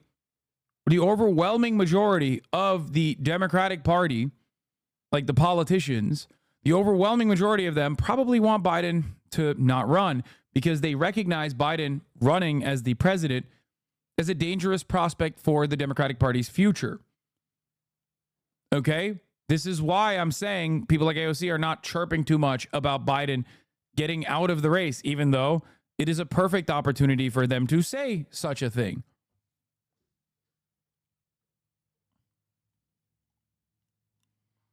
Why are they not doing that? The reason why they're not doing that, I suspect, is because probably someone internally inside of the party is saying, like, don't come out. We will handle it ourselves, because pretty much everybody wants that. Yes. Thank you. Exactly. The squad weighing in would negatively polarize the crowd towards Biden, more considering they have been the most critical of Biden. Exactly. It's the difference between someone like myself saying Biden needs to fucking not run so the Democrats can win versus someone like maybe a David Pakman saying that, or a Brian Tyler Cohen saying that. Those guys have been defending the Democratic Party, and I have not. So obviously when I say it, people are like, oh, fuck you. You want Trump to win. But when fucking Nadler says it, it's a little bit different. You know what I mean?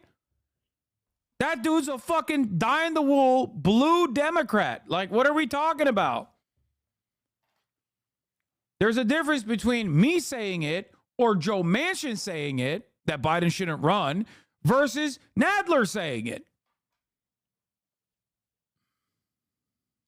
A party to have is these discussions about what our future looks like. And frankly, that's a debate that Americans want to hear as well. So whether it's some sort of contested mini primary or whether the president decides to hand the reins to Vice President Harris, who I think many Americans have underestimated, I'm not sure exactly what the right answer is. I'm not an expert on all the intricacies of how delegates work and everything. That's the sort of party insider stuff, which has never been my focus. But whatever the process is, one thing I want to make clear, I think it will be good for Democrats. I think we'll attract a lot of attention to this race. It will showcase this new generation of Democratic leaders who bring so much diversity and talent to our party and are doing great things right now in service all across the country. All of that is good for Democrats. It's good for our party, not just for the presidential race, but for races up and down the ticket. This is the real problem too. Like, Biden is fucking up the bag for the rest of the Democrats. Like, Biden is pulling the rest of the Democratic ticket down. Biden is underperforming in comparison to down ballot races, which is unheard of. That's crazy. That is really bad. I don't know how else to explain it. That's just it. That's really fucking bad.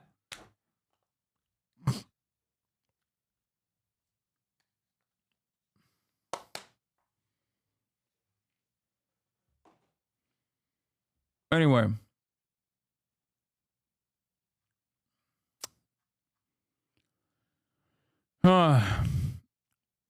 So after all of these after all these comments,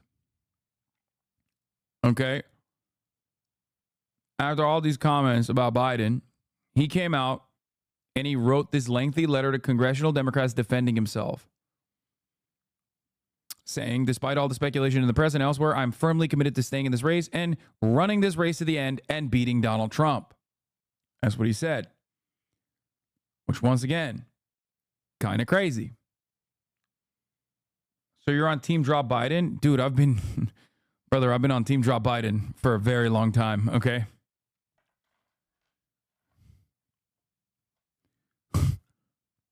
I'm more than that. I've been literally saying this since like 2019. So yeah. And for the reasons that is coming up as a problem too. Not just like, oh, he's Jim Crow Joe, architect of the crime bill, all these other obvious problems. But because of the fact that, and you've seen it, I like retweeted my tweet in like early 2020. I was like, why is the Democratic Party so quick to drop their incumbent advantage when the second term comes around and Biden is ineligible to run because he's too fucking old? Now, I'm not exactly the most brilliant fucking political commentator here, okay? I'm not. Here, I retweeted it recently. I said, that's why they pay me the big bucks. April 14, 2020. One truly wild thing we haven't really talked about is Biden's stated interest in being a single-term president. Like, we're just going to throw away our incumbent advantage because Joe's going to be a vegetable by the end of his presidency. Truly incredible stuff.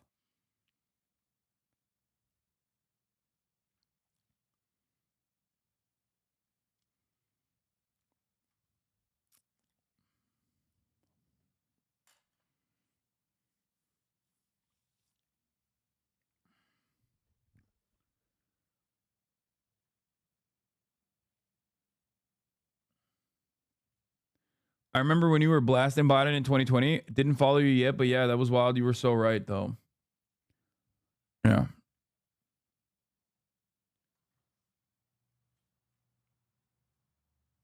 This is why you have a gazillion-dollar mansion, mate? Yeah, that's why. Because of my brilliant observation that, like, someone who's 800 years old and was very clearly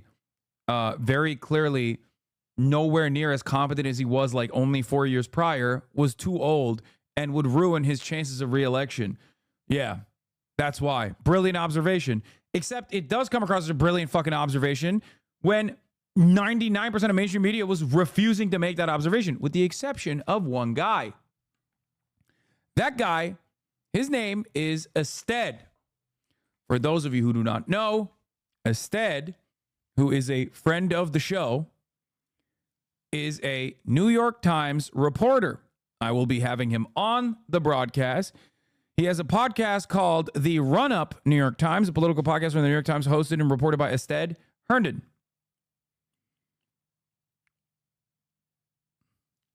That's right. He was one of the few mainstream media voices that was openly talking about how ridiculous it is that Biden is so fucking old and how voters are going to be upset about this.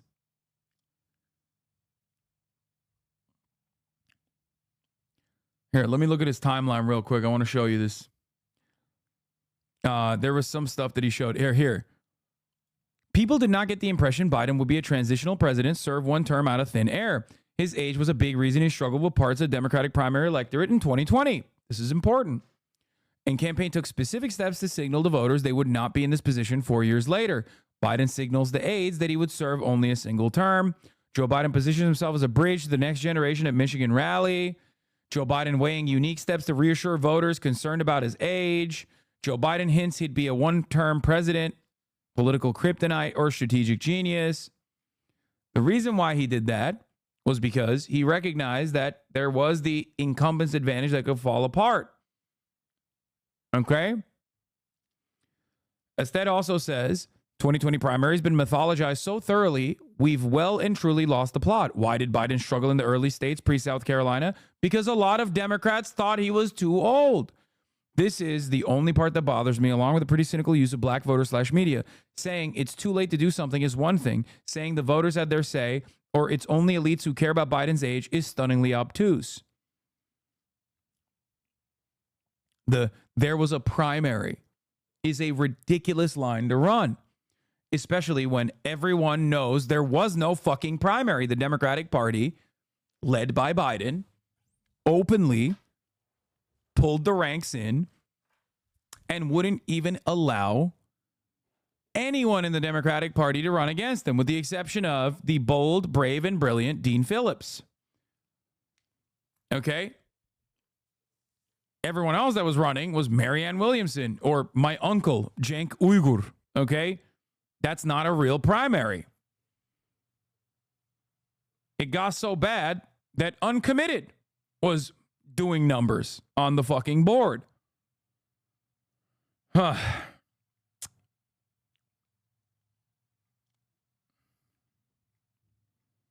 The uncommitted momentum was largely a consequence of obviously Gaza, and more so than just Gaza, the fact that there was no option against Biden.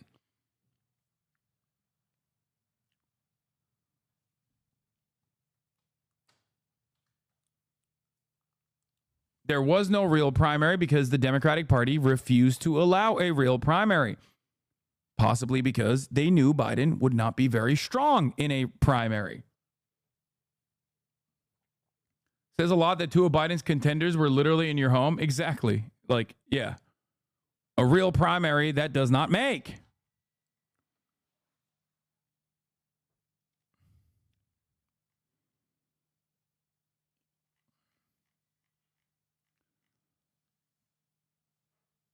Anyway, excited to have Ested on in the upcoming days. Let's continue. Let's get to Biden's ridiculous letter to the congressional Democrats. President Biden is urging Democrats to come together. In a lengthy letter to Democrats, the president says it's time for the party to come together so they can have the best chance at beating Trump. He's also doubling down on his commitment to stay in the race. Senior reporter Catherine Falders joins me now from Capitol Hill for more. Catherine, what stands out to you from this letter? I think you nailed it, Diane. It's his commitment to staying in this race. He is very emphatic that he is not going anywhere, that he will be the one to defeat Donald Trump come November. I just want to read you a portion of the first part of the letter. Biden writes, "I am firmly committed to staying in this race, to running this race to the end and beating Donald Trump." He also writes towards the end of this lengthy letter that the question of how to move forward has been well aired for over a week now. It's time for it to end. This is a letter that he penned, the president, just moments ago to Democrats here on Capitol Hill who have been coming out saying, some of them, that they believe Biden should step aside. Now, of course, it remains to be seen whether this letter will have any effect, but it's notable that Biden is sending them. I don't think he's dropping out in 48 days. I think he's dropping out by the end of this week. I think they're going to slowly but surely increase the heat.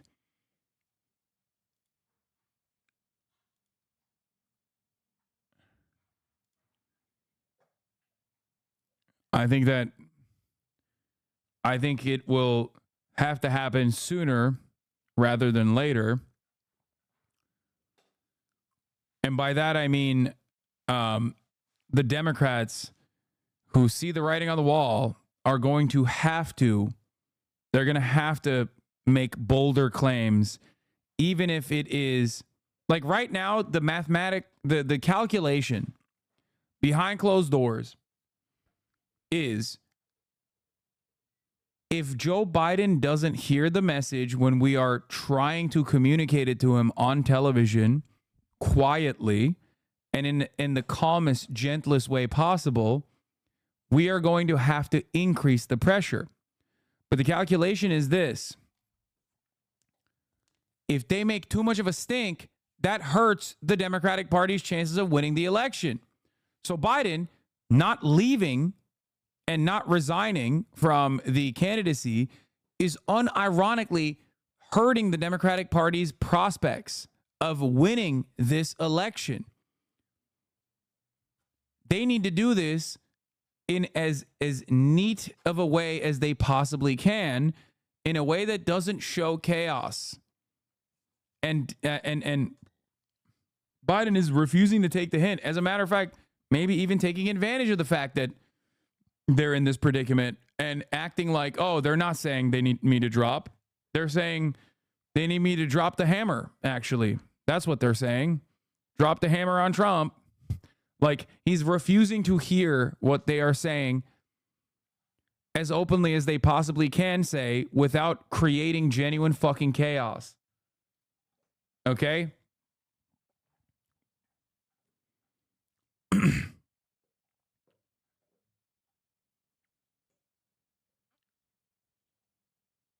A liberal I know believes that if Biden is replaced, the news will shift from Biden is old to the Democrats don't think they can win. He then said, I was defeatist who would write in your name and would lower tax for the right because you are a 1%er. He's from Alexandria, of course. I shouldn't keep talking to him, right? Because, like, wait. He then said I was a defeatist who would write in your name and would lower tax for the right because I'm a 1%er. Then why won't I just advocate for Donald Trump? That literally doesn't make sense. Why wouldn't I just be a Trump supporter then?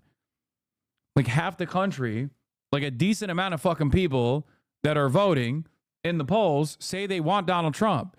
There's a fucking market for being pro-Trump. I would, dare I say, a much larger market for being pro-Trump than being fucking completely outside of the political spectrum on the left. Like, this never makes any sense. Trump lowered my taxes already. I was very much against it, and I voted against him. I knew he was going to do that, and I voted against him. Well, at the time, I was definitely significantly more broke when I voted against him. But even then, in 2020, I voted against him again. even though he lowered my fucking taxes. Why wouldn't I just be a right-wing content creator then? There's no reason for me to try to like infiltrate from the left. The Democratic Party does that, that failure of a fucking run all on their own, okay?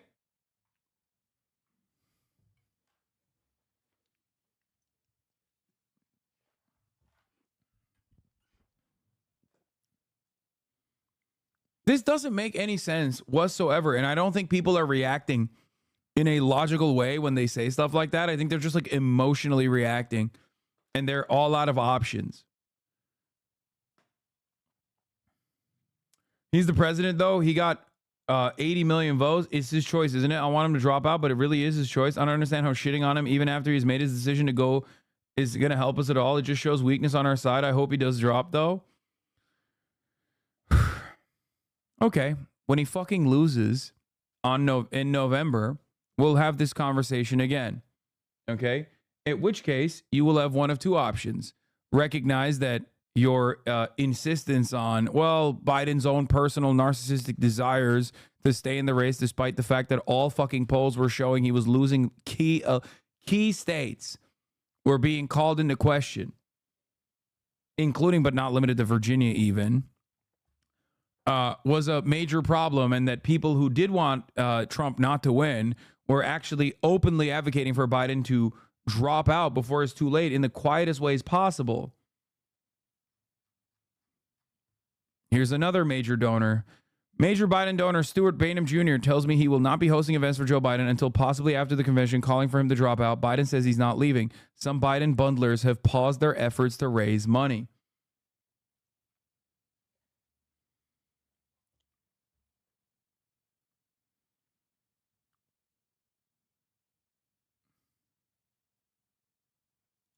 People want you to act like this.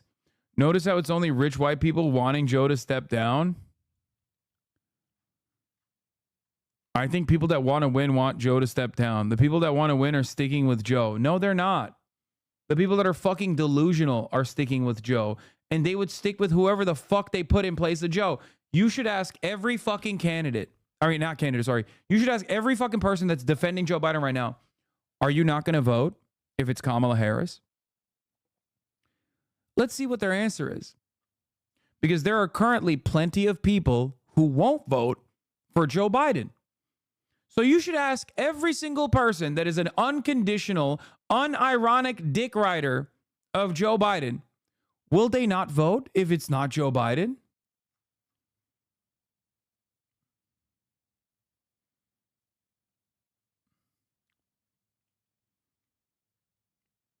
This might unironically be my liberal friend's account. Trouble man.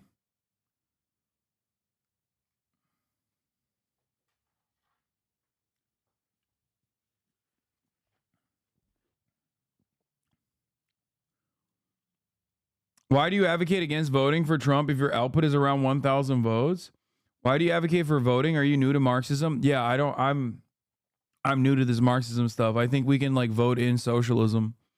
And I think that Joe Biden is going to bring about socialism, or Kamala Harris is going to bring about a democratic socialist vote. Yeah, no, please enlighten me, that broski, following since 2020 for the past 4 years. I'm sure you got some really cool ideas here.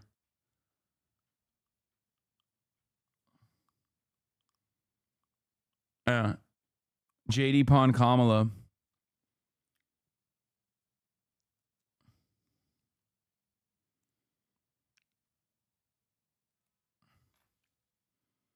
Why do you advocate against voting for Trump if your output is around 1,000 votes?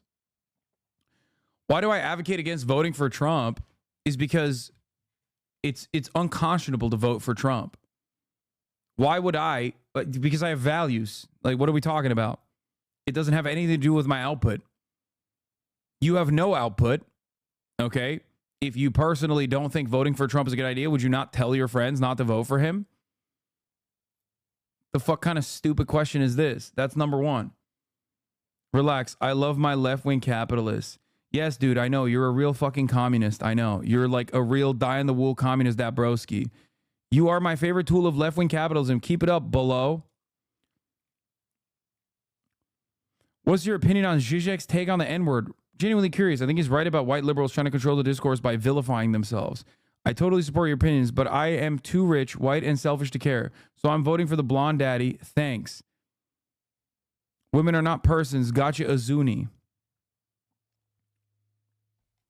What happened? This attitude is very different.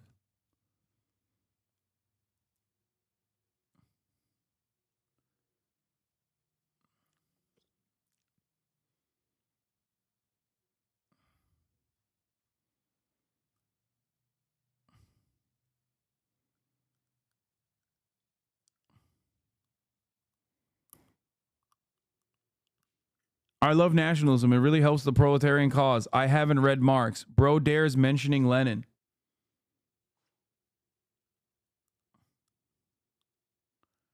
What happened? I guess my mentions of Lenin were not sufficient enough. Who heard this chatter? Yeah.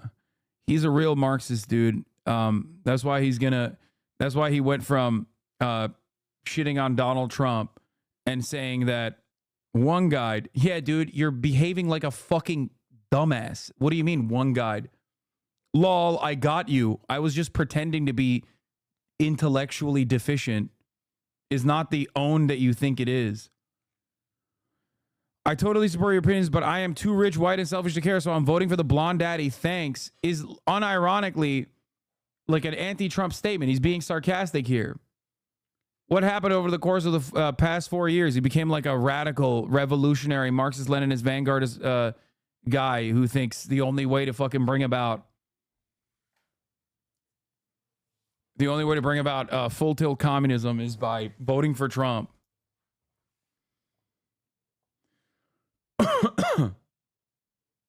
Yeah. I know I just shit my fucking pants. Not pretending, still consistent. Wait, what? Yeah, consistently stupid, I think. What do you mean consistent?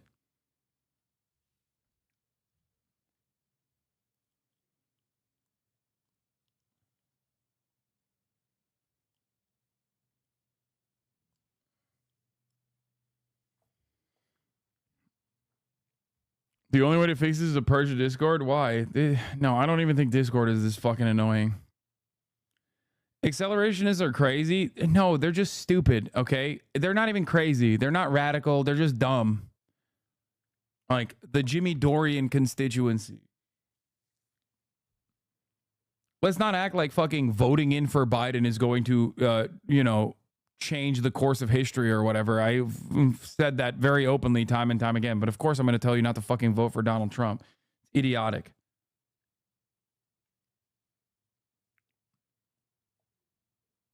Anyway. Ridiculous.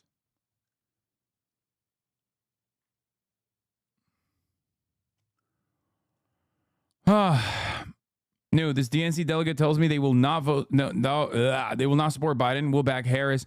Based on some conversations with fellow delegates, I'm confident that a significant number of delegates will be willing to break ranks if it means preventing Trump from returning to the White House. A DNC delegate sent me this meme to explain how they felt about the election before the debate. Once the debate happened, in group chat with other local Democrats and delegates, guys, are we really nominating this guy? Like, holy shit.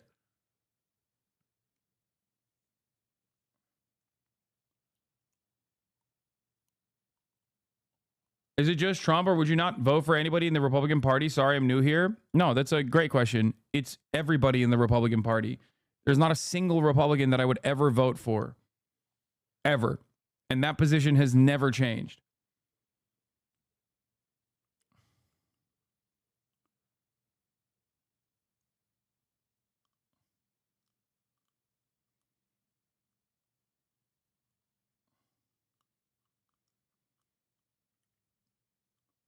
A lot of people, I think, misunderstand my anger, frustration, and resentment that I routinely demonstrate towards the Democratic Party as somehow I don't know, somehow as like a defense of the Republican Party or something.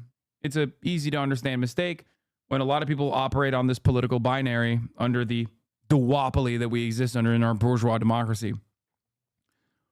I hate the Democratic Party because of its closeness to the Republican Party in terms of its policies.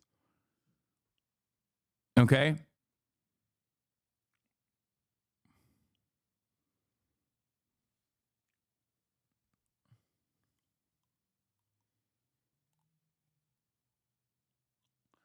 Except if you get a press pass to RNC, then you definitely love Trump and would vote for him 100 times illegally. Yes, that is true.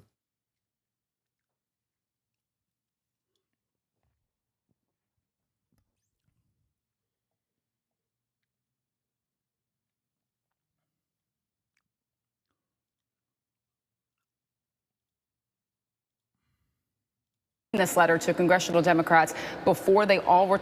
So you'd never vote for a Republican despite, regardless of their policies? No, I would never vote for a Republican because of their policies. What kind of stupid question is this? Okay, now that's a stupid question.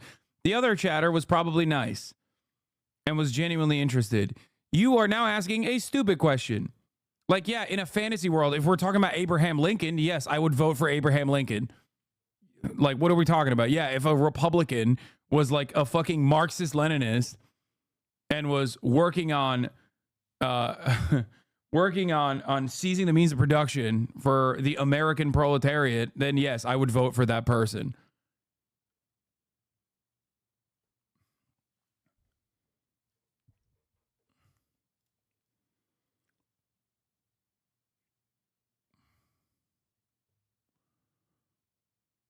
I know you used to be more right-winged. Did you ever like the Republican Party? Fuck no. No. My right-wingedness was never right-wing. I just had hang-ups in terms of some reactionary attitudes that I recognize. That doesn't mean I was ever like a Republican Party defender.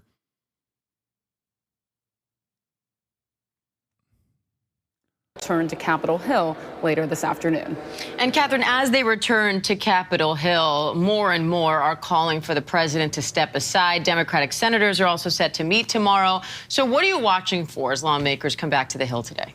Look, I'm watching to see whether this letter from the president has any effect, whether it changes any of the sentiments from these Democrats who have already said publicly that they want President Biden to step aside. It's interesting because the spokesperson for the Biden campaign, an advisor for the Biden campaign, said that they realize that they believe more Democrats will come out asking Biden to step aside. So the timing of this is pretty interesting from the White House. So the question becomes, does this have any effect? We know, as you mentioned, that Senate Democrats will meet tomorrow. This is a regularly scheduled caucus meeting that they have with their caucus.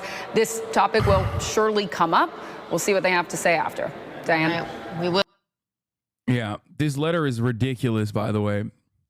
And once again, I think that Democrats are as pleasantly and as politely as they physically can urging Biden to step aside so they can win the upcoming election.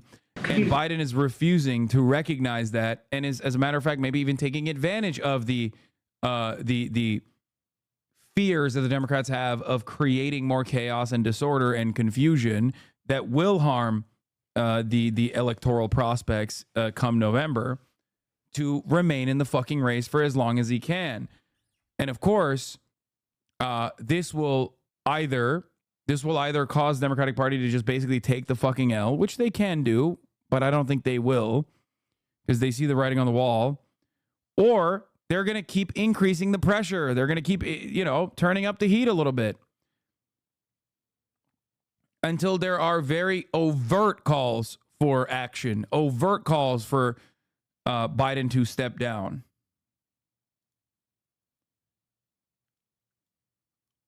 Hasan is not a Marxist. Do not watch Hasan read Marx, Engels, and Lenin. Do not watch Hasan.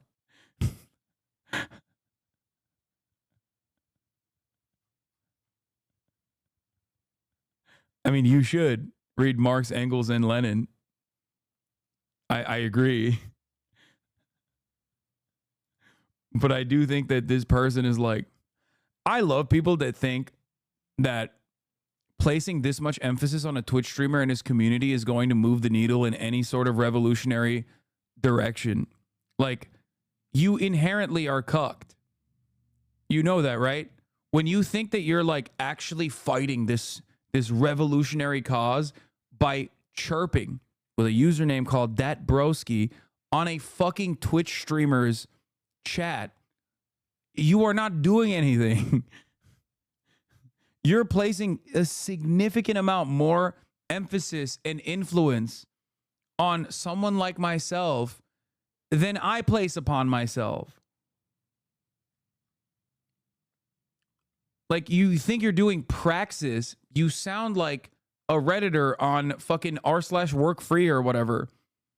You sound like you got, you sound like you learned about Marxism from TikTok.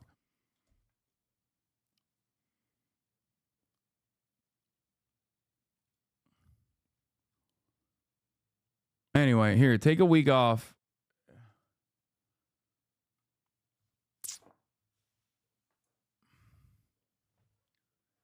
Some people genuinely think you're a transphobic conservative. Is so funny. No, that person thinks that I'm not a real radical revolutionary.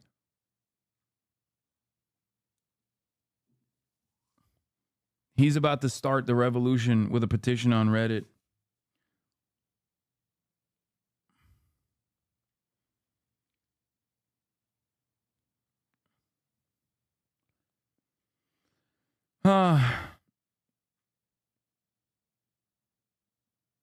This is just someone who has watched you for too long and become extremely parasocialist, expecting you to be socialist Jesus and being sorely disappointed. Yeah. I just don't understand personally how you can watch me for an extended period of time and ever think that I've ever aspired to be socialist Jesus, nor do I think that that is a realistic thing, nor that I think that it's a legitimate way for change, that there's one singular Jesus-like figure. It is very Protestant. That one guy is like supposed to be this fucking deity, and then through that individual, people will be personally influenced to believe in socialism. And it's not about like invoking class consciousness among as many parts of the working class as physically possible, and to get people to put practice into to put theory into practice in their own lives in meaningful ways, doing your very best, putting your best foot forward. Yeah, it's... What's up? Pants, you mean? For pants. Yeah, 38 waist, 32 inseam for pants. Extra large. It's so anti-materialist, a return to the great men perspective on why things happen. Yeah.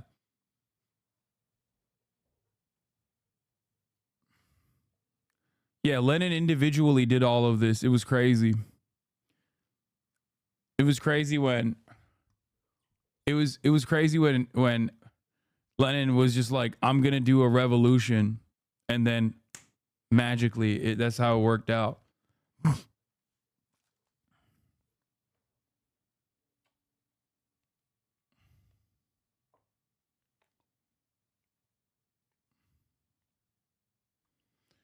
Let's continue. State, like, very clearly, yes or no, was that expert here to participate in anything surrounding the care of the President of the United States? So let me just say a couple of things. We have had a comprehensive, and I just want to take another step back, comprehensive physical examination. The President has had that. We've given a comprehensive report. We've shared that the past 3 years.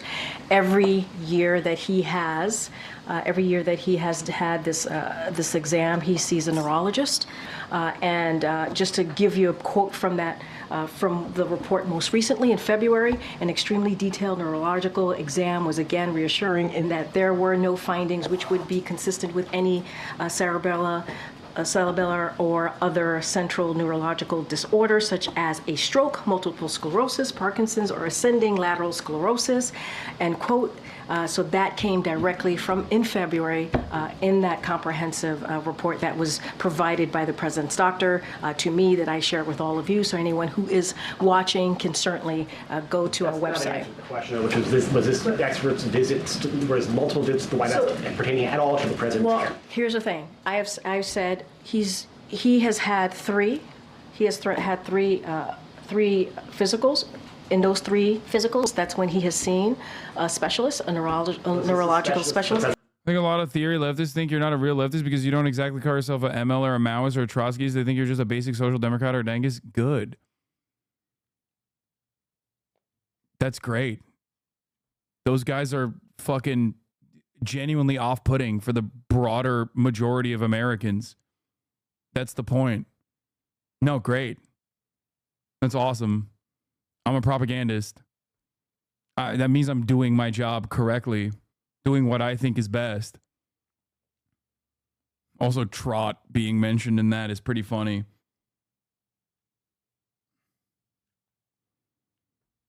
Yeah.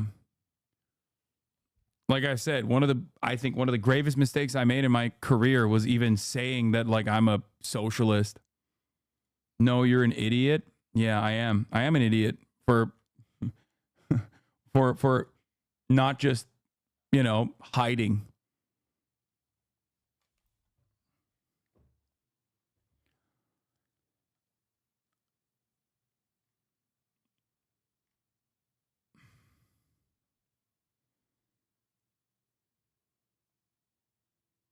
I have to be super mindful here, and this is why, and I'll explain this to you in a second. There are thousands of military personnel who come onto this White House. Many of them get the care from the White House medical unit, and so need to be super careful. There are, the medical unit hosts a wide range of specialists, from dermatologists to neurologists, and so I cannot speak to every person because there's actually a security reasons to protect their privacy. We respect and protecting people's privacy, so do not want to share. I'm not going to share people's names from here, but the president, I can tell you, has seen a neurologist 3 times, as it's connected to a physical that he gets every year that we provide to all of them. It's a very basic, direct question. Wait, hold on, wait a second. 8 times, or at least once, in regards to the president specifically. Hold on a second. That's what you should be able to answer by this point. Wait, no. No, wait a minute. Ed, popping off. Please. A little respect here, please. So every year, around the president's physical examination, he sees a neurologist. That's 3 times, right? So I am telling you. So what about the extra 5 times? That he has seen a neurologist 3 times while he has been in this presidency. That's what I'm saying. I am telling you that he has seen them 3 times. That is what I'm sharing with you, right? So every time he has a physical, he has had to see a neurologist. So that is answering that question. I mean, it's literally HIPAA. She can't share details legally if she wanted to. That's not true. That's not how HIPAA works. She's not a medical professional. HIPAA just means medical professionals can't leak the fucking details of your medical history to other people. Like, people just don't know what HIPAA is, and they just, like, say it all the time. Marjorie Taylor Greene famously invoking that as well, like, about her own medical history. That's ridiculous, okay? Everybody that 98% of people that invoke HIPAA don't understand how that fucking works, okay? That's not how it works. Like, if you asked Biden himself to reveal his medical records, he could say, oh, I'm invoking HIPAA, but that's not how that works, okay? Like, that's ridiculous.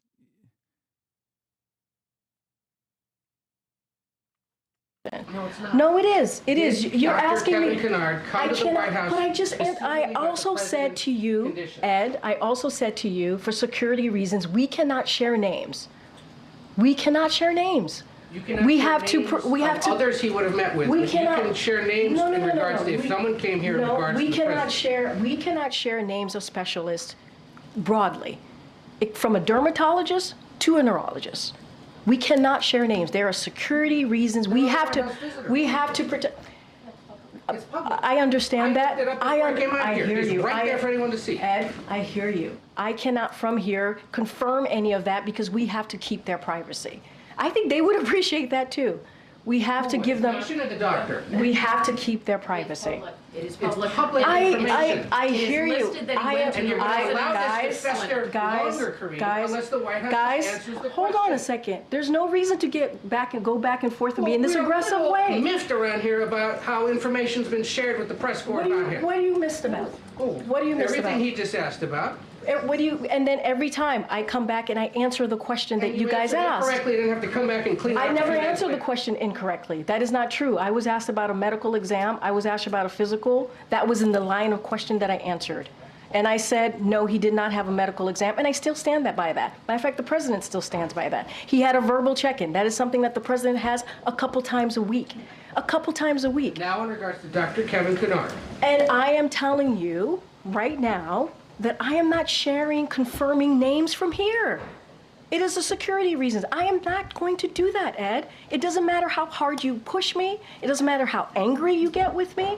I'm not going to confirm a name. It doesn't matter if it's even in the log. I am not going to do that from here. That is not something I am going to do. What I can share with you is that the president has seen a neurologist for his physical 3 times. 3 times. And it is in the reporting that we share a comprehensive reporting. Matter of fact, it's more than what the last guy shared, and it is in line with what George W. Bush did. It's in line with what Obama did. And so it is comprehensive. It is out there. I just read a quote from it. But I don't think Biden has early onset Parkinson's, dude. I think he has Alzheimer's. Like, I know that he's like met with a neurologist. I think he has like met with a neurologist 8 times. Like, this is the reason why they're grilling her right now is because of the report that just came out. Where the fuck is it? It was in my. Oh, here it is. Breaking news from the New York Times. A Parkinson's expert visited the White House 8 times in 8 months from last summer through the spring. According to official visitor logs, the administration has said that President Biden has no signs of the disease. The White House said President Biden had met with a neurologist only 3 times in more than 3 years in office, but it would not say whether the visiting expert was consulting with the president's physician about his health.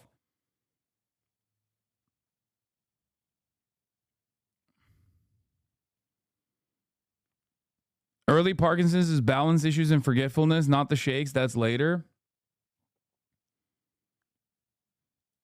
Yeah, this part is also important. I saw this as well. Unmentioned in the New York Times piece, Biden had just signed a major Parkinson's bill into law a week ago.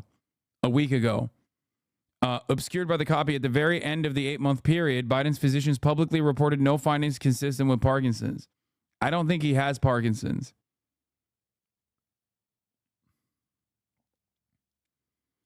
We are constantly told during med school that a more sensitive test is to ask family members if they have started noting memory and judgment about personality lapses. By the time you're showing active Parkinson's disease, everyone would know he has Parkinson's. Yeah, I don't think he has Parkinson's.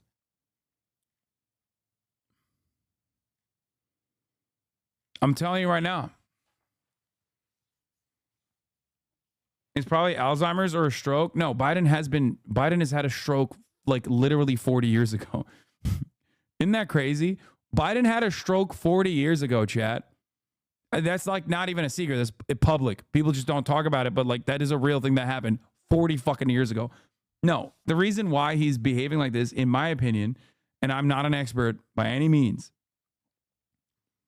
Oh yeah, he had 2 strokes actually, I think. But anyway, yeah, his strokes are older than like 90% of this chat.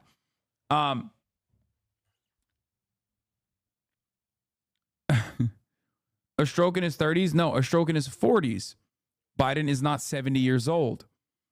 So yes, Biden getting a stroke 40 years ago would not mean that he got a stroke in his 30s. It would mean he got a stroke in his 40s.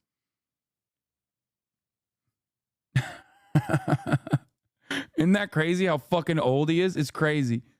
Anyway.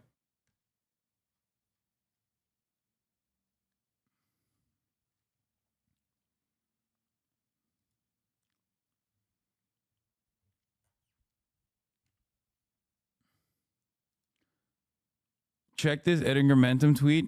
Brutus supporting Caesar. I've said from day one that I support Caesar and I back his consolidation of power. Brutus and other senators to meet with Caesar this evening to discuss path forward. That's funny.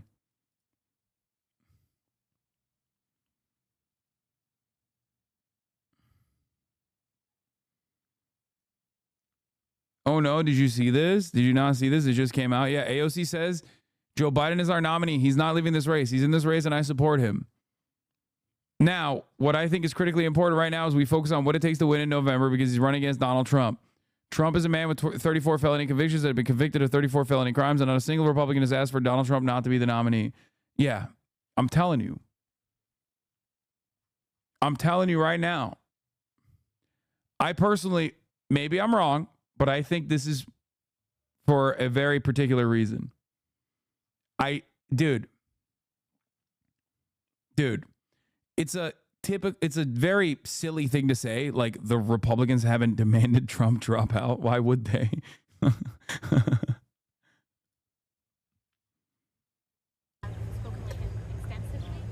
He made clear then, and he has made clear since, that he is in this race. The matter is closed. I don't know why she's diving on a sword here. Because, like, you have a very young, you have a very, like, vibrant, young, progressive base of support. I think it's, like, ridiculous to take it to this length. In a situation like this, you're just supposed to be like, yeah, I think that, Biden is great. Progressives are closing ranks so they don't get blamed when whatever happens. Exactly. Dude, chat, does this not seem as odd to you? Like, I know you're going to say, oh, AOC is like classic Hasan defending AOC or whatever, but does it not strike you as even a little bit odd that all of the top institutionalist Democrats are demanding Biden drop out one by one, and all of the progressive Democrats are not saying he drop out?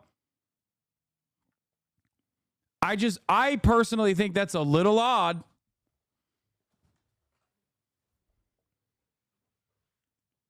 Because before you say, oh,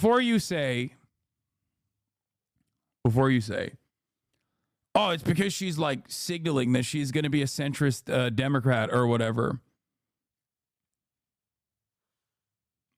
Before you say she's signaling that she's going to be a major centrist Democrat, like this person is, AOC has no future being progressive. Dems warned her years ago. So if that's the case, why are other centrist Democrats actually signaling that Joe Biden needs to drop out? Do you think Nadler and Adam Schiff and even fucking Nancy Pelosi are like radical progressives actually lapping AOC from the left? Is that what we're thinking?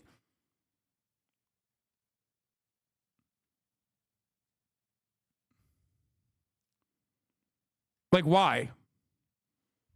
Why are they the ones saying Joe Biden needs to step aside? Because there's a difference between me saying, like, I'm repeating myself again. Read Marx, Engels, and Lenin.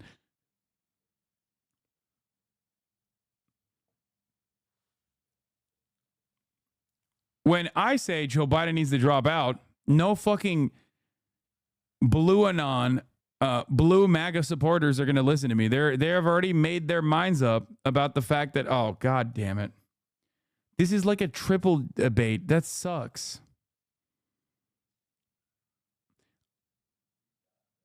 You could just say nothing. I agree. I don't think she should have said this. I don't think she should have gone this far.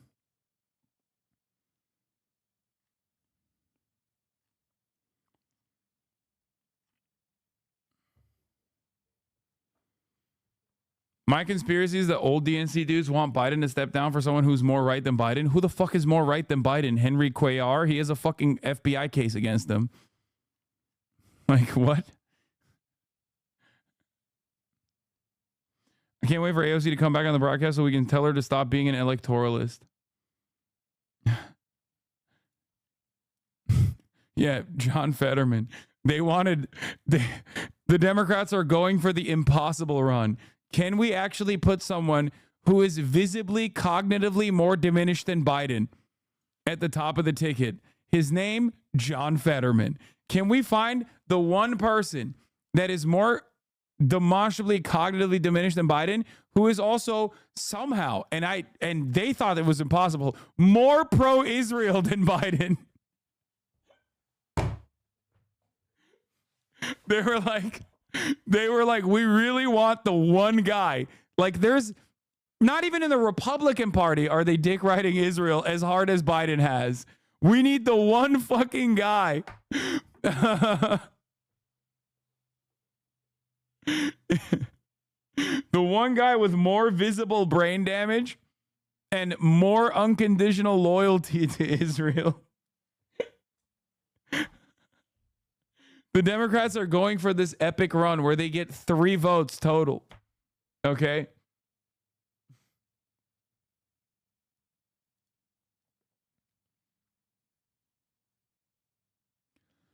Hakeem Jeffries, yes, I make clear to the day after the debate I publicly support President Joe Biden and the Democratic ticket. My position has not changed.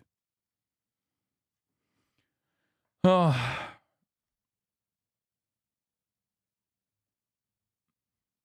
I still think Biden is too young for the president. This is scary. This feels more like they're gonna let Biden do his thing and get his freak on. Maybe she knows who the alternative is to Biden and is a Liz Cheney type figure or even Nick Haley. No, you guys are crazy. Did you explain why progressives are saying they're with Biden and centrists are calling for him to step down? Yes, I personally think, I might be totally off base on this, but I personally think that they're letting senior party apparatus deal with this. But Hakeem Jeffries saying this is actually a little bit different than AOC saying it. But I personally think that the reason why they're doing this, my speculation is the reason why AOC is saying, oh yeah, Biden is my guy, or Summer Lee is saying, I don't want to talk about this any further. I don't know. Biden is the guy. Is partially because like they're letting older establishment Democrats that have been involved in the party. Yeah, I mean, this is what I said too. Exactly. Someone pointed out that it's smart that the squad is sitting this one out. Someone is me. He's talking about me. That Rashida Tlaib calling for Biden to resign is a guaranteed way to unite the Dems behind him. Makes sense to me. The moderates helped create this mess. Let him deal with it. Yeah.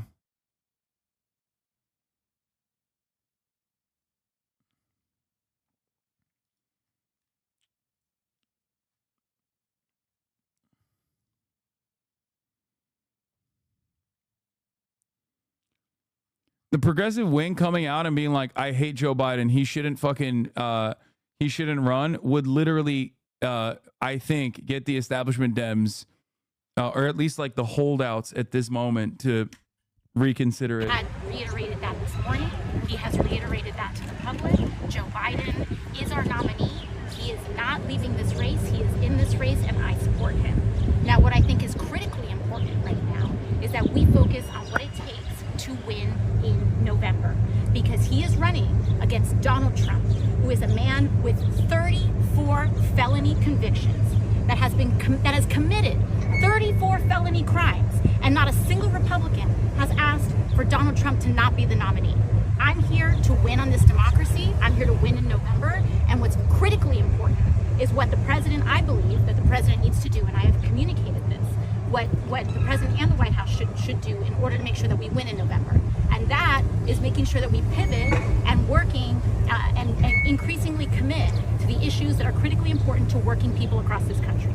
How are we going to expand Medicare? How are we going to expand Social Security? How are we going to... She went far and beyond what she needed to say, kind of worrying. I agree. I think so too. It's not progressive voters who need convincing, it's blue MAGA, and the ones who are most likely to listen to her are old ass establishment Dems. Yeah, I think she's like going above and beyond defending Biden here, and she could have just like had like a middle of the road approach to it.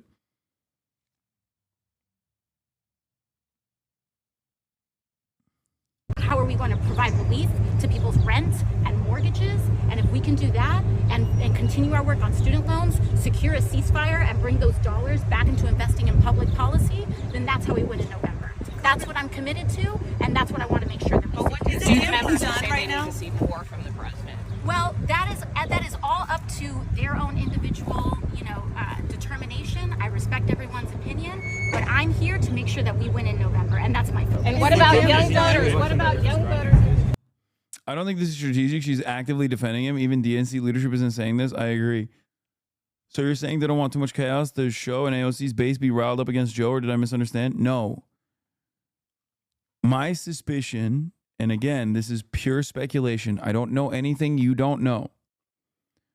But it strikes me as odd that moderate Dems, establishment Dems, Democrats that have been in fucking Congress before AOC was even fucking born are literally saying Brandon needs to step down because he's going to fucking lose.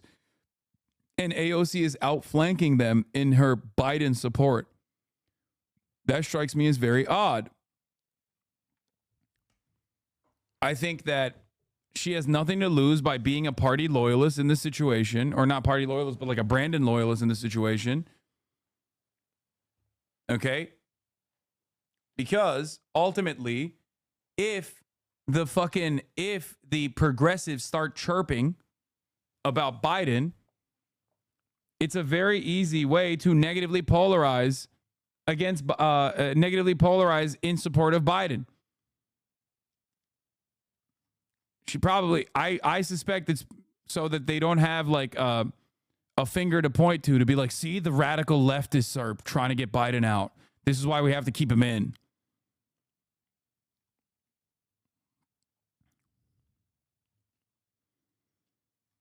Even though I do think that this is a like, maybe due to her lack of experience, I don't know what it is, but it is above and beyond.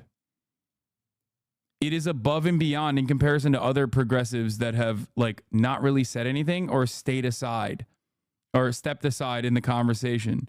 She's like greatly overselling it. Make no mistake, the foundation of our democracy is at stake at this election. Any reporter or pundit who is asking about or talking about the aftermath of President Biden's debate performance and his health should also be spending the same amount of energy talking to the Republicans about why they're still supporting convicted felon Donald Trump. Republicans should be calling for Donald Trump to step down as a candidate for president. I guess that's like the talking point that they're going with. The press should be covering for the American people the dozens of lies he told at the debate. Like, Pramila Jayapal more so just focuses on Donald Trump in this conversation and doesn't really say much about like whether Brandon should step aside or not. Again, Pramila Jayapal, Progressive Caucus member, so obviously, or the head of the Progressive Caucus. So, like, for her, she's not saying the same things that you hear from Nadler, that you even hear from, like, Nancy Pelosi at this point has said more questionable things about Brandon's reelection or his mental faculties than AOC.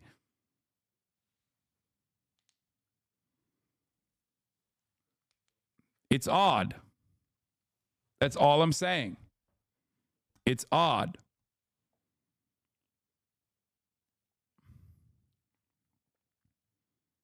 No, you're right. She doesn't want to make waves so the left doesn't get blamed. I think it's probably to cover her own bases. It's a win-win if she just supports Biden instead of, I mean, she's playing politics. It's a win-win if she supports Biden and Biden stays in power and doesn't step aside. And if Biden doesn't stay in power and steps aside, nobody's going to be like, oh, I can't believe AOC defended Biden. Like, her position across the board as a progressive, as a way more progressive member of the Democratic Party implies that like she stands to gain if Biden is out regardless.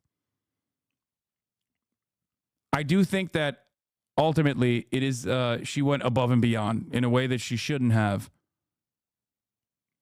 Like, she should absolutely not be fucking talking about like how awesome Biden is and how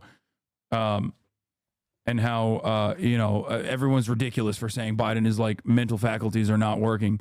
That's why Pramila Jayapal has like less of a consideration about Biden's mental situation or his or whether he should step aside or not, and more so about like Trump is bad, because you can copy paste that statement to whoever becomes the candidate.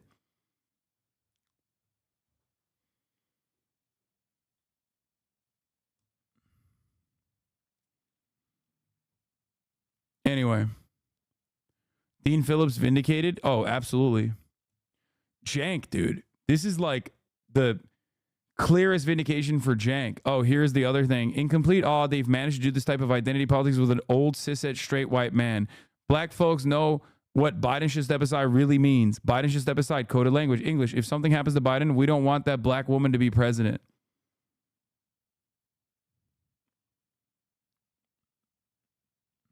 What?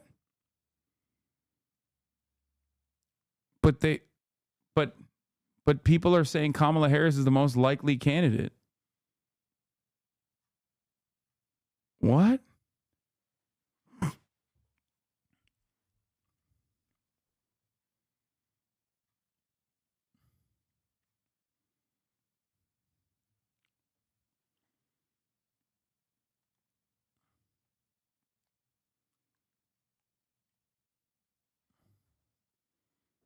What? This broke my brain a little bit. Anyway, let's finish off this Karine Jean-Pierre situation, and then I'm going to move on to I'm going to take a brief moment to talk about the sketch situation, which is like created a shit ton of homophobia in this space.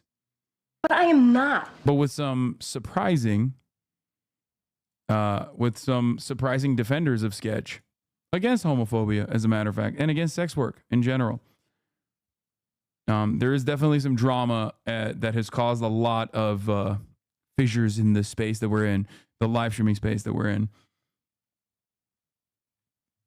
Anyway, also, the real fissure is that I read that top of the hour ad break debate and didn't run the top of the hour ad break, which I'm doing now before it's too late. Here's a 3-minute ad break now.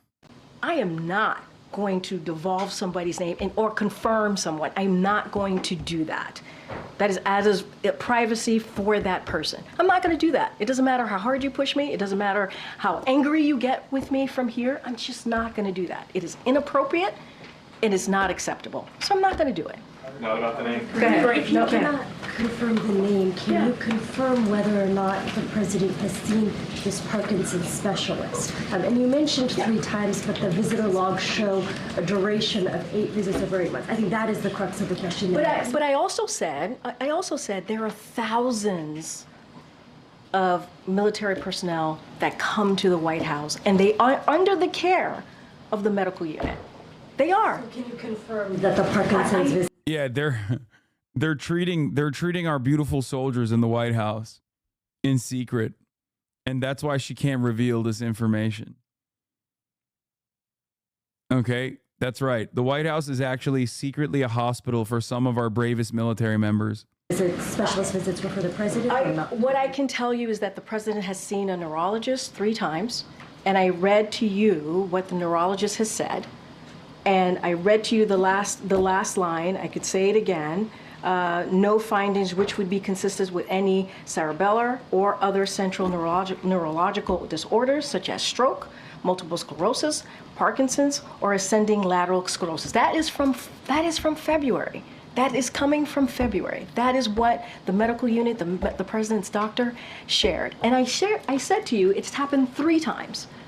Each time there is a physical that occurs and we put out a comprehensive report, that is when he has been able to see a specialist. So that's what I can share. Question on this. Has the president, you mentioned Parkinson's, multiple sclerosis, all of these things.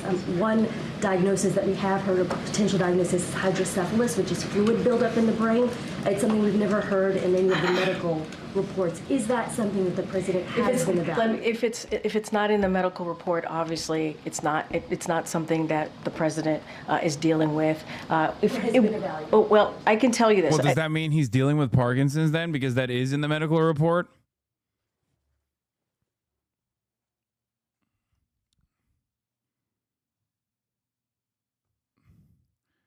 President Biden draw a clock challenge, impossible difficulty.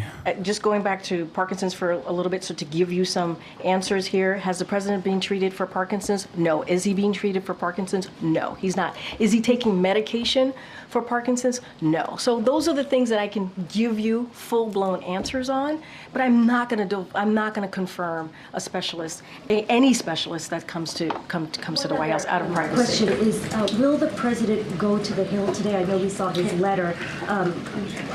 Is he intending to have this conversation face-to-face with him? So look, the president, obviously this is someone who is a senator for 36 years, who was the president of the Senate as when he was vice president for 8 years. And he truly respects the members of Congress, and has always and will always do that, especially as a former senator. And I will say, and you've heard us say this before, or most recently. Why are we having a Parkinson's discussion about the president? Isn't that alone kind of fucked up? He's not the first to have like serious brain issues on the job. Okay. There was another second-term president who very famously also had dementia in office. His name, Ronald Reagan. And we all know how great he was. This is a president who's won the primary, right, by 14 million votes, 87% of those votes.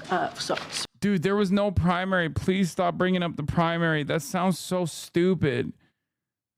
That's the worst kind of cope, dude. It really fucks me up to hear that. Like the absolute worst kind of cope. Oh, he won the primary. Yeah, he didn't run against anybody. What are we talking about? Yeah, he won 87% of the vote. 13% went to uncommitted. Certainly. And look, I don't have any engagements to read out, outside of that. But I will say that the president was in Pennsylvania. I just mentioned at the top, he got to see Senator Fetterman, Senator Casey. He also got to see Congresswoman Dean. He spent some time with them. They traveled across Pennsylvania. And I will say, when the president gets knocked down, he gets back up. This is quintessential Joe Biden. And there are a long list of other congressional members who have shown their support for this president. I don't have anything else to read out. You saw the letter. The letter was, I think, pretty clear on where the president stands, and I'll just leave it there. Yeah. You've noted that there are thousands within the Walter Reed system who may be treated by a specialist who visits here at the White House. But this neurologist had a meeting with the president's physician, with his doctor. You're refusing to say if he was here to evaluate the president or if he was consulting on the president's health. So what then was that meeting about? And I will say that Dr. O'Connor leads the medical unit. He's literally... I think it's pretty crazy that we went from like, oh, we'll put a fucking carcass in charge. Like we'll get this carcass across the finish line in 2020 to like actually putting a carcass over the finish line, like literally this time. Like I we were joking about his like deteriorated capacity and all this stuff, but like now it's crazy. Like it's just, they are like, this administration is adamant of pushing him past at least the convention, so it's impossible. He's literally he leads the medical unit. No, because we will not confirm or speak to names that you're providing to me. It is out of security reason, is out of protecting someone's privacy. We're just not going to do that. But they are. The reason that I mention that is because there are 1,000 military members that do indeed use the White House medical unit. They do. They get care from that. We're talking about the president of the United States.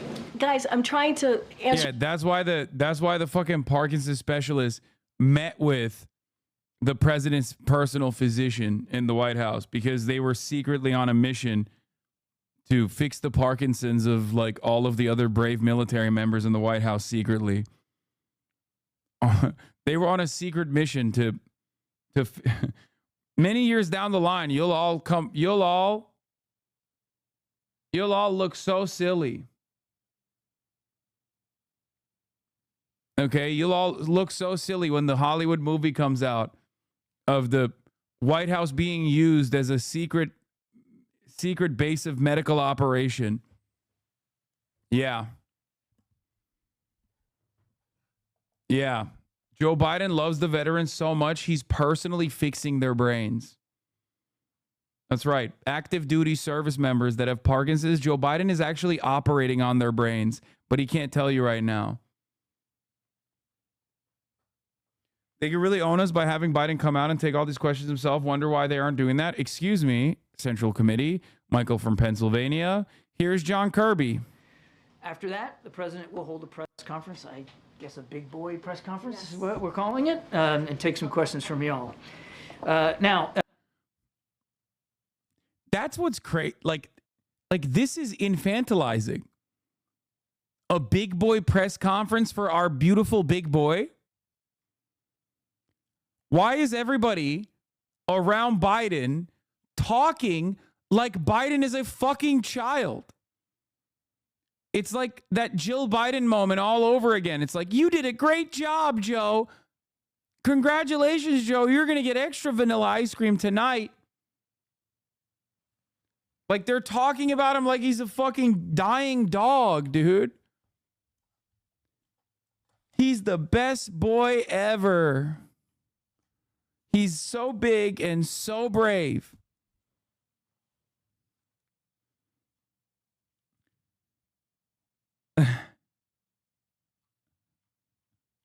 we're working to also set up some additional meetings after. I mean, that's going to be awesome. Here's Representative Adam Smith calling on President Biden to step aside. Step aside. I think it's become clear that he's not the best person to carry the Democratic message. And here's the thing. We have an incredibly strong message and record to run on.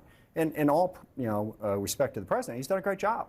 Okay? When you look at where the economy was when he came in, how our economy dealt with COVID so much better than any other economy in the world, the progress that we're making, the unemployment rate, stock market. Look, there's a lot of work left to do. Housing's too expensive. Income inequality is still too great. But we've made progress in that too.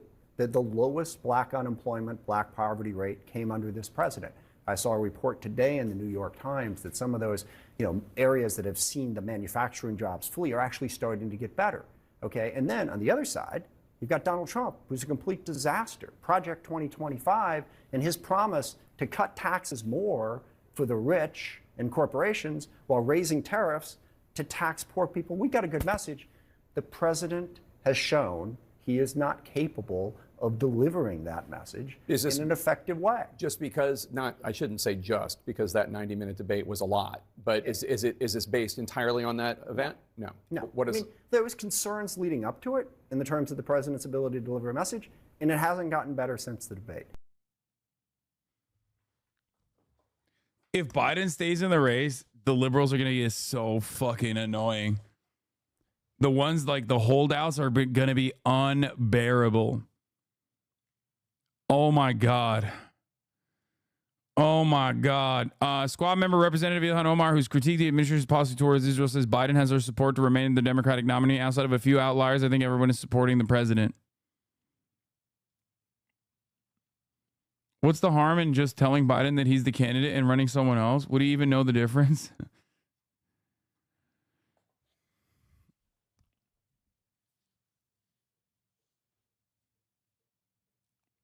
Do you think it's because the Saudi prince took back the orb that Dark Brandon is going insane? Yeah. I don't know. Look, we'll see. We'll see. Maybe my speculation is totally and utterly baseless. Okay? Like I said.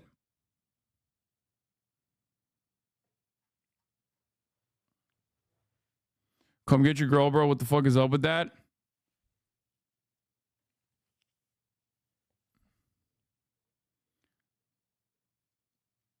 Didn't you have the same plan for Trump? Just tell him he's the president and put a decoy in the White House? Yes. Well, no, my goal was to put him in jail. And then, but like give him, put him in jail and then give him complete access to the internet and cameras 24/7. Because he is like, he's the best when he has no power, but he's just chirping. Like, he's the best when he's chirping, when he's a petty bitch that has no power whatsoever.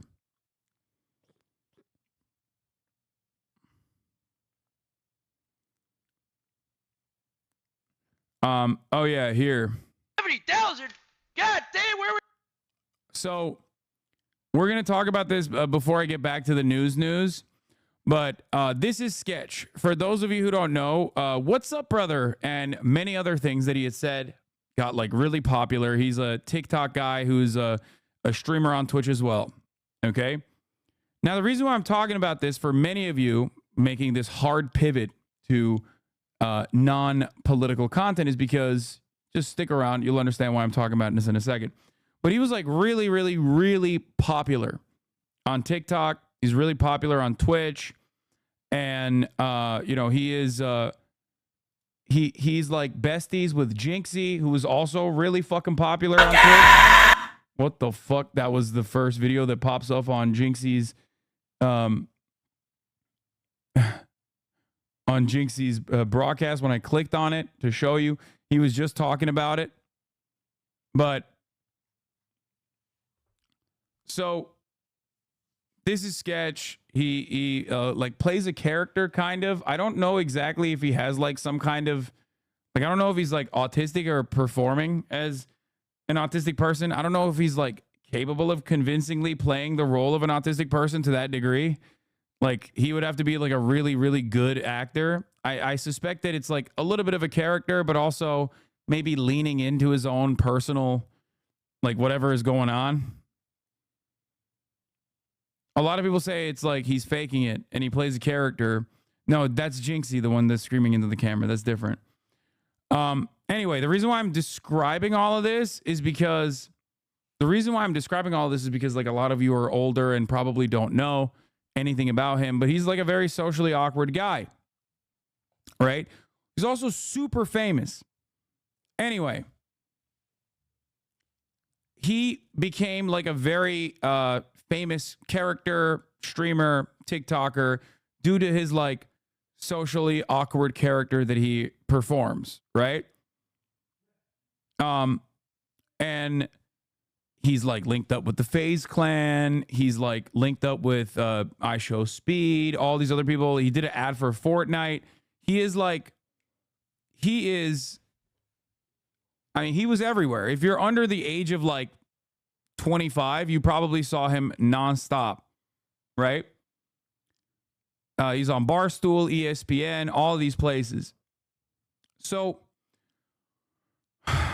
ultimately, he got a lot of prominence in like a lot of circles that would, you know, sometimes be considered non-political, well known in the sports world as well.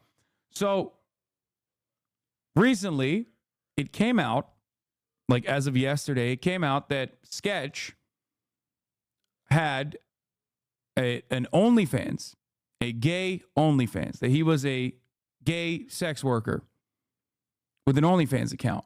Now, when you actually see, I almost want to show you like what his content was up until this moment, so you get a better understanding of like what kind of audience he had cultivated, and also like what Sketch best moments. Let's look at that. Let's give you guys like clips that made Sketch famous.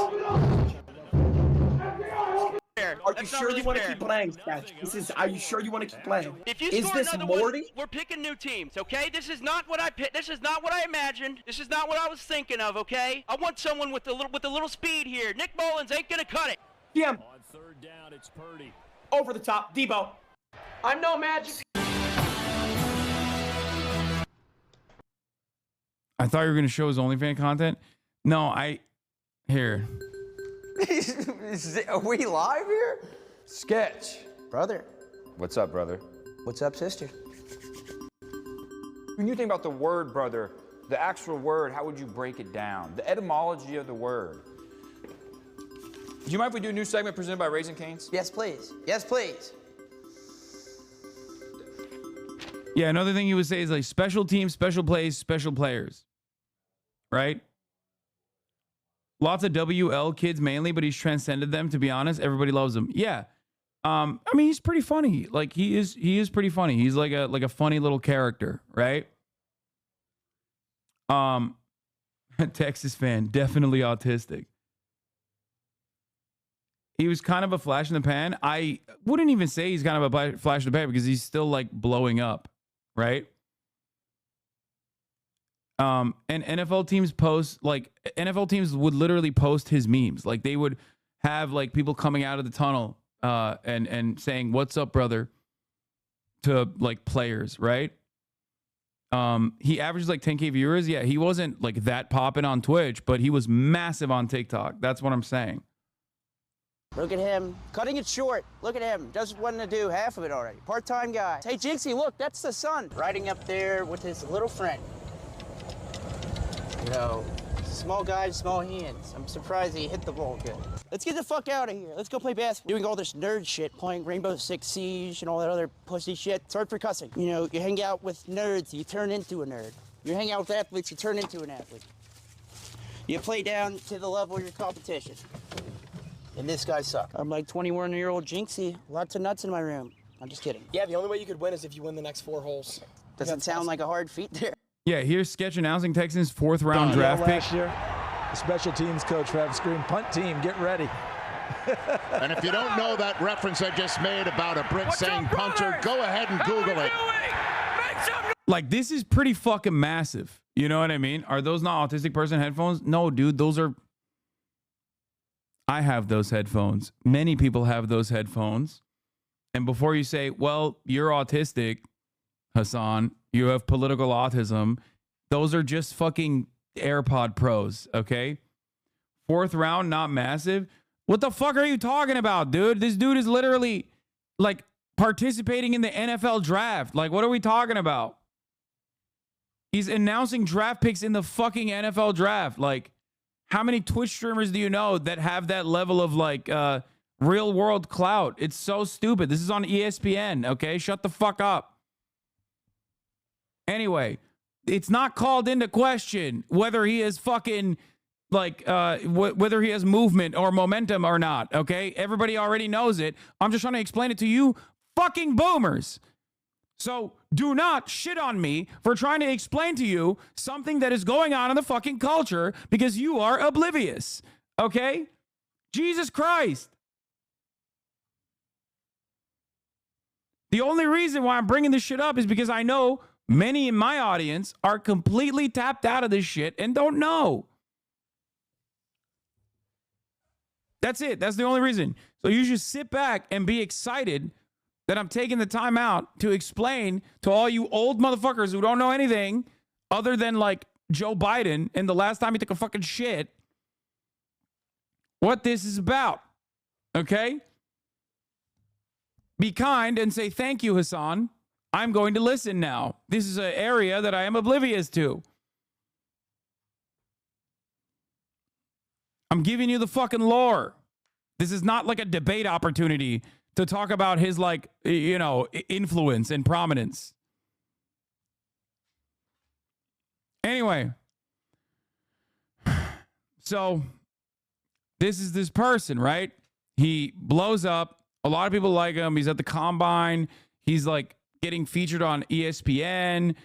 Athletes are very aware of him. They're making these, like, they're using his catchphrases and shit like that, okay? And he's hanging out with the FaZe boys a lot. Chatters get really riled up when you talk about normie streamers like Sketch and Kai. Maybe it's a reminder to them that they're angry old boomers. I know, but that's not going to fix anything. He was friends with Jinxie and Keizo, okay? Anyway. So. Then it comes out. When did you realize you were like, shit, I got motion, twin? Since birth. Yeah, this is a pretty good way to describe his character and what he, like.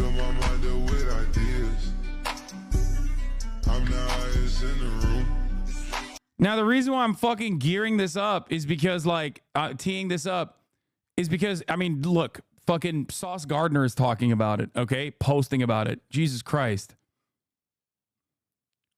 The reason why I teed this up is because it came out. People were suspecting that he had an OnlyFans, okay? A gay OnlyFans.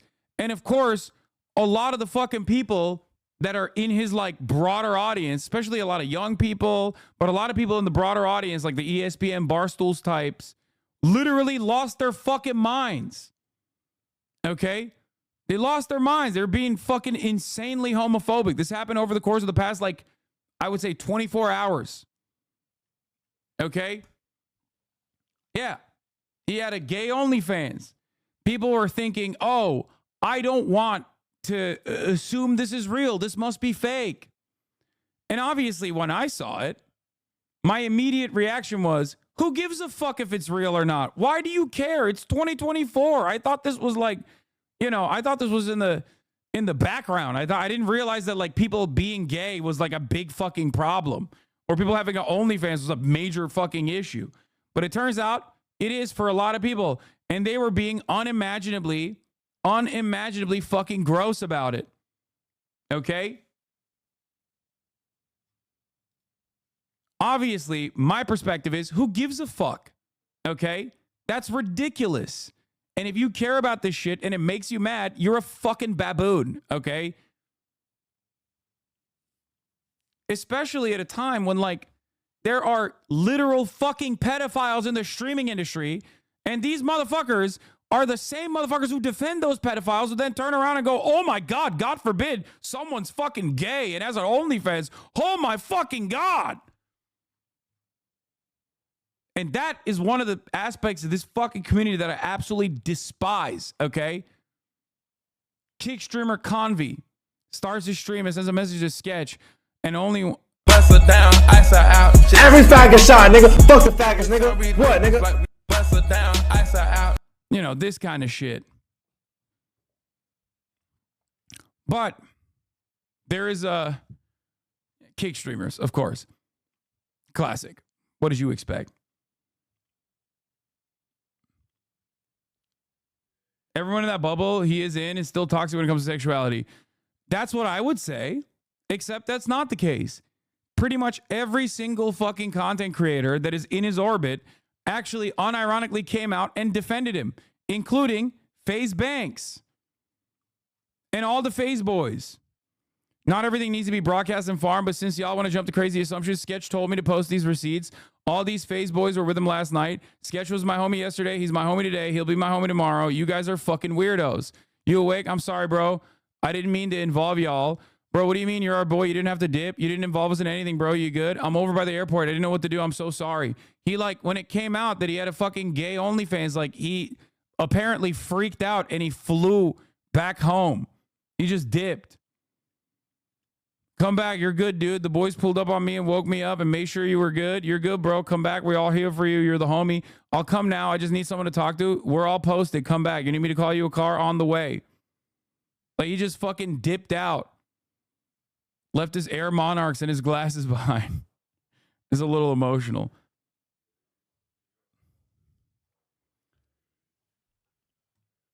Then who are the ones tripping about this? It's fans, dude. It's like, there is like a very real constituency within the fans that are just like unimaginably fucking brain broken, where they're like, oh, he's gay, that's sus. Turned around from like being fucking jokes to legitimately people who are like, oh no, that's like people who are just like not ironically doing homophobia or anything. They're just straight up unironically homophobic.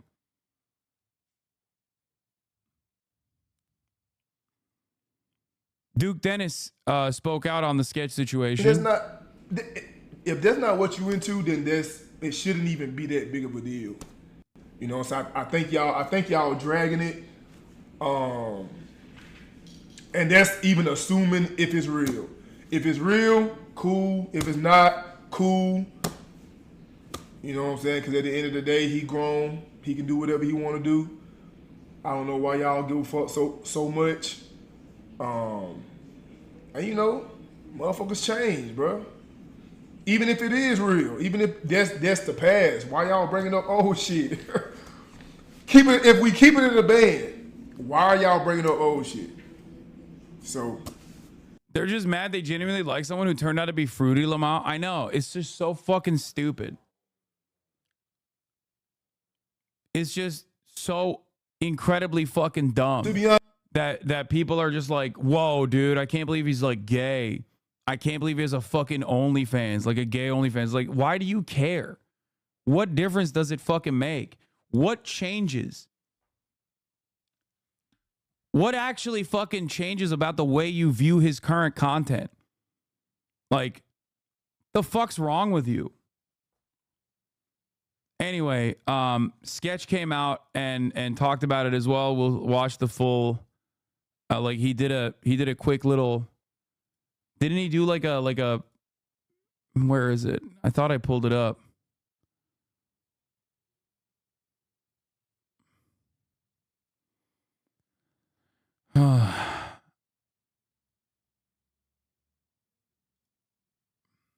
Do you have the full stream?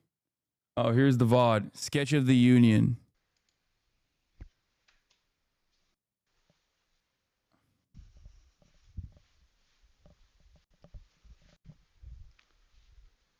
He did a 10-minute stream on it.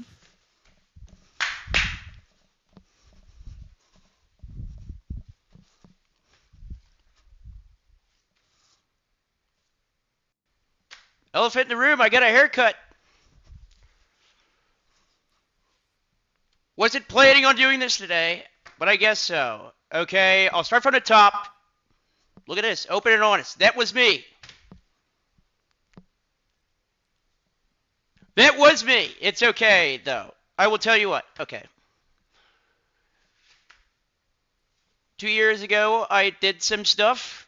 I'm sorry if you've seen some of the stuff. You know, I'm a changed person.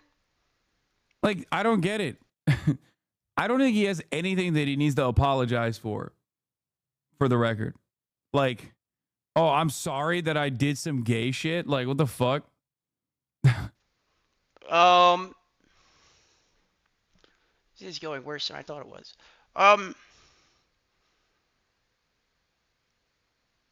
So 2 years ago, I did not have sexual relations with that man. I'm just kidding. I did. Possibly. Cat's out of the bag. It's okay. What else do I... Dude, the funny is, I hate that he feels ashamed. Yeah, it just like, it's kind of sad.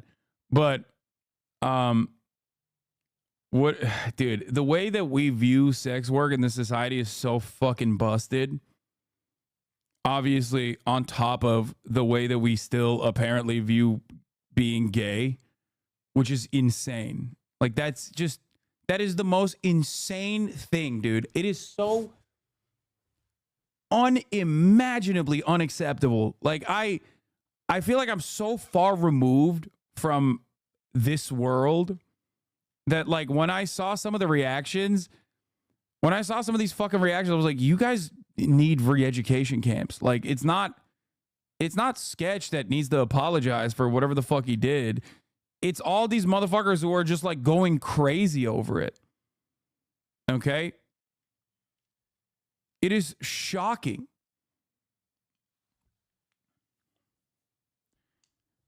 Anyway.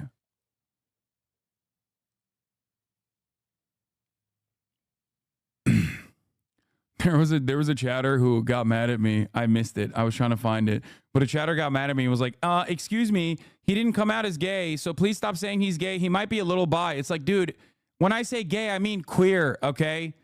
Like, shut the fuck up, you dumb fucking leftist, okay? Shut up. Like, I mean as a catch-all term, okay? That's not the point.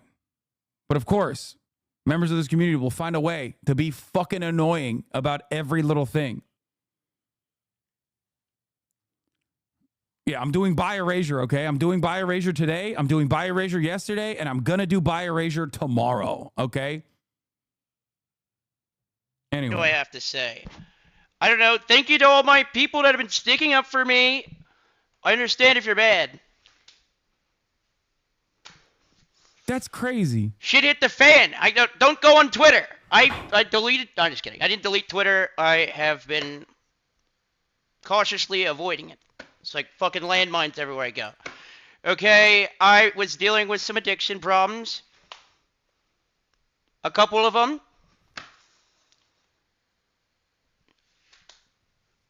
But no excuse there. What? I guess. Just trying to give you some background here. What else was I going to say? Yeah, that was me. I fucked up. I won't do it again. What? I feel bad, dude. Like he's talking about dick like it's fucking like he accidentally ran a family over. What the fuck? It's just dick, man. It's all good. You know?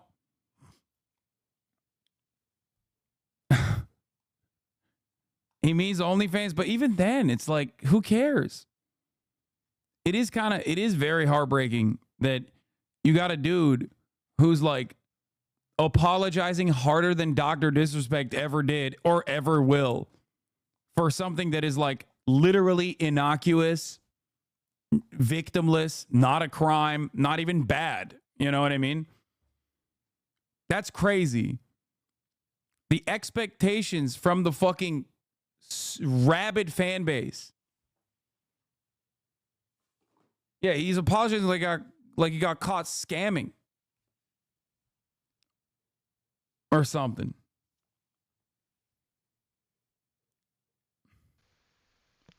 I'm just kidding. Well, I am dead serious about not doing it again. That was a dark time, rough time. 89,000? Who the fuck am I, Jinxie?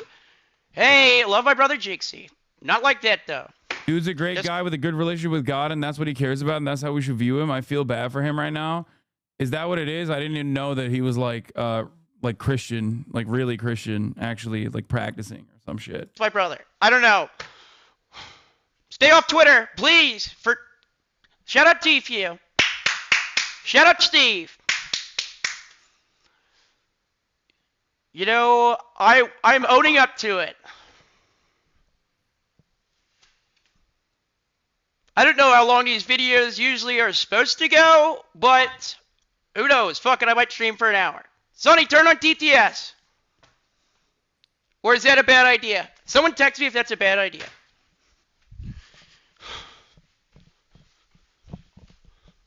No, he does do Trump in his mannerisms. That you're not alone in that. He openly has admitted that in an interview.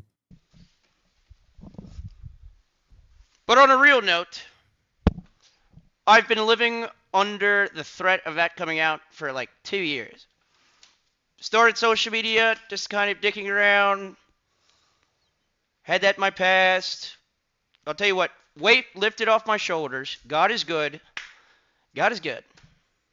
All the time. But weight off my shoulders, to be honest. You have some stuff in the closet, not, no pun intended there, but yeah, it came out. I mean, I tell you what, I was going and doing all this different stuff. I was going in the back of my mind, holy shit. And guess what? Holy shit was last night. And I have a lot of people to credit for, I'll be honest, plan A was, and I will say candidly, was to probably probably to call it quits if this ever came out. But some people saved me. Shout out Banks. Shout out my parents. Like, shout out y'all. Like, yeah. Where are you guys going? I fucked up, but all right. I'm changed. Yeah, that's about it though. Like, my original plan was there's two things. One, either be delusional and think it's never gonna come out, or two, what's the plan after? The plan after was not very good. If I was alone and I was at my house, I probably wouldn't be talking to you right now. But the people at FaZe, Banks, especially, and my friends that I've made over the past couple years came in and they saved me. That's fucking insane. Like,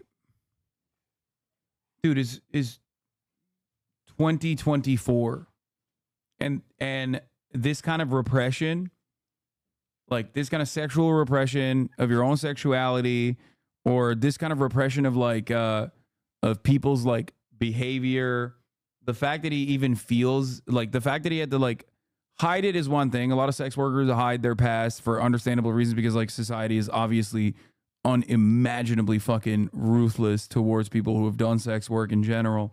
But like, it's also being gay sex work and that potentially causing him to like contemplate suicide is insane. In 2020 fucking 4, dude.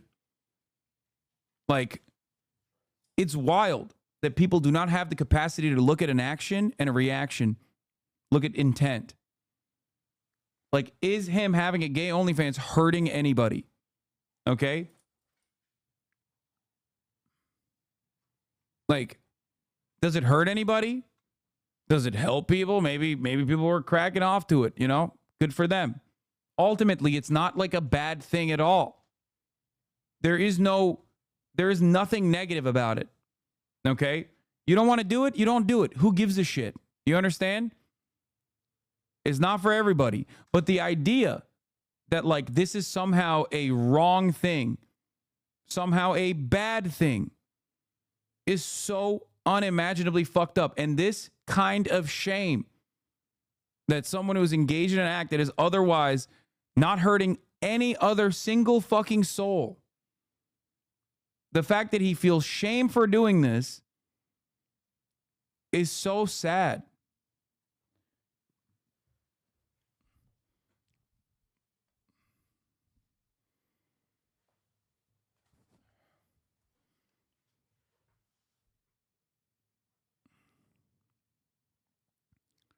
It makes me sad to see him feel this much shame instead of feeling like, you know, it's out there and there's a sense of comfort from not having to carry this secret any longer. To be able to just say like, yeah, being gay is a sin though. Yeah, dude, totally. So is fucking mixing fabrics, okay? I don't see your ass at Forever 21 petitioning them to take that shit down. I don't see your ass at fucking Red Lobster chirping about shellfish. Suck my dick. What is this? What kind of fucking argument is this? It's a sin. What the fuck's a sin, dumbass?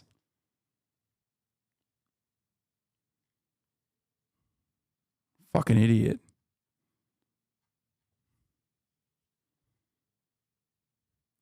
You can believe whatever the fuck you want to believe as long as it is not hurting other people, as long as you are not like forcing others to abide by your standards. The moment that you cross that boundary, you are not welcome here. Okay? Don't make me fucking turn into a Reddit atheist over here. It's the quickest way to get me. It is the quickest way to get me to start chirping like I'm fucking Sam Harris, okay? It is a sin, though. I don't give a shit. Suck my fucking dick, okay? Oh, it's a sin. I don't care. That's not an argument, okay? You believe that. Not everyone does. Who gives a fuck? Dumbass, cultist, peasant-brained moron. Oh, it's a sin.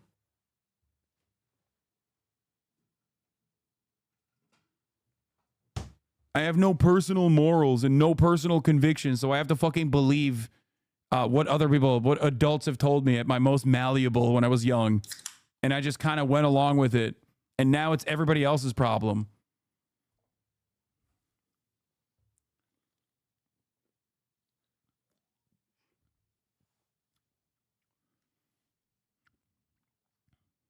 You're doing it.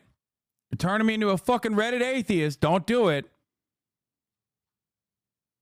I'm very understanding of people's personal convictions. I'm very understanding of people's personal understanding of religion and practicing religion, and I will defend it all day, every day. Okay? But like I said, the moment that you fucking cross that boundary and try to enforce the way other people live, especially when they're not doing anything that harms others, I'm going to fucking turn into a Reddit atheist. Okay?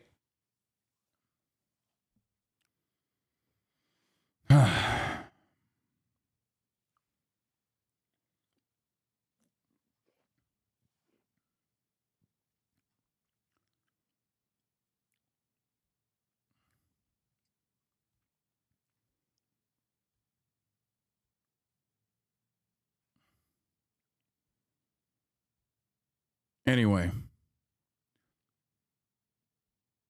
HasanAbi, if any of his haters saw him do gay shit, they're also gay now. I don't make the rules. I'm just gay too. Yeah. You probably saw some other people do gay shit, so you're gay.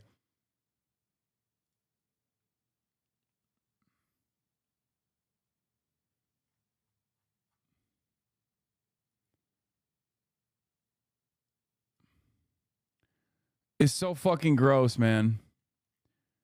It's so gross. It's so stupid.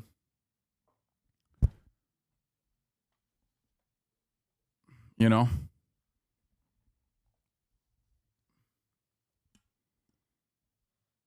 How the fuck are you going to defend a religion when almost all of them in some way, shape, or form infringes on someone else's rights? That's not true. Okay. Anyway. I don't know what I was going to do, but...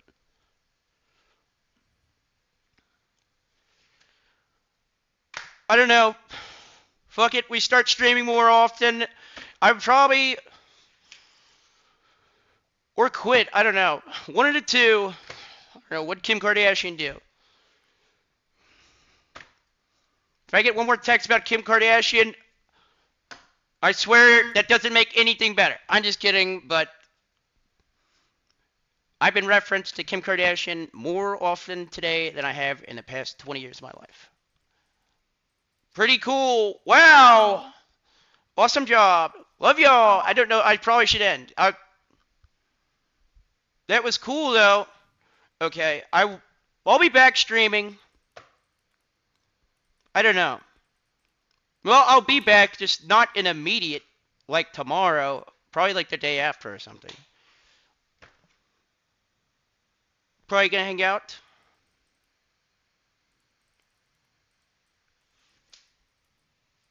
Pretty cool though. I don't know. Hey. I'd rather you know my flaws though, so it makes it easier. I don't want to be the poster boy. Love y'all.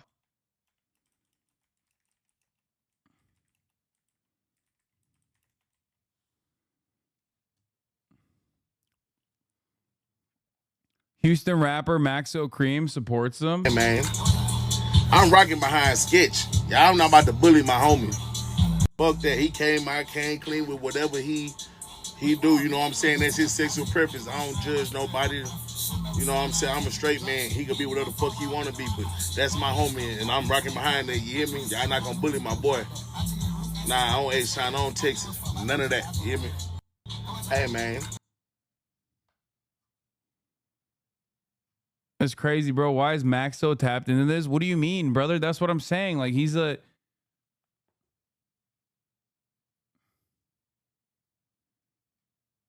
Like, it's not... This is... The reason why he's saying is because, like, obviously, he's a pretty... Sketch is a pretty big content creator, man. Maybe not on Twitch as much, but, like, across the board on TikTok. You know?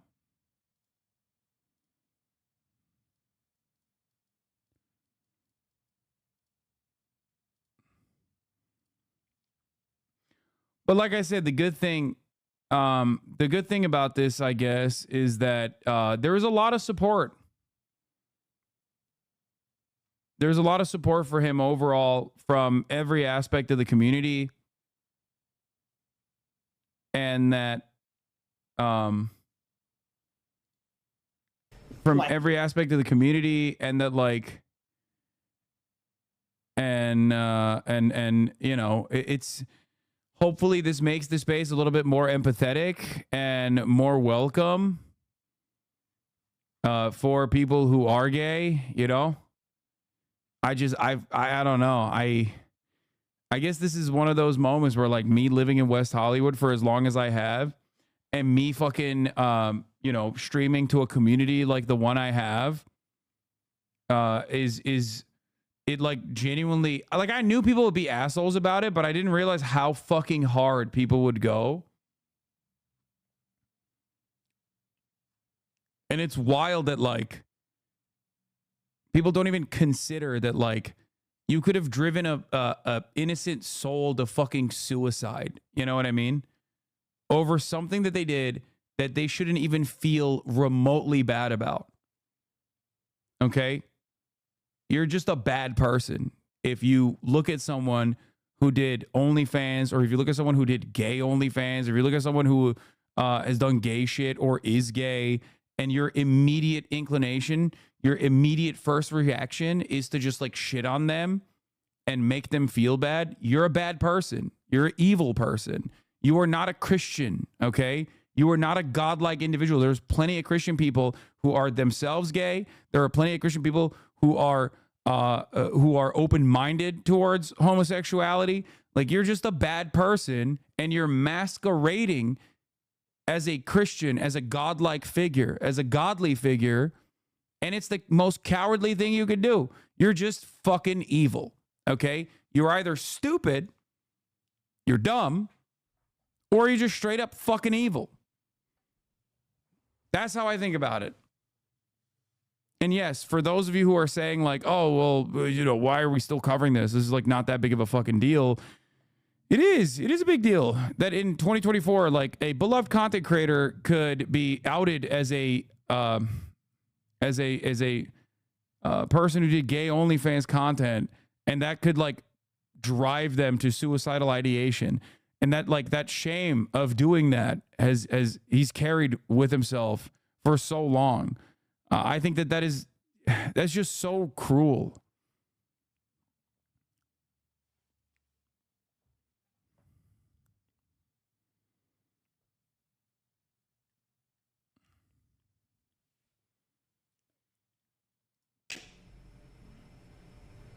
Sketch was my friend a week ago. Sketch is my friend today, and Sketch will be my friend tomorrow. Like, to be honest, bro, absolutely nobody is perfect. Like, no one is, bro. Everybody goes through shit. Everybody has shit. And to me, bro, a friend is a friend no matter what. And it honestly doesn't matter if Sketch is... I don't even care, bro. It doesn't matter if Sketch is gay, straight, bisexual, pansexual, asexual, and none of that matters, bro. A friend is a friend, and to every single person who switched up on Sketch or whatever the fuck, all of a sudden wants to like start hating Sketch, at the end of the day, bro, he never hurt anybody with what he did, and fuck. It sucks knowing that like Sketch is probably having the worst day of his life right now. I reached out to him and talked to him a little bit, but like it sucks knowing that he's probably having the worst day of his life, and to know that people like will change on a dime no matter what happens. And again, no matter what it is, a friend is a friend no matter what, and nobody's perfect. Everybody, we are all fucked in our own ways. Everybody is. So just as a human being with a heart, people just need to stop pointing their fingers at everybody and acting like anybody's better than anybody, because nobody is better than anybody. And I also want to say what I saw on Twitter with what Banks did, I thought was really cool. And I want to say that real quick. Not everything needs to be broadcast and farmed, but since you guys want to jump to crazy assumptions, Sketch told me to post these receipts. All the Facebooks were them last night. Sketch was my homie yesterday. Today he'll be my homie tomorrow. You guys are fucking weirdos. And this is Sketch's text with Bank. You awake? I'm sorry, bro. I didn't mean to involve you guys. Bro, what do you mean? You're a boy. You don't have to dip. You didn't involve us in anything, bro. I'm over by the airport. I didn't know what to do. I'm so sorry. Come back. You're a good dude. The boys put up with me and woke me up. And they just wanted to make... Is this the normal opinion, or am I out of touch? I feel like homie has nothing to apologize for. No, it's the correct opinion. The correct opinion is that he has nothing to apologize for. But the normie opinion overall, I think, is going to be a little bit more conservative. He's also framing it like being gay is a flaw, though. USA cultural baggage. No, I think it's not. He's not framing being gay as a flaw. I think it's like OnlyFans, probably.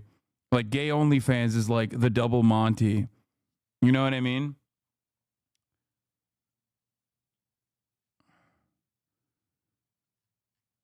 Like people literally are just like, It could also be that he's talking about the addiction stuff. I don't know. Make sure you were good. You're good, bro. Come back. We're all here. You're the homie. I'll come now. I just need someone to talk to. And Jinxie literally films the OnlyFans videos of his porn star girlfriend. Oh, okay. Then it might be just talking. I didn't know that he had an OnlyFans girlfriend. His girlfriend does OnlyFans too. She gets a lot of shit for that. Yeah.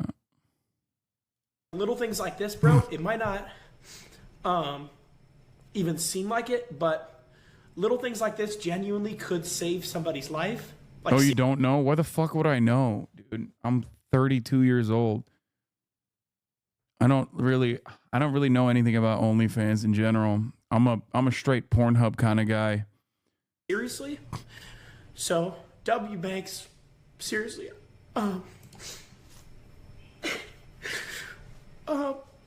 yeah, it's good to see shit like this. It is.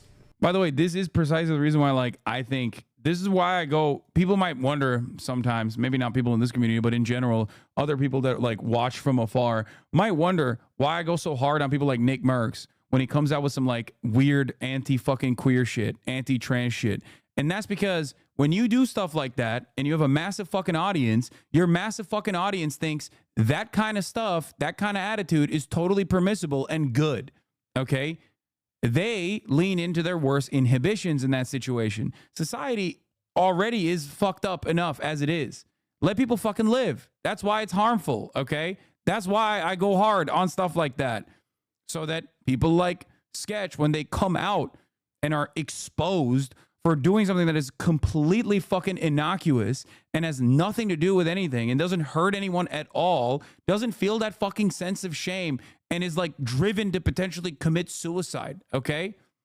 It's ridiculous. What's it to you?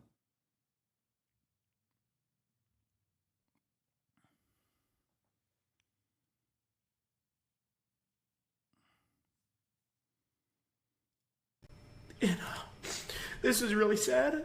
Crocodile tears, in my opinion, from Jinxie seems insincere. Why the fuck would you say that?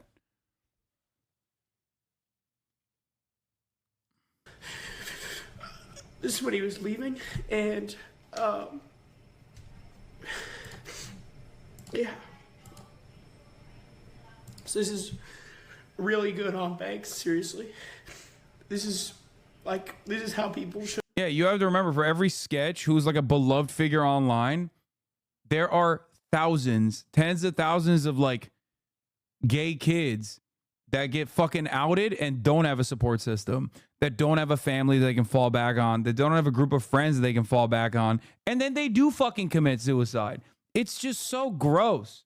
Like, it is literally one of those situations where, like, in 2024, I feel like we should be past this. You know what I mean? There are people in this community who have probably had the suicidal ideation as a consequence of experiencing something similar. Maybe not on OnlyFans, but like just being gay in general. And the fucking shame that they feel because society keeps telling them that, like, that is immoral, a sin, wrong, fucked up, degenerate. Or now the new iteration of it from the Republican Party, the modern Republican Party, you're a pedophile, which is ironic because they are literally fucking pedophiles, okay? The party that is defending child marriage across the board in like 20 plus fucking states has the audacity to claim that if you're gay, okay, then you're a pedophile. Ridiculous bullshit, okay? Ridiculous. Should treat each other. Oh. And you never know, like I said, but little things like this genuinely could save somebody's life, seriously. So, W fucking Banks, man, seriously. I wish I was awake when all this stuff was happening. I just woke up and I saw everything, and I reached out to Sketch, but I'm glad that Banks was there for him. This guy, gay is not the problem. Sex work is the problem, and selling your body. I'll stand by that. The best to him, though. Thank you, Michael M333. Yes, he should kill himself because he did sex work. If you can describe to me why doing sex work in general, like any kind of sex work across the board, not like crazy shit, okay? Not shit that like actually harms people. But if you could describe to me, that would be really wonderful, okay? It'd be great. What kind of expectations do you have personally that we should abide by when we are tailoring society to suit your needs? Because, like, okay, we ban sex work across the board. What constitutes sex work? Are we no more sex in the movies? That's not allowed either, because that's sex work too, technically. You're showing sexual intercourse in a movie? I don't think so. We're just, you know, we gave you the keys of the castle. We have to abide by your standards now. So let's just keep going. Where do we stop? What should we do? And once you describe what we should not do, right, what we shouldn't allow in society, you can maybe tell me why it's bad. Okay? Are not trying to tailor all of society towards LGBTQ people, though? If being accepting of LGBTQ people is tailoring all of society towards LGBTQ people, in your opinion, then you should go live in a fucking cave, you donkey. Okay? Saying that, like, gay people exist, trans people exist, leave them the fuck alone, is not tailoring all of society to gay people and trans people. It's just tailoring all of society against bigots such as yourself. Okay? Why are homophobes always illiterate, Lamau? Because to be homophobic, especially in 2024 with all of the considerations readily available, with all of the, you know, with all of the normalization that has occurred, implies that you have to be genuinely fucking stupid. Like, you have to be.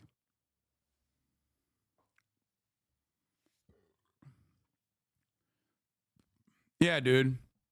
We tailored all of society to gay people, as in now people have to drive on the wrong side of the road. You know what I mean? Like, what are we changing? It's just called, don't be a fucking asshole. I know it's really hard for a lot of you dumb fucks to follow that standard, but it's just called, don't be a fucking asshole, dude. It's that simple. Okay? Some of you, unfortunately, didn't get the best fucking upbringing if you legitimately cannot abide by that standard. Don't be a fucking asshole, especially towards people with, like, a quality that they cannot change about themselves at all, and they shouldn't change about themselves either, because it's not hurting anybody.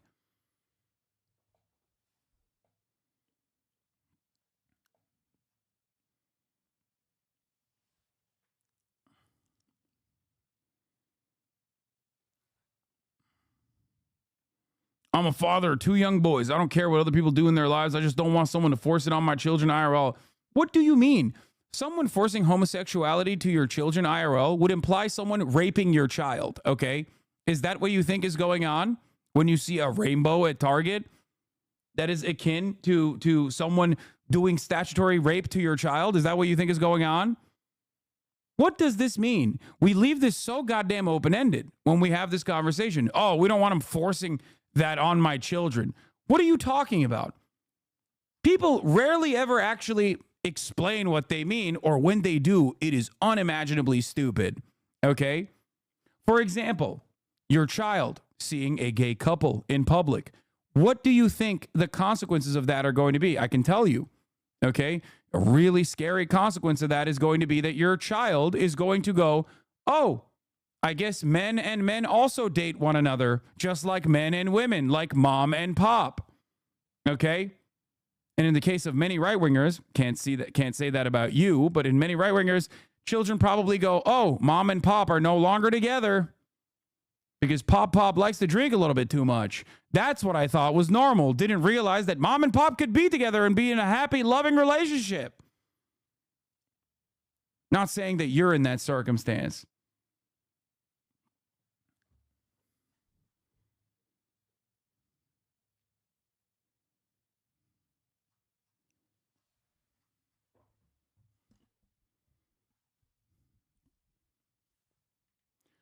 You're Muslim. Isn't being gay as haram as forgetting the top of the hour? Oh, my God.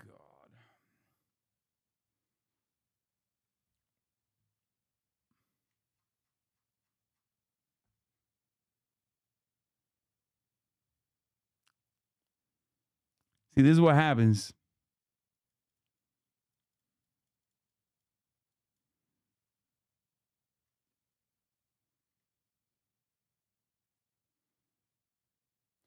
Gay isn't the issue. The issue is porn on the internet, and he did it. Why? Except putting gay porn on the internet is not the same as gay men walking. Why? What does putting gay porn on the internet do? You have to search for it. Are you searching for it? Is someone forcing you to search for Sketch's gay OnlyFans? Is someone forcing you to go and jerk off to it? That was going on? Does it tempt you a little too much? Do you get scared of the temptation when you see gay porn? Is that what you don't like? I like that this is the woke guy who's like, it's porn, not two men walking on the street. What's the problem? It's not for you. People make content that's not for you at all. Like I said, the standard is it hurting anyone? And if you think it is, please explain why you think it's hurting somebody. Go ahead. Talk your shit. You have the podium while I serve the 3-minute ad break at the top of the hour. Oh, man, I hate it when men make gay porn and then I find myself on OnlyFans browsing through the gay porn section and then I just take my wallet out on accident and I input my credit card information and then I just unbuckle my pants, unzip my zipper, and I just start dropping hot fucking loads to the gay porn. I hate when that happens. Why did the society make me masturbate to gay porn? I hate it. Stop tempting me, temptress, with your femboys and butt stuff.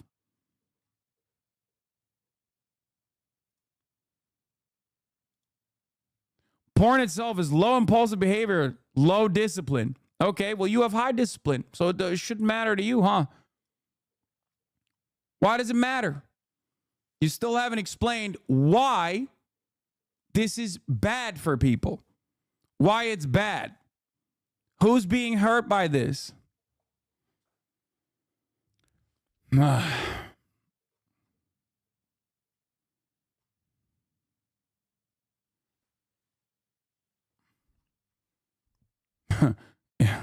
Also funny to say, porn itself is low impulsive behavior, low discipline. You know what's high discipline?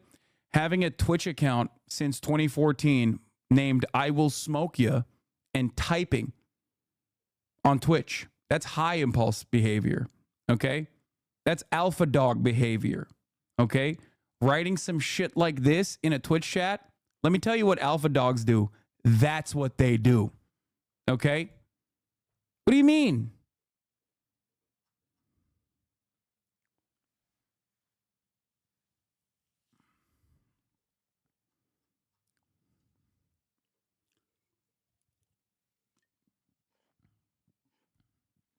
If you had any impulse control, you'd probably recognize that this is probably fucking stupid. Men who speak about alpha shit are low tier as well. What about men who speak about being low tier, which is just a reframing of alpha shit?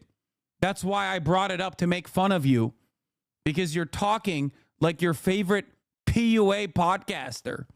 I promote family values. I will smoke you on Twitch, promoting family values.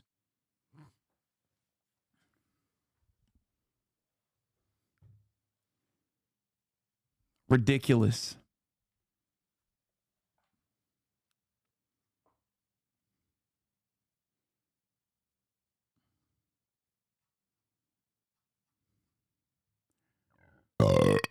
There you go. That's my take for you, promoting family values.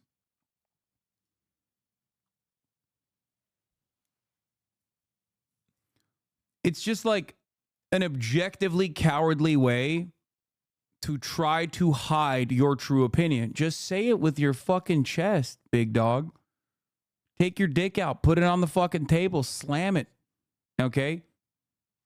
You don't have to fucking cower behind these other sensibilities like traditionalist values. Oh, I promote family values. Like, nobody fucking, especially in this community, not a single fucking person thinks you're actually promoting family values. Okay? What the fuck does that have to do with anything that we're talking about right now?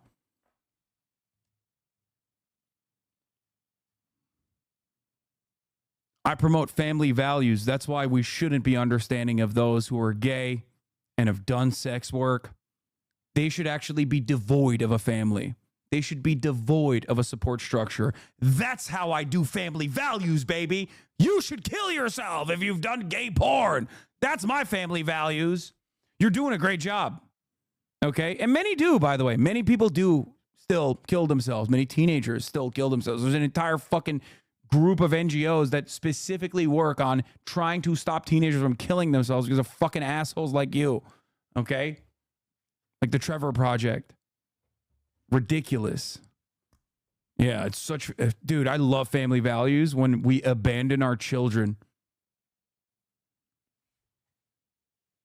Great. Great family fucking values. It is genuinely, like, actually very good on banks to do that. And, yeah. So, other thing I want to say is to any person or anybody that wants to stop fucking with Sketch, or you lost respect for Sketch, or you don't want to support Sketch anymore, to be honest, just don't support me either, because that is, I think that's very fucked up if you just stop supporting someone on something like that, where it's like, it doesn't matter if Sketch is straight or gay or pansexual or asexual. None of that matters. All that matters. I'm sorry. I love that, like, man, I'm happy that Jinxie is one of the largest content creators for the next generation, because he knows what pansexual is. And that to me is the wonderful. I mean, actually, that's kind of wild. I would have never thought when I was his age that there would be content creators out there like defending their homie who is who did like gay sex work, and then they even say like, who cares if they're pansexual? That actually is good. This is like a good thing. This is, society has at least evolved a little bit. Holy fuck. Is, like, I think life is just very simple, and it's just about treating people how you want to be treated, and Sketch seriously is like actually a good person. So not a lot of people like that come along, so when someone comes along like Sketch, it's kind of wild to think that like he's a Rainbow Six player. Like this is a person who gained prominence by playing Rainbow Six. Like the one time I played Rainbow Six, they were drawing swastikas, okay, on the walls with bullet holes, okay? So it's wild that he's a Rainbow Six player and he's like this woke. Very rare. So if you don't want to support him or whatever, that's fine, but just fucking leave him alone, dude. Because he's going through fucking hell right now. So it was good of FaZe Banks that helped them out. No, he's right. Dude, what immediately the FaZe boys did when this came out and like Sketch left and basically ran away was to text him and be like, dude, what are you doing? Like they immediately rose to the occasion, created a support system for them. It is like an unimaginable W. I'm phasing up so fucking hard right now. Are you kidding me? You want that, okay? That's what you want. That's not even the least you can do. That is like above and beyond. I personally think it's crazy. Yeah, they fucking might have saved his life. According to Sketch, they literally did.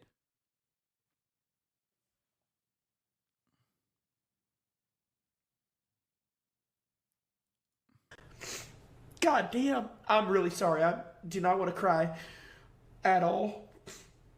I'm fucking crying more than Sketch. Maybe I'm a pussy, but I just know he's having the fucking worst day of his life. And again, he didn't hurt anybody, so holy shit.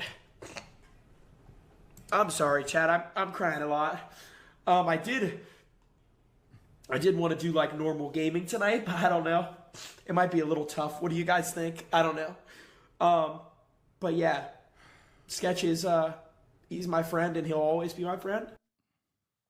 Your previous rant on Christianity with this situation literally proven by this kick streamer on the wall. Yeah.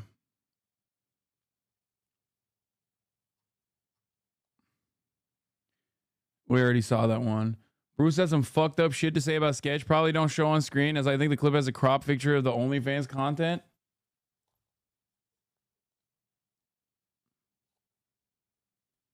Crazy that he didn't hurt anyone is being said in the context of someone being gay.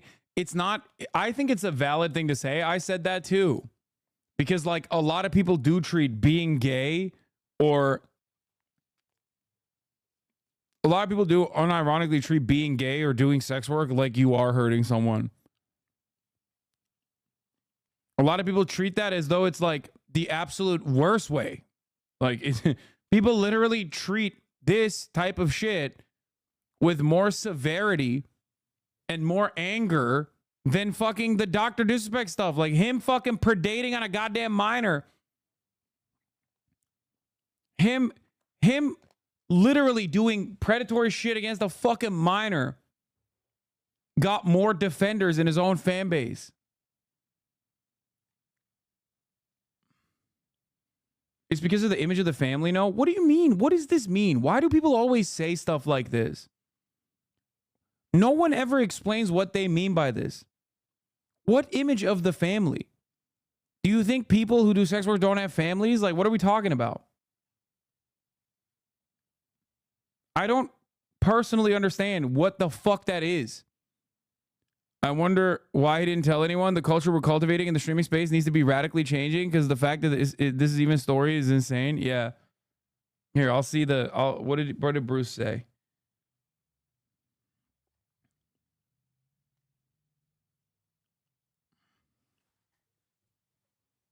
U.S. Christians crying relentlessly about people no longer practice the faith and now they need to force it into the schools to save it. And they can save it just by doing a homophobia patch. Yeah. Perhaps people will be more understanding and like more interested in following through on fucking always like the families that get upset from someone, the family being gay because it disgraces their name. What? Dude. Families that get upset from someone in their family being gay because it disgraces their name? Dude, what? Are we in the Victorian era? Like, what the fuck are we talking about, dude? What? Bro came out with like a medieval peasant take. Like, the bloodline has been tarnished, me lord. Once the church hears about this, we will be stoned. Like, what the fuck? You have besmirched the good name of my family. What the fuck? He's a heretic, my lord. I will take care of him for you, my lordship. What do you mean, tarnish the fucking family name?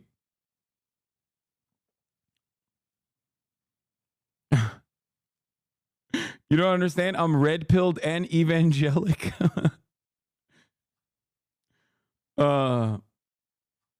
Okay. Here, let's see this. So everybody that's, oh, yeah, he's still my mans. Of course he's still y'all mans because he bring y'all a fucking paycheck. Y'all gotta save his face. Look how fucking... Or maybe they're not fucking assholes, dude. What the fuck? And legitimately don't have a problem with it. Why is that never in consideration? Like, oh, dude, it must be for the bag. Yeah, no, totally. I love that everybody always frames their fucking absolute dumbest opinions with like integrity. Like anyone who's always like, yeah, I got a fucking asshole opinion and that's why I'm real. Okay? I'm real because I'm being a fucking asshole. Okay? And you know I'm being real because I'm being a fucking asshole right now. And everyone else that's actually running to defend him, it's not that they like him. It's not that they think he didn't do anything wrong. It must be because they're getting a fucking bag, dude. Yeah. Yeah. Going to kick, on the other hand, not for the fucking bag, but that was for integrity, actually. You know? The fuck? I never said anything mean about Bruce drop him off. Ever. And he was sitting there laughing alongside Aiden Ross and all those other kick executives when they were having that fucking all hands meeting talking about how, like, you know, I'm turning the kids gay or some shit and I'm painting my fucking fingernails. I never said anything mean about him ever. I didn't even know he had these kinds of opinions. Okay? I even went out to fucking defend him. I don't think that it's transactional. I defended him over the cracker shit because I thought it was ridiculous. Okay? That they were coming after him for that. Oh. Again, with no expectation whatsoever that would ever be returned. The only reason why I'm bringing that up is because he was fucking loving the kick bag. Brandable he is. Brandable. Niggas can do sex work. Brandable. You can't say nigga though. It's not brandable. White folks can get fucked on cam by black dick and go announce a nigga to fucking in the NFL, gang. But a real deal nigga who play Madden all day with the green screen and sweating and shit gets no love. I don't know his name, chat, but I'm fighting for all black creators at this motherfucking point like I've been doing. Oh my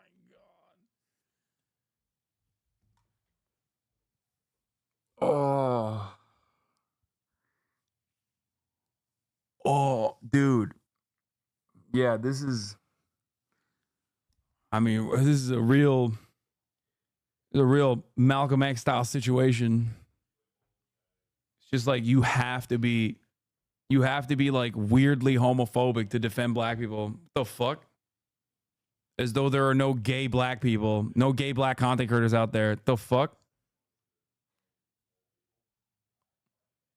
There's no way his chat understood his line of thinking. So it's not about you being gay, gang. It's about you not telling nobody and hiding it and coming a whole different alias. Like you're a new person. Yeah, I wonder why he did that. I wonder why sex workers feel the need to use a totally different alias.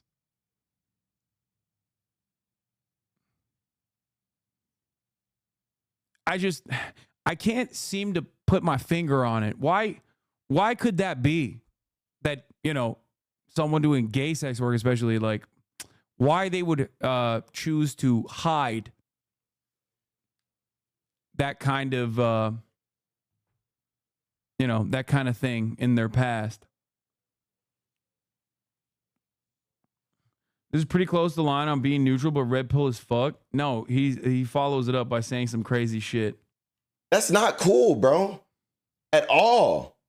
You got kids that watch you, gang. My little brother watch you, bro. And I'm not allowing him to watch you no more. Yeah, there you go. Why is that?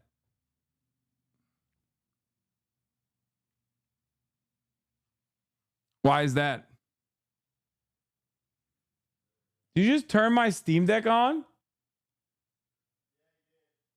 Bro, don't go on Elden Ring. You're gonna fuck it up. Well, you can quit the Elden Ring and then play some other games.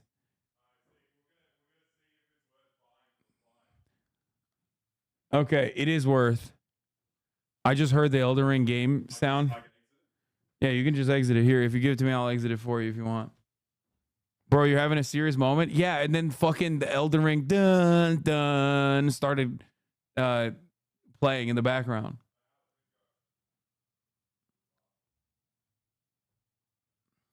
Sucks to see Bruce have this tape because he genuinely used to be the most progressive and accepting streamer in the W community. Like, he always got shit for defending marginalized group of Spike High and religious communities. He was on the forefront making the W community more accepting. I don't understand, like, what happened? What happened to him? Here. Oh, it's already... Here, this is how you quit it. Here. Go ahead.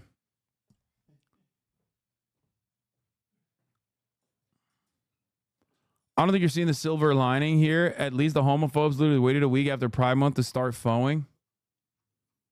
Because you're just trying to cover this shit up. Like, it's okay for you to be gay. Nobody cares, bro. Nigga, I did a stream with Brandon, a fucking barber. If you think I'm homophobic, think that. I don't give a fuck. Wait, did his brother watch that stream? Like, I don't understand. I like, this makes no sense. He's hitting it from both angles for some reason. Like, he's on the one hand, he's like, I don't care that people do gay shit. But on the other hand, he's like, I'm upset that you hid this. And also, I hate that you're like, you did this. And also, I will not let my brother watch you. Like, what?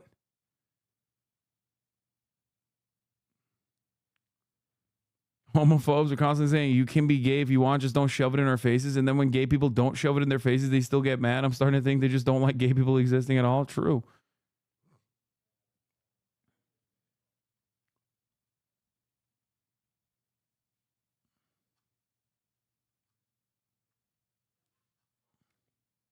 But all that sex shit, I know that's going to become a troll because y'all niggas troll about the P. Diddy shit, all that shit. I don't give a fuck. Y'all niggas don't take shit like this serious with kids. And that's why they end. Bro, why is it always like this? Why is it always like, yeah, it's just the kids. It's about protecting the kids. It's about protecting the kids. It's about protecting the kids. It's like what are we protecting them from? Like, what? Like, are kids fucking dialing in to his OnlyFans that he like probably doesn't even have any longer? Like, what's going on? Like, he's not even promoting it. Antonio Brown got CTE and has a better take on this. My page, comedy and entertainment, but I wanted to make sure I let you know I spoke with Sketch this morning. Jokes are jokes, but make sure his mental health good. Never know what people got going on or are going through. Hashtag CTESPN.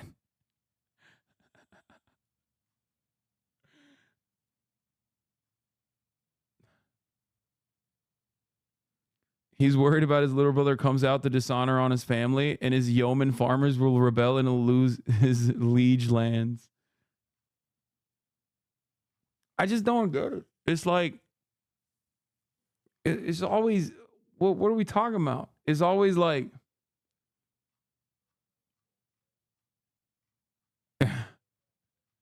Antonio Brown, baby. As the ally. End up gay at fucking 11 years old. That shit don't make no sense. End up gay at 11 years old. Shut the fuck up, nigga. I got fucking mauled by everybody for Twitter DMs. You niggas put in question marks, watch porn all day. Bro. Brew got a dude who cuts people butt out, dick out naked to cut his hair to his viewers. I remember. Yeah, it was fun. It was funny.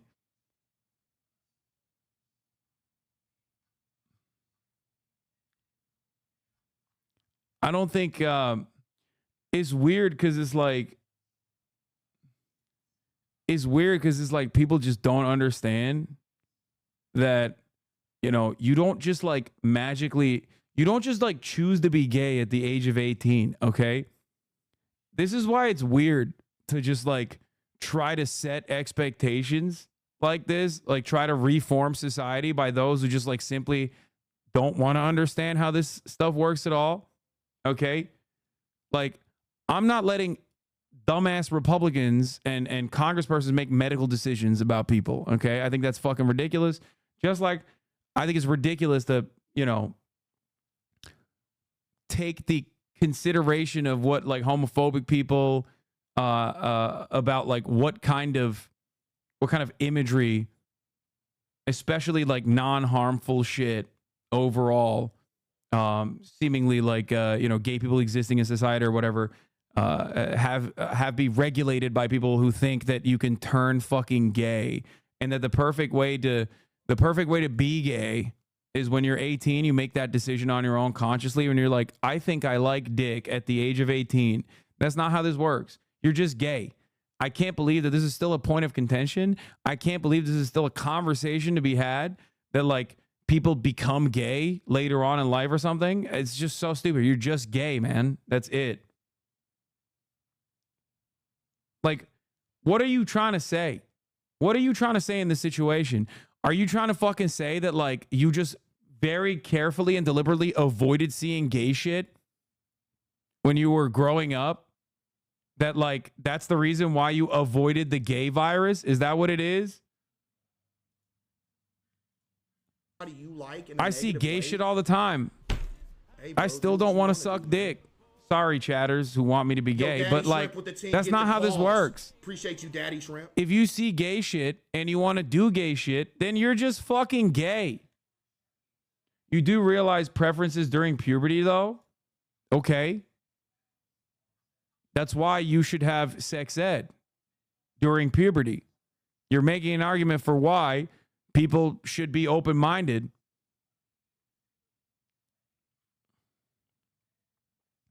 What is KCO saying?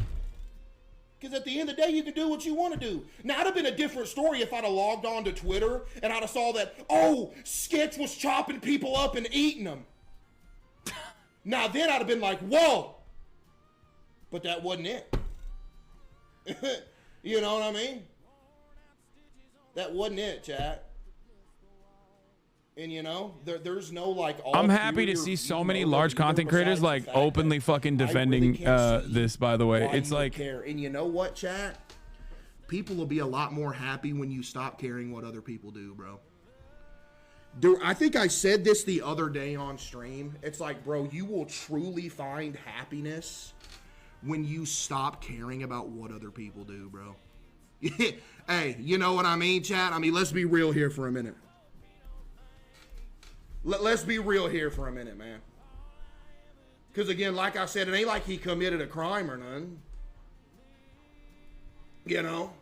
People need to be concerned about people's mental state after being trashed. Yeah, exactly! Like, bro, you gotta think, man. Like, something like this can, like, bro. Dude, something like this will literally, like, bro. You know what I mean, chat? Like, mental state, you know, gone. You know, I've seen the tweets and everything of Banks and them helping them out. Shout out to them, too, because that's, you know, obviously really important. You know what I mean? But, yeah, chat, hey, the elephant in the room, that's my take on it, bro. That's my take on it. I'm not going to treat him any differently than I did before because, like I said, he's the same person he was before this. There's nothing different. There's nothing different. I don't care who you mess around with. Yo, yes, with the 5. Appreciate you. Chat, there is a whole lot more things in life to worry about than to worry about who other people mess around with, bro. Isn't this man from like Arkansas too? It's crazy. Truly. You know what I'm worried about, chat? Not dying in my hardcore Minecraft world. That's what I'm worried about. Your weight? Bro, shut up! What you mean worried about your weight? Shut up, man!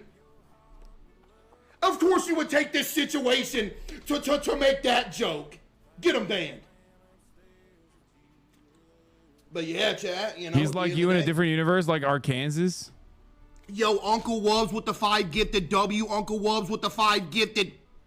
But yeah, chat, you know what I mean? Hey, I knew as soon as I booted up stream what was going to happen. This going to be the only time your boy talks about it. Okay, I got to pee. Let's get that straight. Yo, Wood with the 5. Appreciate you. But yeah, chat. This gonna be the only time your boy talks about it. Because at the end of the day, I don't care. You know what I mean? I mean, again, chat, if something like this makes you quit messing with Sketch, that says more about you than it does anybody else. If you let something like this affect your viewpoint on somebody, dude, what is that saying about yourself, bro? You know what I mean? Now, like I said, it's different if it would have turned out like Sketch is chopping people up and eating them. You know what I mean? But that wasn't it. It was nothing.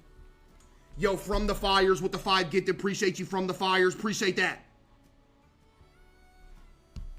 But yeah, chat, you know what I mean? Chat, do y'all agree, though, with the Minecraft thing? Should we throw some Minecraft in the streams, bro? Like, still? Dude, we should, bro. We should still throw the hardcore world in the streams towards the end. What a genuine soul. Yo, look. You ain't even got to be a genuine soul to think this way. I feel like this is should be normal human thought process. You know what I mean? This ain't like a political viewpoint, nothing. It's just, I feel like this is general human thought process. Yo, Herb with the 5 gifted, Bane with the 5 gifted, appreciate you. W gifters, chat, appreciate y'all, man. But yeah, you know what I mean? This guy's so much better than me as a streamer. Holy fuck. He's like thanking the gifters. I've been to 2 streams in a row. Bro, you want a pat on the back or something? You made it to 2 streams in a row? Chat, people, hey, drop how many streams you've been to in a row. Dude said I've been to 2 streams in a row. Hey, get them numbers up, buddy. What you talking about? You better get them numbers up. Bill Vaughn, thank you for the 5 gifted. See? Chad, who, you know what, Chad? Diner Splash, thank you for the 5 gifted. What is that dude's name? Booty O Jones with the 5 gifted. Cases Man Pond with the 5 gifted. X Arthur, thank you for the 5 gifted.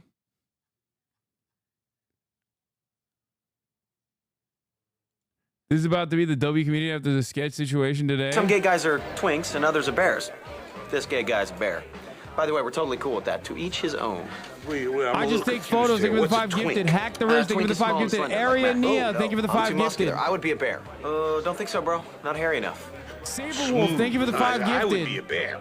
No, see, I don't think you'd be a bear either. As a matter of fact, I don't know what you... Good tweet. Darmy77. Thank you for the 10 gifted.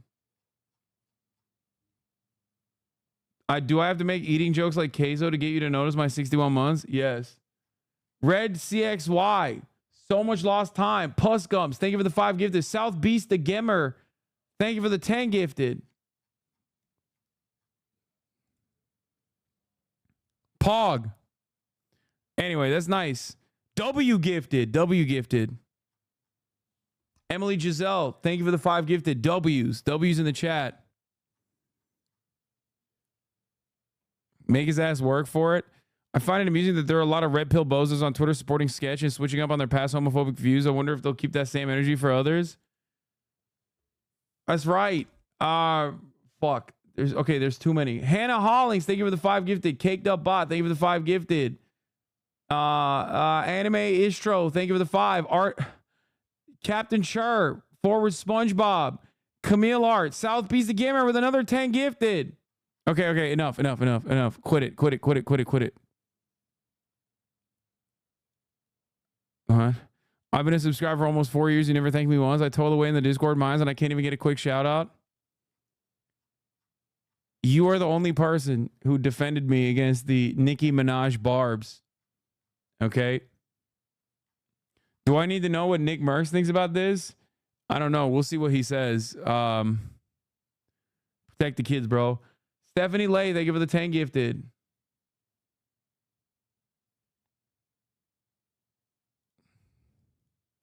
Right. I'm currently not PR trained. I've not spoke to anybody. You haven't seen not one boss call. So this is just strictly off the sole strength of what I think. Place, bro. Like, no cap, bro. Like, bro. So, obviously, what y'all done seen, like, what happened with sketch and shit. And no, I didn't see. No, I heard he streamed. I don't know what he said. Mods, if you guys can link it, I'll watch it. But I'm not gonna lie, bro. I'm gonna keep it a whole stack with y'all niggas, okay? Okay? To the people that was DMing me and saying, yo, Kai, you seen what happened to sketch, bro? Like Spark stream, bro. I hope you go live today, bro. Like, oh my god, like, let me know. Gang, I'm not gonna lie, bro. Why do people care so much, bruh? And it's grown men.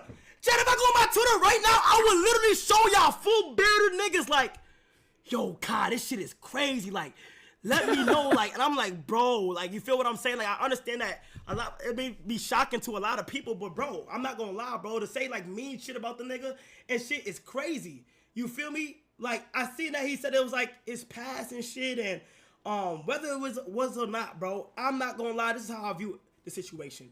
You feel what I'm saying? Why does something that somebody else do get you so mad to the point where you gotta go on the internet and bully the nigga, like, and say crazy shit? You would think that this nigga murder somebody. Like that girl Chloe, they like, give the bro, 5 like, gifted. You feel me? Like you would think the nigga murdered somebody by the way niggas Facts. Is talking, bro. W. And it's like, bro, what the fuck? Like, Chad, this is the thing, bro. Like, me personally, I'm not in no space to judge anybody for what they do or what they have done. You feel me? That's not me. That's not my body, bro. I can't do that. Wanna know why? Because I'm human, nigga. I'm human. We are human, nigga. Like, nigga, we are not perfect. We're not. You feel what I'm saying? WPR training is not even about PR training, bro. Like, what the, like, and that's what everybody gonna say, but it's like, my nigga, I genuinely don't. Like, it doesn't bother me. I don't care, bro. You feel what I'm saying? Like, I don't know how else to explain it, but like, who am I to judge a nigga on what he done did? Let me see this motherfucker. His 9-minute vibe. Oh, shit. Hold on, let me see this motherfucker right here, though. Wait, hold on. Will, give me the link. I need the link. Oh, I got it right here.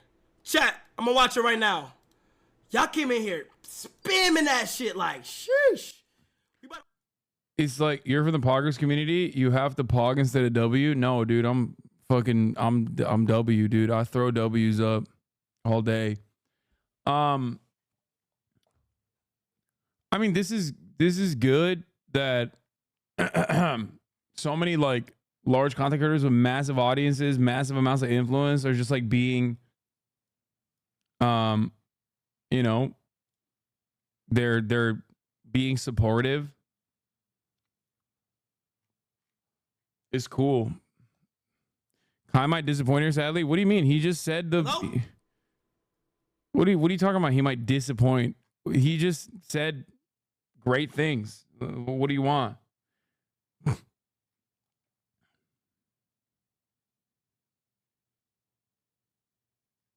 Chat, give me the link. Sound familiar? Every streamer says the same shit. W's in the chat.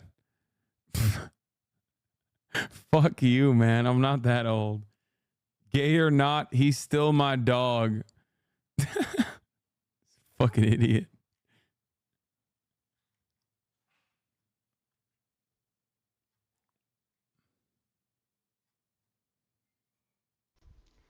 Okay, we already watched this. I'm not gonna watch it.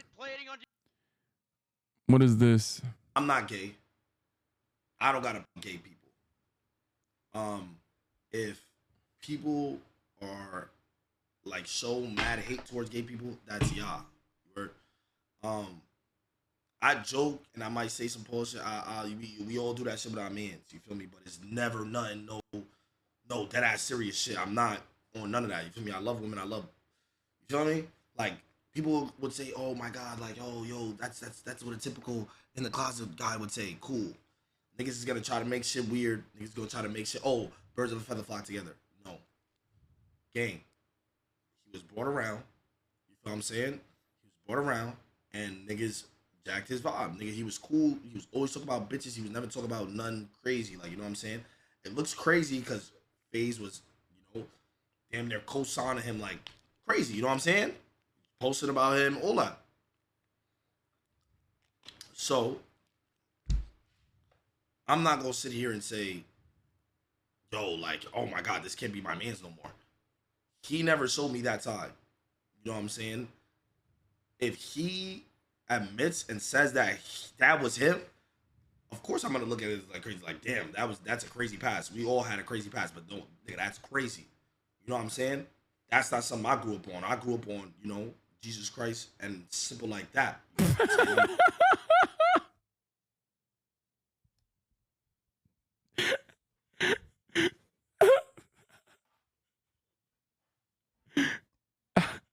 Jesus Christ would have phased up, bro. I swear. Okay. Jesus, if he was around right now, dude, he'd be cracking 360 no scopes straight up. He'd be phasing the fuck up. You feel me? The fuck? I'm a Christian first. I'm a strong believer of God, and that's me. Like, word to bro. Like, that's me. I may sin here and there, but word, I'm not dealing with nothing like that. You heard? Amen. I'm not dealing with nothing like that. You heard? Excuse me. But God also said to love thy neighbor and you know, and you bring people on the right track. You know what I'm saying? So it's like, bro, if Miz laughed about it happening. Yeah, this is probably Miz saying he laughed at a streamer sketch who was outed as being gay, getting bullied for it, making it out to be a bigger deal than Doc being a pedo, and mocking people showing sketch support with a tweet below. Very sad day for my gay Miskiff loving ass. Wait, what? No, dude, Miskiff is not homophobic. What the fuck? He's gay as hell. Twitch himbos. You probably got fucking baited. Like, what? Yeah, there's no way that is in context. Like, no, Miskiff is never acting serious, but ultimately he is not a homophobic person. Yeah, he's he's literally kissing a gay man in that photo.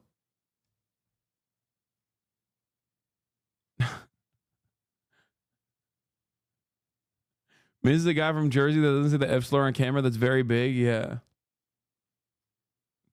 Isn't he like literally talking about having gay experiences too? you are sitting here like showing hate towards somebody that you know you could possibly save, then what are you doing? You know what I'm saying? And this is the sole meaning of SOG, bro. You know what I'm saying? Like, come on, bro. Y'all been new. Like, if you really SOG, you know SOG means Silky Lover Gang. This is lovers, bro. We spread love and positivity regardless of how much we troll and how much, you know, we might troll somebody. You know what I'm saying? So it's like, what? I mean, I'm confused. Everybody. Y'all done seen it in real life. Nigga, a gay nigga is trying to talk to me. I'm not, no. Niggas is trolling about the gay shit. I don't care, because you know what? We're all women at the end of the day. You know what I'm saying? I'm not going to sit here and discriminate nobody, bro. Like, we are all human at the end of the day. It's still a homophobic take. Like, they need to be turned around because they're a sinner. I'll take regardless. Yeah, I mean, it's not as bad as I thought it was going to be. Y'all not hearing me, bro. And this is... Sean, I don't think he knows what he's talking about, honestly. Yeah, I don't know. He's talking about conversion therapy, I think. No.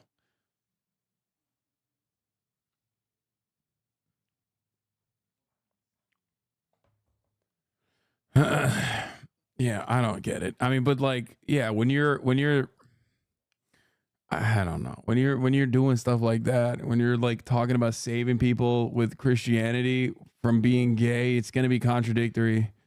If you abide by all the principles of like not judging other people.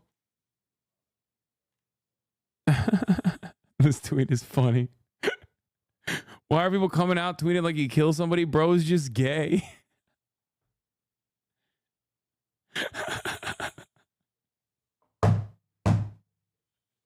It is true. Like, I feel like for the fandom, it is akin to murder. Like,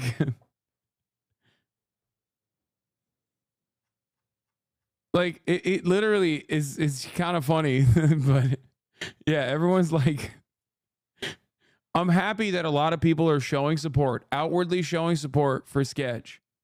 Okay. More people would be defending him if he kills someone? Probably. Not the content creators. Content creators would probably defend him too, but like, I think more people in the fandom would be defending him. For sure. I think like there's no bigger stain on my... I think I'm going to take the executive decision and make the executive decision and finally unfollow fucking No Jumper. Because like, every time I see a post from No Jumper on my Instagram timeline, it just like makes me so unreasonably mad. That's where I found out about Sketch having a gay OnlyFans. And it's because it's always like, it just, I've been following them for years, right? And it's just like so fucking lame. It's all paid promo for the worst rappers you've ever heard, okay? It's always like very clearly a paid promotion for some white rapper who's like, is he the best in the game or nah? And it's like, no, he's not. He actually is not the best in the game at all. And you're only posting this because he paid you. Okay.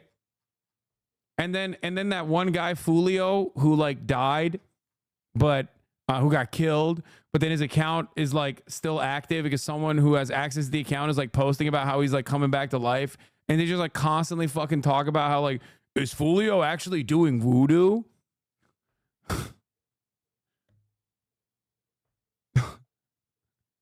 Like, It's so, I feel like it's so disrespectful to a dude who was just like shot.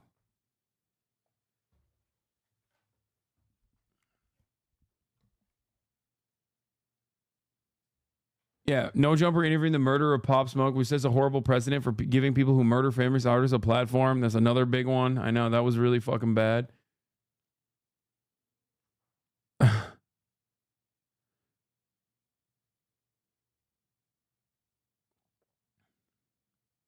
The most insane part about this is how Banks comes out with a W. Yes, people that I sometimes jokingly and sometimes not jokingly defend, I'm just saying, are suspiciously on the right side of this. Just saying. I see the kindness and goodness in people, no matter, you know, what their background is, no matter what they've done. Especially I have a soft spot for bros in general. I myself being one. Okay. But yes, Brother Banks does have that dog in him. Okay. He does. I might phase down next week, but currently phased up. Yes.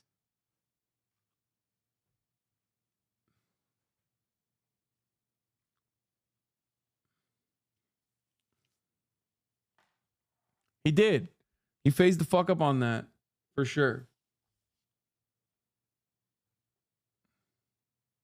To be fair, you also used to defend Nick Merckx because he was a bro. No, because he hadn't like met the standard where it's like impossible. Like there's a difference between someone who's like kind of ignorant and someone who's being like genuinely fucking hateful. And I think that I make that distinction fairly well. If someone is being ignorant, that's one thing. You could talk to them. You could maybe change their minds on certain things. They can be reasoned with. Someone who is being ignorant and hateful on top of that and is like convinced on their own convictions, well, that's a different, that's an entirely different equation. You see what I'm saying? Like Aiden Ross is the best example of this, where like he was ignorant and I thought he could be reasoned with. And then, you know, there was a point after, there was a point of no return where his ignorance turned into like malicious hatred.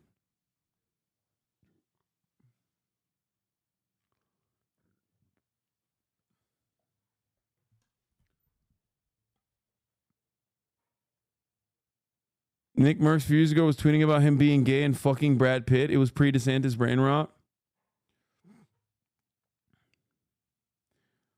Hawk Tua, spit on that thing. Why do you hate Trump when he's trying to make America great again? I'm trying to make Bates at the top of the hour great again. And let me tell you, username like Hawk Tua, spit on that thing is literally 558. It's like the lamest way to try and fucking debate it. You know what I'm saying? HasanAbi is so back. What do you think about this? I love it. What about this? I love it more. How about this? I love it. What do you think about this? Okay. I think it's more as if they're willing to listen and understand more than anything. Exactly. Reaction from FaZe Lacey. The hate he was getting. People telling him to do things. People saying all this nasty shit. And he comes on stream and he fucking stands on business and owns up to his past. And another... I like the new FaZe boys. They're funny. Right, even... I just like, you know, hate on me if you want, but they're pretty fucking funny. Maybe I'm just like TikTok brain and I see a lot of their content on my TikTok, but I really like the new crop of FaZe kids like Jason the Weenie, Max, Lacey, Ronaldo. I've always liked, obviously, even from before, I've always thought it was very funny. Another thing I want to talk about that genuinely pisses me the fuck off. You had a guy get exposed for being a pedophile and whispering minors. And y'all brushed it over and acted like nothing happened. But then this comes out and it's the end of the fucking world. What is that, bro? How is that fair at all? That doesn't make sense. That's not fair. I don't care. That's fucked up. I don't care, bro. 70,000? God damn, where were y'all? All the hate he was getting. Chairman Banks said Cultural Revolution 2.0. Here we go. To start True. talking about this, I'm not going to sit here. I am not going to tolerate any homophobia or any disrespectful shit. Dude, this is a phase member, okay? Do you understand how fucking hard you must be phasing up right at this fucking moment? Like, it's over. Like, my hands are stuck like this. Do you understand? This motherfucker said, I'm not tolerating homophobia. Bro, there is no world in which, like, when phase was first being developed, that this kind of rhetoric would be flying around, okay? Towards Sketch, okay? I don't care, okay? He's my friend, all right? What he's done in the past, what he does now does not dictate if he's my friend or not my friend anymore. Simple as that, okay? Now, I'm gonna say this. You guys can say whatever you. No, the account that is like posting this is like a Twitter impression farmer. Well, That's why I'm I not blocked gonna tolerate that shit. If Sketch sucked dick in the past, if that's whatever, as long as it's not mine, bro. Okay, I'm cool. I don't care. He's my friend, and I'm gonna stand on that. What does that even mean? What? What the fuck? Hey, yo. What? What does he mean by this, dude? He said, let him cook. Hold on. I paused it. But That's whatever, as long as it's not mine, bro. Okay, I'm cool. I don't care. He's my friend, and I'm gonna stand on that. Now, I want to tell you guys something. That motherfucker Sketch is hilarious. I watched his stream. That shit was fucking hilarious, bro. On my soul, he handled that shit perfect. That was funny. I'm gonna say it. I was like, he said he's not my type. Yeah, he says, Sketch, I don't know about your stroke game. He says, Sketch, listen, I don't know about your blowjob skills. Not my dick, okay? Bro, being straight is a genuine int debuff to some people. Oh, here's Plague Boy Mac's response to the situation. So a couple things. One, niggas on my comm that I was talking about leaving because I defended my friend because he had some shit going on in the past and he's moved on. Bitch ass nigga leave. The fuck? Yo, I don't think niggas understand. We don't care about you. Nigga, if you're not phased, you're not 5-star, you're a fucking bitch. I defended my friend. If that shit hurts you and make you want to cry and stop watching my content because I defended my friend, a real life personal issue, and just get the fuck out. Nobody needs your ass. I swear to God, you stink like shit anyway. Shout out to Sketch. I'm very proud of Sketch for coming forward and being able to do this shit because in front of 100,000 people, and I know y'all, some of y'all gonna laugh when I say this, he admitted he took dick in the ass. Now, I know that sound crazy, but I really mean that shit. I'm dead ass. Niggas don't understand.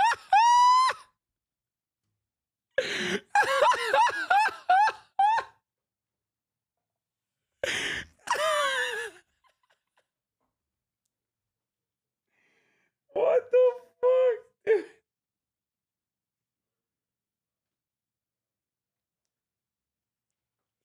What the fuck? Dude, this is crazy.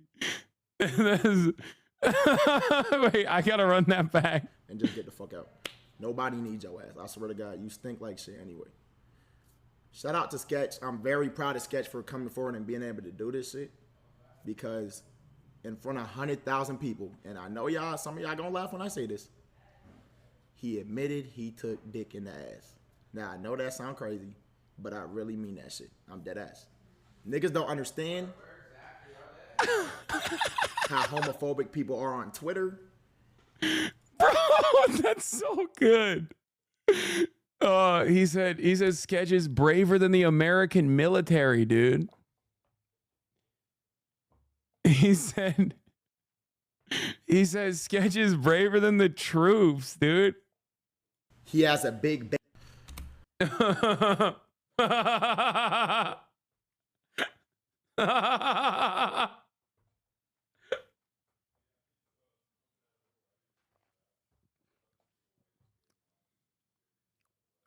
that's so good. I mean, this is great. I don't know what else to say other than this is great. He said bottoms rights. Yeah. I've been watching since 2017. Literally only started using Twitch to consistently watch you. Thanks, bro. You absolutely helped me get through the shittiest times. Yes, I was sitting for the top of the hour for 4 years before I realized I had a Prime account. Damn.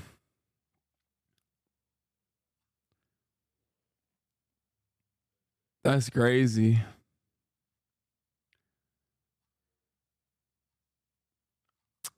What a story, man. What a crazy story. I'm glad that, you know, nobody was hurt. I'm glad that nobody did something crazy in the process. Damn, you're losing your touch, brother. Wait, what? I already ran the top of the hour ad break. What are we talking about? I ran it.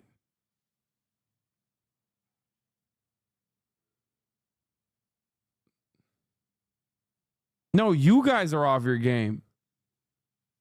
I ran it.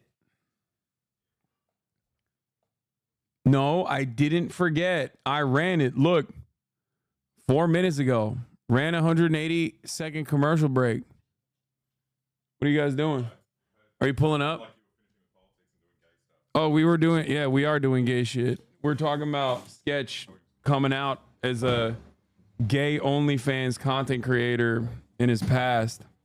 See, I'm confused by this whole saga. You can pull I up. thought my favorite OnlyFans creator just got discovered as some kind of famous athlete or something. What?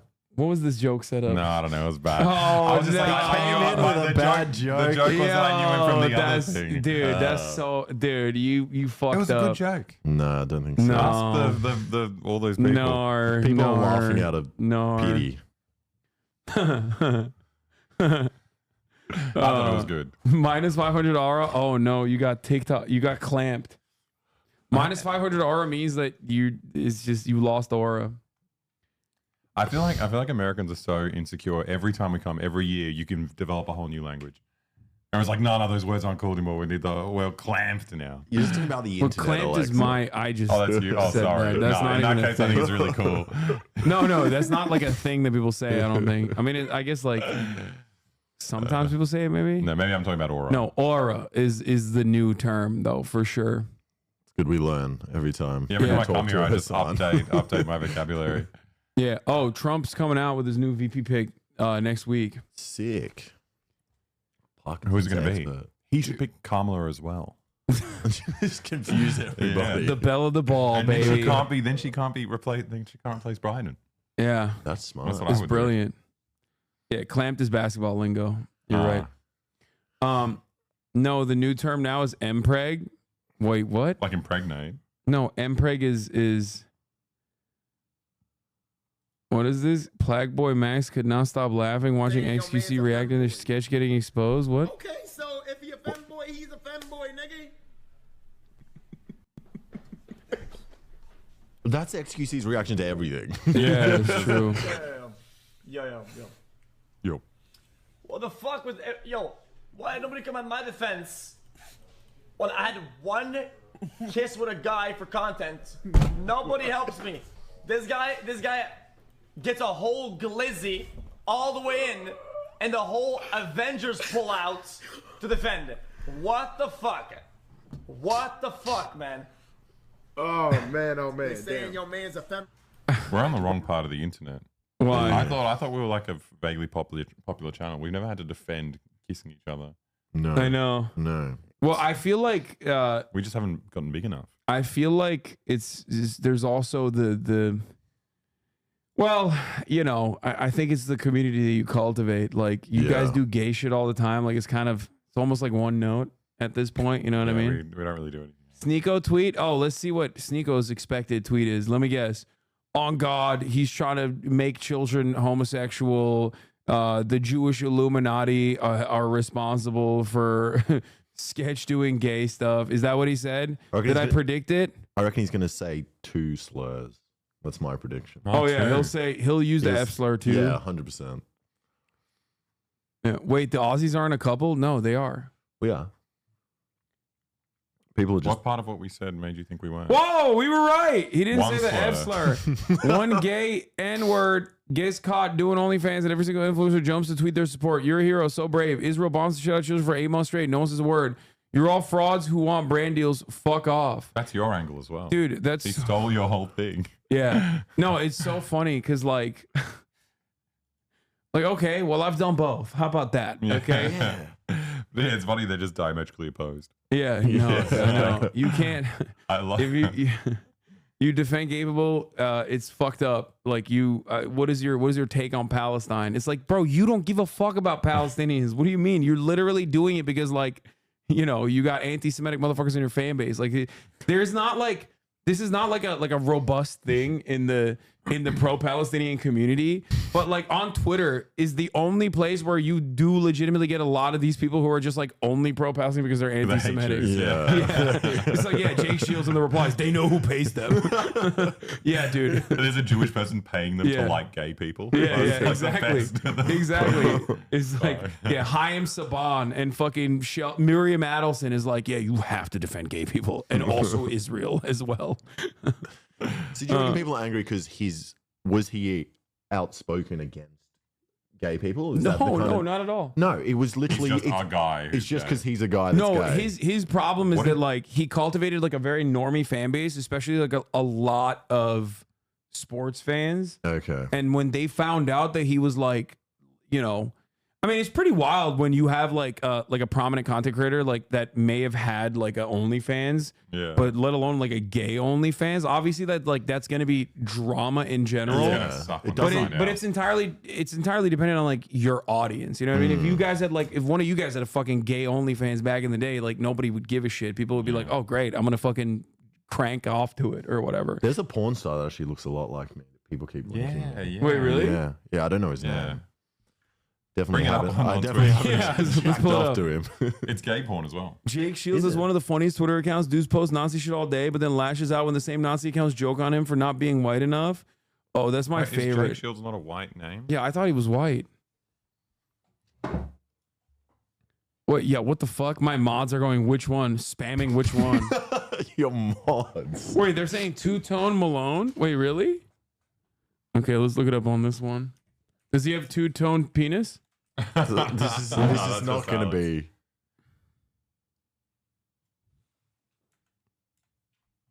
Wait, why is there Urban Dictionary? I don't think he's it's like really famous. This is not the actual account. I think they were joking. Bro, you guys are fucking Zinfidels now. I'm not. This is my first one. You're going to throw up as a Sixer. Is that too much? Yeah. Yeah, they're strong. Dude, you're baby shit, dude. You're gonna die. No, I had a put that down. I had a 6 when I was drunk. Put that down. It didn't feel Take the 3. Take the 3. Put that down. You're like a little baby bird that needs to be protected at all costs.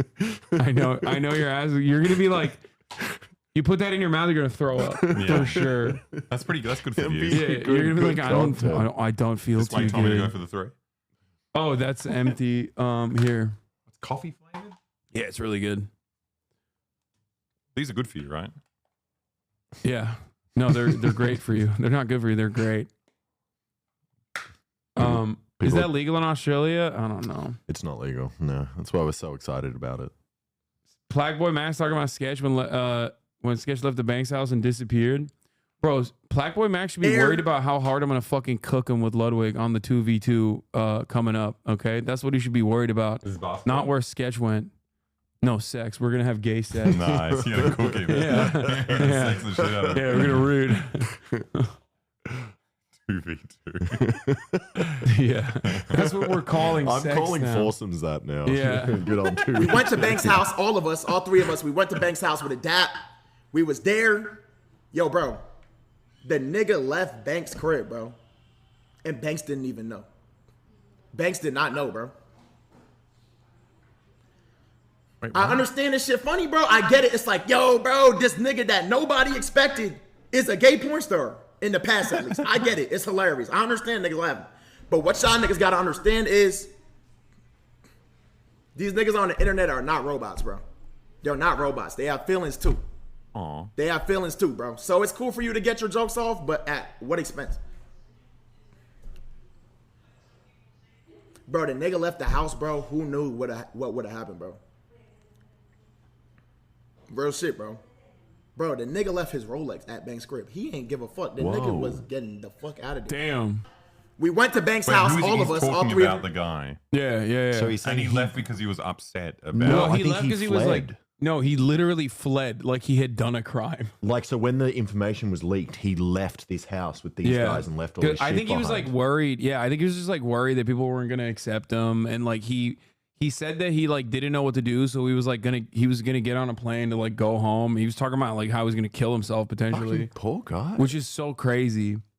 It just shows you like what kind of friends he has though. Like, he's No, like, you no, guys no, are they gonna were kill me. No. You don't think His so? friends were like very understanding. I think he was worried about like what. Oh my god, that's such a good idea for a video. Getting caught working undercover at Amazon. Uba's great Amazon heist. Yeah, you fucked up. Fucking idiot. Yeah, he said he's sorry for involving you guys. Like he didn't want that like stink on. Because like I said, ultimately I think like because the fandom that he cultivated is like very normie, like Barstool, you know, people that are just like, what, he did gay sex, I fucking hate that, you know, type shit. That basically he was just like worried that it was gonna, I mean, it's very heartbreaking when you think about it, but he thought that it was gonna like harm his friends somehow. That's horrible. Yeah. So fucked, because if it was a chick that was doing this, I would 100% be like, this is just publicity for an OnlyFans. Yeah, but because it's a you guy totally like blame this, them. yeah, people. Wow, he's just like just voluntarily revealing he's misogynistic for no reason. But what I'm Okay. saying is he should have used this as a publicity To for promote his He OnlyFans. should have, like 100%. I don't think he's doing OnlyFans no more, brother. But yeah, not trying to be funny. Is he actually gay, or did he only do gay OnlyFans content? I have no idea. I don't fucking know. I don't know him like that. I don't think we will know the truth either, because I don't know. He's like, seems like he's like, yeah, he didn't come out or anything. So, but it doesn't matter. Who gives a shit? Yeah. You know what I mean? What the fuck? They're only this harsh because making porn / taking dig is a woman thing and they hate women. Okay. Jay Shields got roasted for not having European features before white supremacist accounts did a deep dive and exposed him for having a black grandfather, all after posting Nazi shit for the last 5 years. Oh my God. Imagine you cultivate a Nazi following for 5 years and then you're outed as being like a quarter black. It's got to be devastating. That's sad, man. Big L for you, dude. That's just the tradition, though. Wasn't Hitler like? No. Oh. I don't think Hitler so. was a black guy? No. I mean, like... no, he was Polish. Well, I mean, that's like my grandmother. Oh, yeah. She was anti-Semitic, and we all knew that she was part Jewish, and no one wanted to tell her. She's fleeing the country. Yeah, she's leaving. She's like, I didn't want to put that stink on you guys. Yeah, I'm sorry, guys. She did a DNA test and left. My Jewish stink. You're trying to get on the anti-Semitism website twice in a row. Dude, no. If I like say actually anti-Semitic shit, they won't put me on there. They put none of the Nazis on there. It's only like if you're a nurse and you wore like a Palestinian pin or something, where they're like, they should execute this nurse immediately. Kick him off the plane. No, literally, that's what she posted about the Stop Anti-Semitism account the other I day. saw the stewardess or the steward. Yeah, the fucking flight attendant. That's what it's called. Should be thrown out of the plane. Stop anti-Semitism. Yeah, what did she pose? This is like one random freak from Long Island, by the way. Like it's just like a one-man operation, which is crazy. Good on him. Someone needs to be out there stopping it. That's my IRL friend. Oh, that's your friend on Delta? Where the fuck? Damn, they post so much, bro. Yeah, That's holy crazy. What is this? Anti-Semite sword influencer. Yeah, I don't know. Like a Like Spartan they do pepper in some like This real guy. anti-Semites. I think they do pepper in some real anti-Semites to like make the account seem more valid. But then it's like shit like this. Hey, at Delta, did you add Palestine as a new summer route? Your customers on a Boston to West Palm Beach flight yesterday were perplexed to see your flight attendant adorning a flag of Palestine pin. flight details. But isn't like America's and like, then they like dox the person holy too. shit. Fuck. Yeah, oh, dude, That's they dox teenagers, bro. This account has like posted like if a teenager in a high school yearbook as a quote posts "Free Palestine" as their high school as their yearbook quote, they will literally post it with their government name and shit. I can't blame them. I run a similar old website where I dox people who have free Tibet. Anywhere on there. Bro, I knew you were going to say that. I was like, where's he going? It has to be one of them two. When you make jokes like that, like, dude, this is going to be every like Ukraine flag in the bio NATO defender account is going to be like, we got him. What I'm saying is it's that absurd. Yeah. It's as if I was doing that. Yeah. Well, you know. Also, this guy looks fucking sick. Yeah, he's hot. Yeah. He's hot. He's hot as fuck. That's why they posted it. Yeah. Like he's posted jacked. Instagram and he's just jacked at all the photos. Like, don't you hate this guy? Yeah. Isn't this really embarrassing how fucking hot he is? What is this? You better not embarrass us Thursday.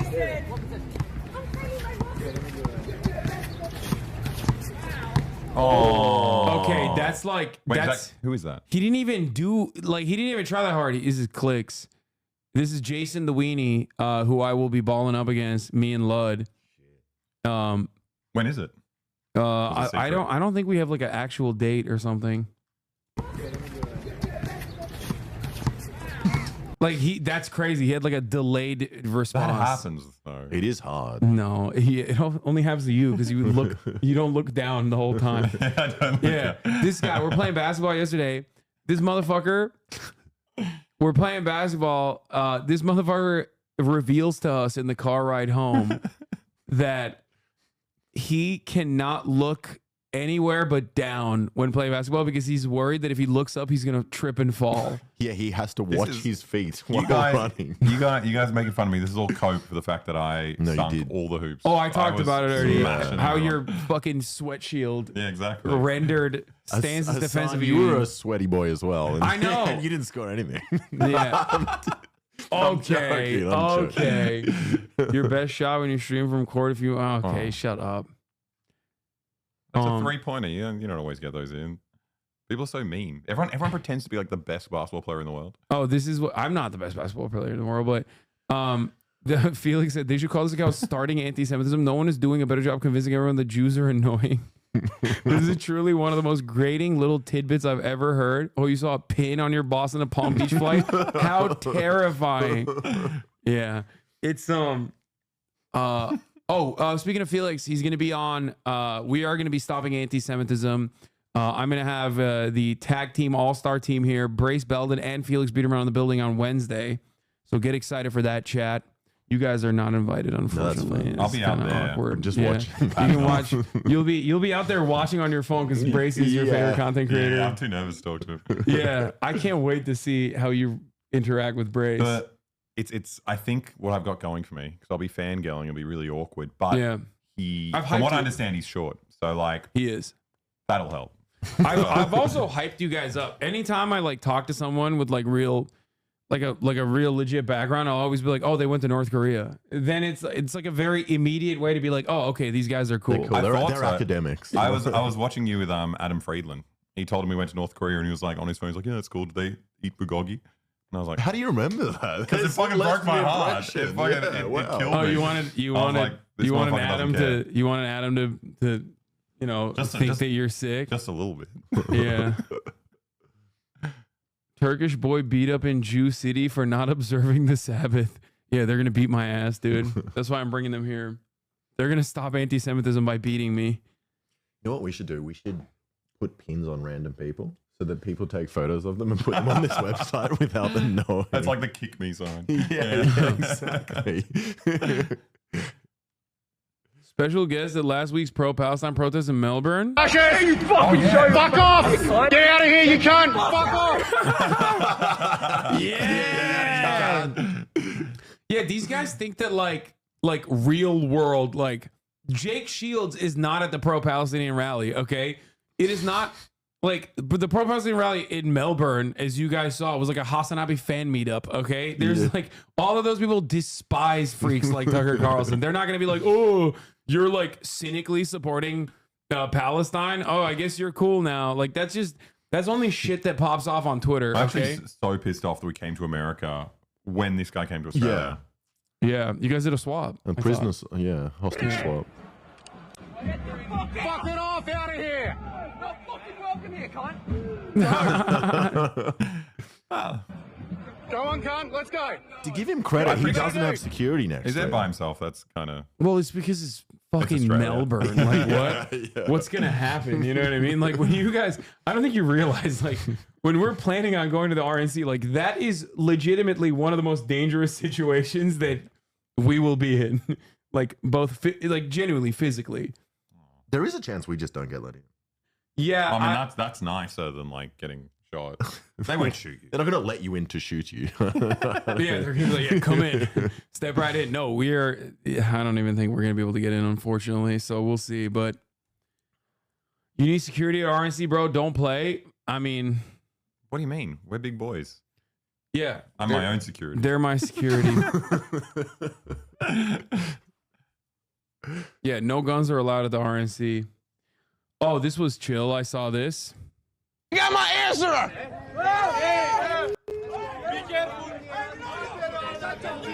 Be careful! Please! How much one out of 10? Speak! Tell the truth! I'm sorry, Greece! But donors are better! No! Bro, I don't think he realizes like they will kill him. Yeah, that's not, you can't joke That's like about crazy that he's. I mean, he spoke the truth, much like Jesus. They booed him for speaking the truth, to be honest.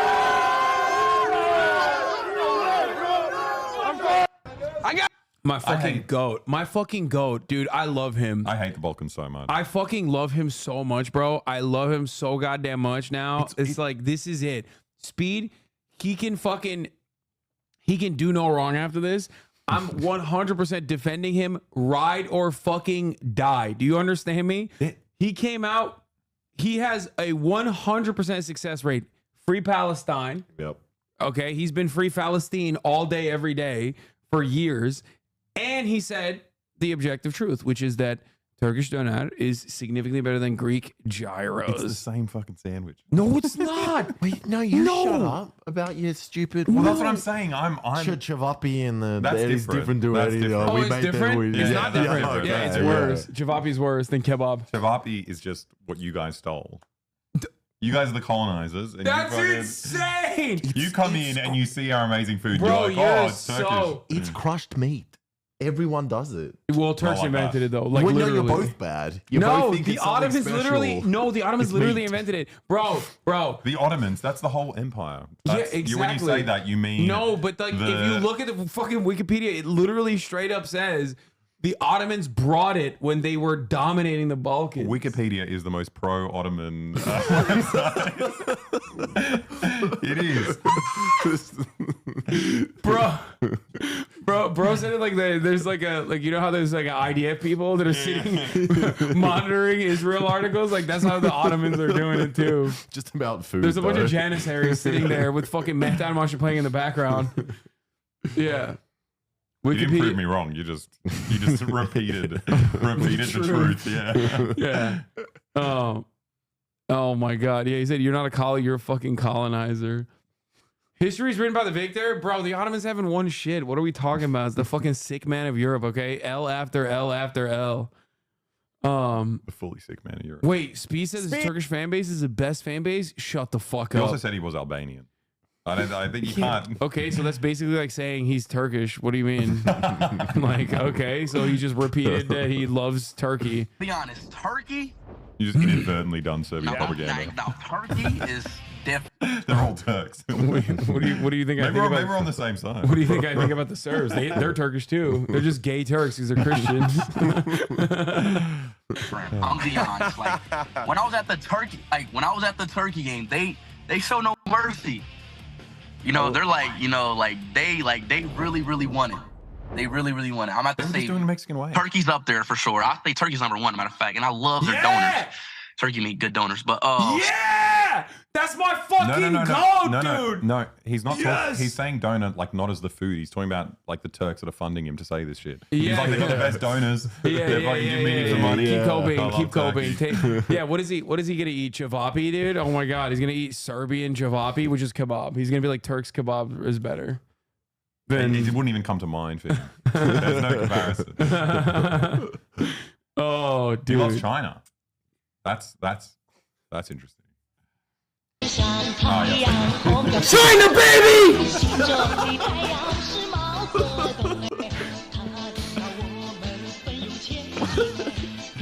I love it that this song is royalty free for everyone to enjoy. Yeah, of course. It's amazing. China's the best. China, baby! He's awesome. Oh, man. That Polish guy was right. Stop. I love that. It's my favorite. It's such amazing. It's such a funny clip to me to be like, because he's so genuine in that moment where he's like, believe me, there's good black people. Believe me, this one is good. Oh man, that's so good. What is playing in the fucking living room right now? Oh shit, maybe I got control of it. Wait, I could probably stop it. It's gonna be like Kaya. 4 strategy games you can play on the Steam Check Deck. out this how this Polish girl managed our speed. The intornation? Whoa. I might gotta climb the tree. Come here. What the fuck? What are we doing? Stand? Okay. I'm scared. Why? Huh? Why? Here. Yeah.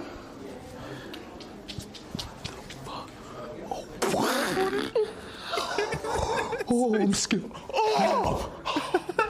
Bro, he's like a IRL real life like cartoon character.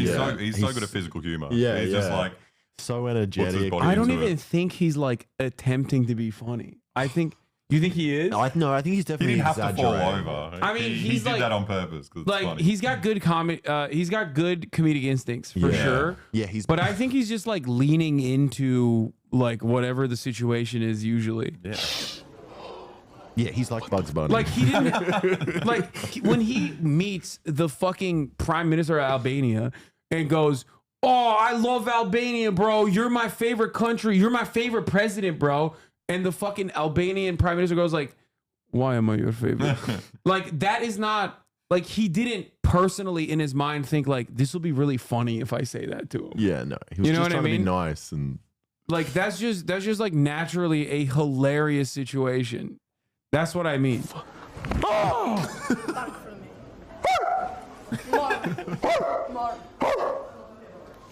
What the fuck? Help! Help! Henry, help me! I'm scared. Oh, I'm scared. What is happening here? Like, is she just like doing? Oh, there's multiple people. Huh? I before this I asked, can I say it? Can I say it? Yeah, say it. Nigga. What the Thank you, bro. fuck? What the fuck? Peter. Least racist Polish woman. like that's like she asked, Oh, which is why she's very she didn't- polite about it. That is the least. Okay, that's the second least racist Polish person. Okay, but obviously the least racist Polish person we saw. He's like, there are good black people. Believe me.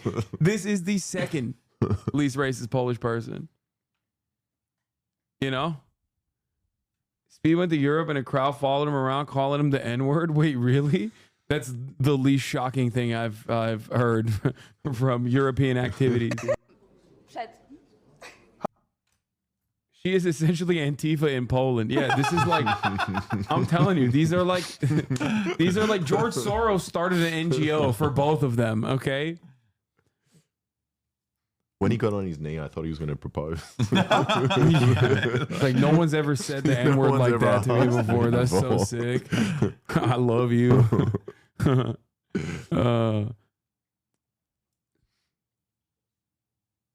What? Where's Her necklace is his name. Oh, I saw that Norway went wild and he swore to never go back. Yeah, I saw that. That was so crazy. Did they beat him up? Wait, another one? There's multiple. No, more? Marcelo, you know. Yes, nigga. Yes, nigga. What? Wait. What is come out your word, my nigga? What? I don't understand. Sorry. Ronaldo. Did they not know? They. I think they know, man. I think they were pulling his hair in Norway. Yeah, I saw that. Speed out here about to end the Ukraine war by meeting Putin. He's like, yeah, bro, Putin. I'm Russian. I love Russia. I love Russia, bro. It's my favorite, bro. What? Chat spams save Europa. As streamer Speed is attacked by migrant mob. This is AF Post. This is like literally fucking white supremacist news account. As he's attacked by migrant mob in Norway. Like the craziest part about it is that like most of those people are white. Yeah. Why?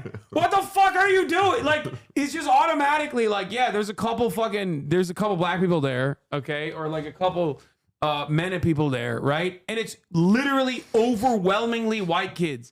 And they're literally like, well, they're migrants, you know? Exactly. It's just like because they're being unruly. So obviously they must be migrants. They must be migrants. Those are Swedish white people. It's not the same. Yeah, true. I saw a video of a white guy. All 3 black people in Norway are there. Yeah, I know. Yeah, maybe this account meant the Swedish migrants. Attacked in Norway, not by Norwegians. Am I crazy? Like, I feel like I'm going crazy. Like, yeah, there are definitely, black and men and people in the crowd. But like, the majority, guy's pulling his hair. It's fucking Norway. Like, of course the majority are white. Like, what are we talking about? And yet everyone is like, oh no, it's just all fucking, Migrants never were like, I'm pulling up to see Speed. That's my main concern. No, it's like, here's the thing. Even if it is literally like majority migrants, okay?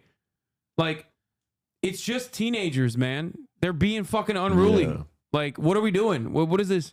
What is the argument here? They're like, oh yeah, dude, you can't do immigration in your country because if Speed comes, God forbid, they might do a riot. Exactly. Yeah. But also, it just happens everywhere. There's a big streamer. When they go and they're being filmed, they get fucking attacked. It's like are you trying to say I'm not a big streamer? Is that why I'm not getting attacked? Is that one? Yeah, it's kind of fucked up. Hasan. It's kind of fucked up, dude. Even Tucker Carlson got attacked, and he doesn't even stream. Yeah, by migrants. Yeah, they were there from Sydney. All the kids keep screaming the water brand Mokni Gaz. Bro, shut up, bro. Nah, this is next level. That's crazy.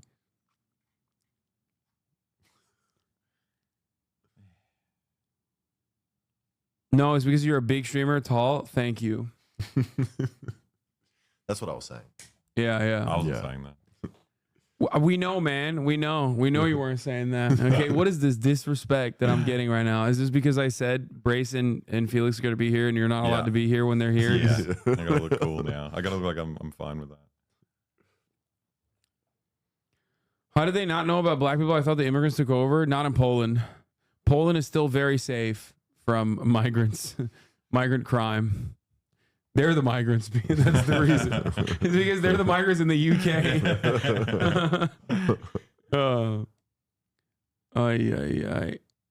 Wow Mao compiled the best iShowSpeed clips for this one.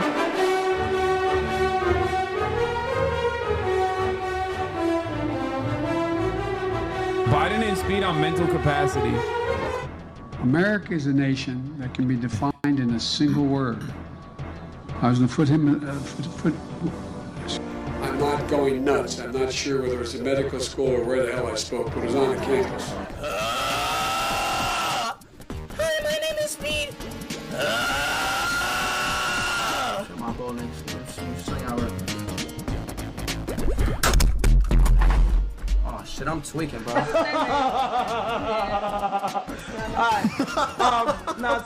And to get hot, I got hairy legs. You love that one. I love that. You fucking love that one. Because I always think of doing it.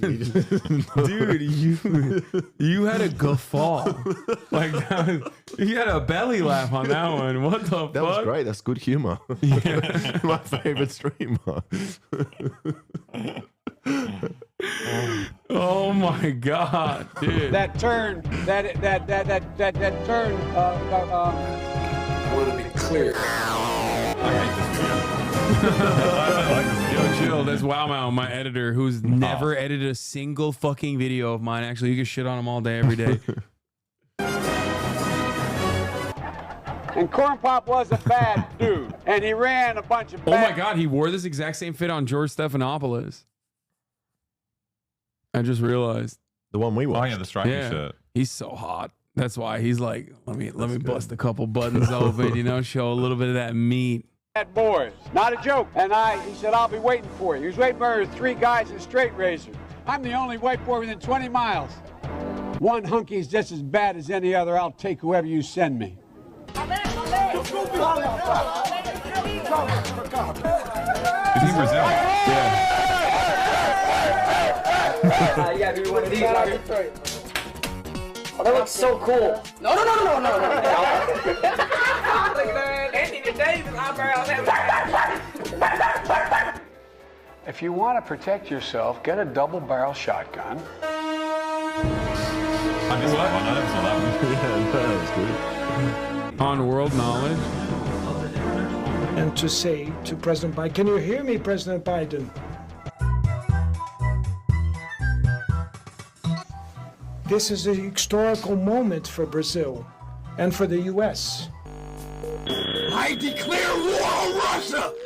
I declare war! Bye-bye, Russia! Bye-bye!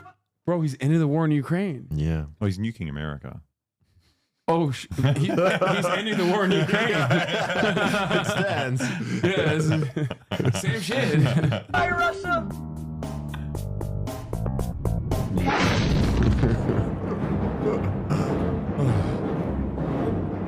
Ben, do you support Black Lives Matter? Man, what? Ben, where you at? Speed, turn around! Speed, turn around!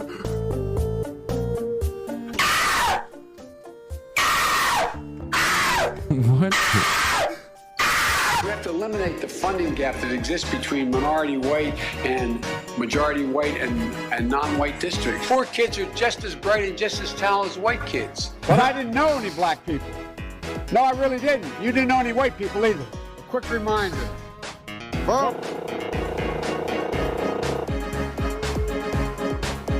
They're gonna put you all back in chains. What is that? What? What was that?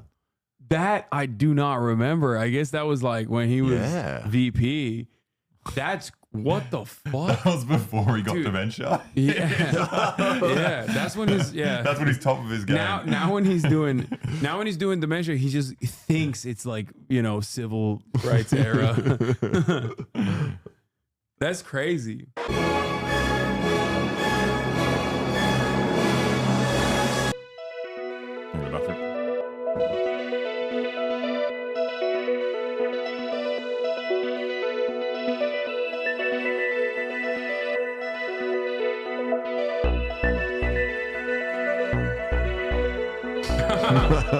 That's real. That happened. Yeah. Oh, he's cool.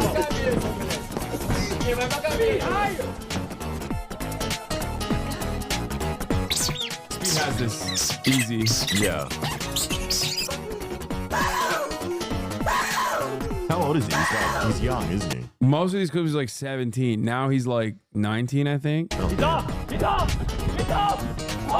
He's so unimaginably athletic. Yeah. Like, he is insane. He is insane, dude. When he does straight up backflips without tucking his knees. Yeah, it's fucked. It doesn't look normal. Like I've never seen some shit like that. Whenever I see someone do a backflip, though, I don't know why, but I like them immediately. Yeah, I mean, it's it's already super impressive to be able to do that, but like he literally does it when he's like suspended in air. I don't know how the fuck he does it.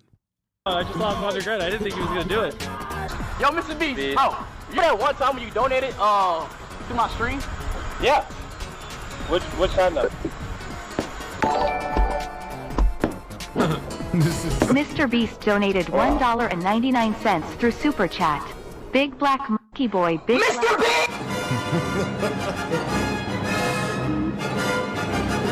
After today, would you still refer to President Xi as a dictator? Well, look, he is. I mean, he's a dictator in the sense that he is a guy who runs a country that is... That's not actually Mr. Beast chat. Come on. Like, yeah, cancel Mr. Beast. Yeah. Communist country that's based on a form of government totally different than ours. How can you call this man a dictator, bro? Look how cute he is. He's so cute. He's so handsome. He's so worldly. He's just like polite as well. Yeah, he's a Not great aggressive. guy. He's a great guy. It's really fucked up. Really fucked up. 大家好 How you doing? 现代化产业体系更加 Your coverage of Biden is basically a Louder with Crowder vid right now. Do you think we're doing real political coverage of Joseph Robinette Brandon right now? We're watching Joe Biden versus iShowSpeed. It's a meme video. Some of you motherfuckers literally are so dense, dude. Are you okay? I thought this was real politics. Yeah. What the fuck?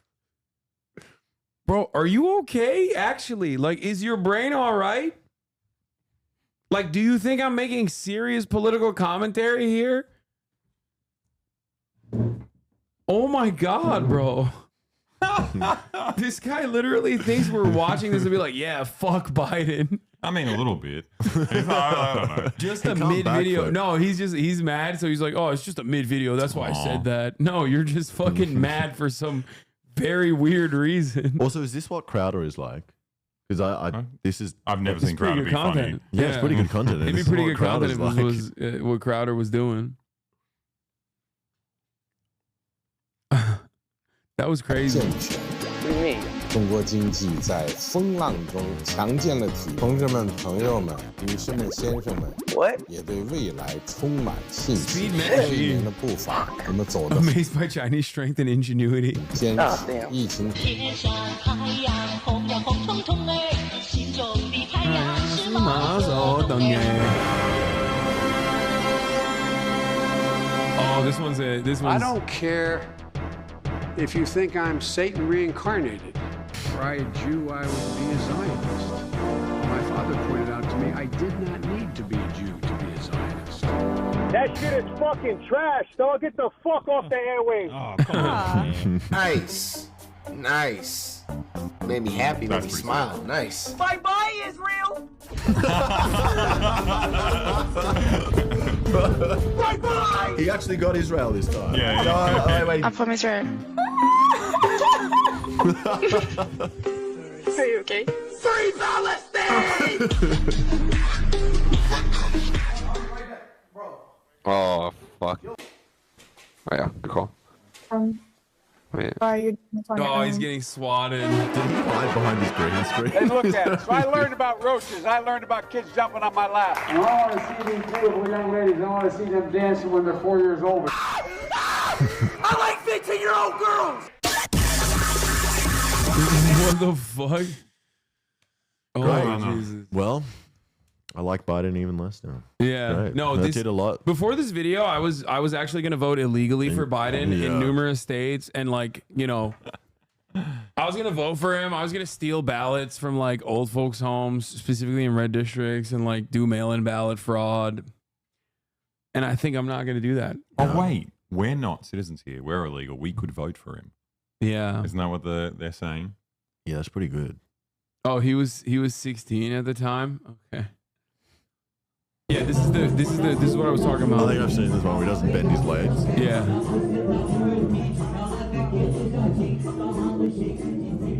In the fucking Yeezy Crocs or whatever too, which is crazy. Like no traction.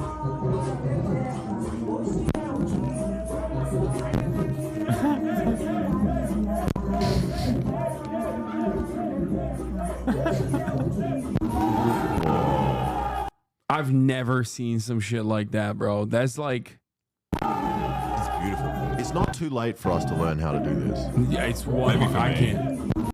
Bro, he doesn't even tuck his fucking knees, brother. That's like insanity. It's like he's defying gravity. I don't know how the fuck beautiful. he does But that. He streams so much. When can he practice these? I think he's just like insane. Like he's an insane athlete. He did the like the NFL combine, and he just has like an incredible vertical too.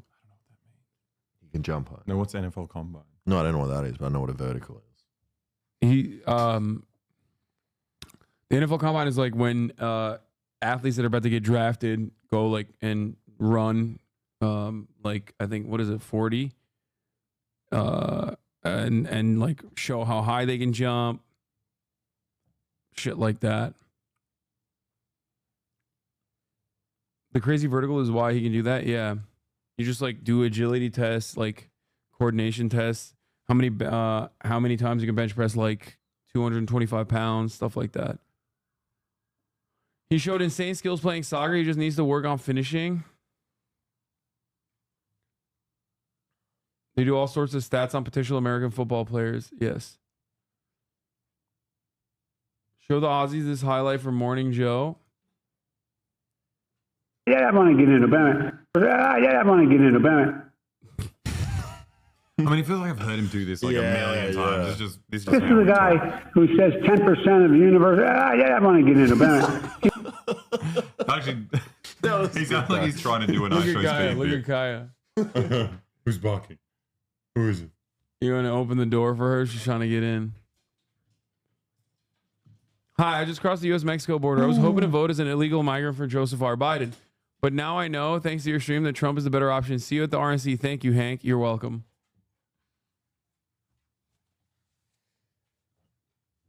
Yo, Blast is a wonderful hit single. World Cup while we're at it. Such a fucking banger, dude. It's true.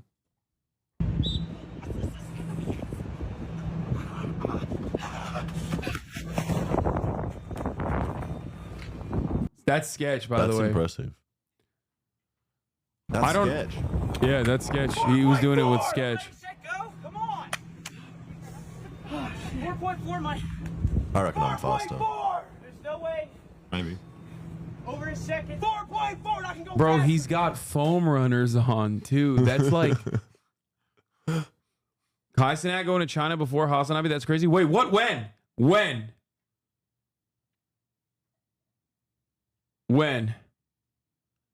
Look it up. Why? What would I Google? When is HasanAbi going to China? Yeah. No fucking way. He's probably going to Taiwan, which is, I mean, Same thing. yeah, China. Taipei, Chinese Taipei. Okay. But like Kai in China with Taiwanese Ray. No, he's not going to mainland China. Get the fuck out of here. Oh, we know about Bushisms. Yeah, why would I show them Bushisms? They know. Social credit going up. Probably going with Ray, yeah. No, I doubt he's going to mainland China. He's probably going to Taiwan. I must admit, you are the only funny anti-Trump person I've met. Your content is pretty cool. Keep it up. You're never too late to vote Trump. Yeah, totally, man. Yeah, one day you're gonna get it. iShowSpeed is a Maoist. It's gonna be him singing. Donated 50K to Palestinian charities because he's been pro-Palestine for years. Jammed the red sun of the sky. Signed the Kurdistan flag endearingly. Nuked Israel on stream on a planet simulator. Oh, he did? What am I? Lol, her Biji What Kurdistan!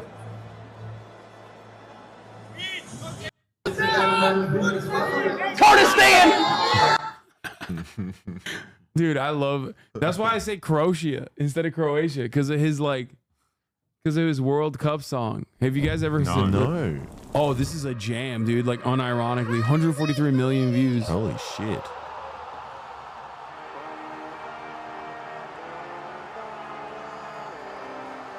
Let's go! Everybody rise up! Stand up!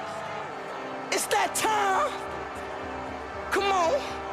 We got Portugal, we got Mexico, France, England, Brazil, Belgium, Qatar, Germany, USA, Iran, Canada, Argentina, Australia, Argentina, Croatia, Switzerland, Croatia, Ghana, Japan, Uruguay, Morocco, Saudi Arabia, Ecuador, Wales, Poland, Tunisia, Cameroon, Serbia, Korea, Netherlands, Serbia mentioned, and he said it better than he said Croatia. Yeah. Senegal, Costa Rica.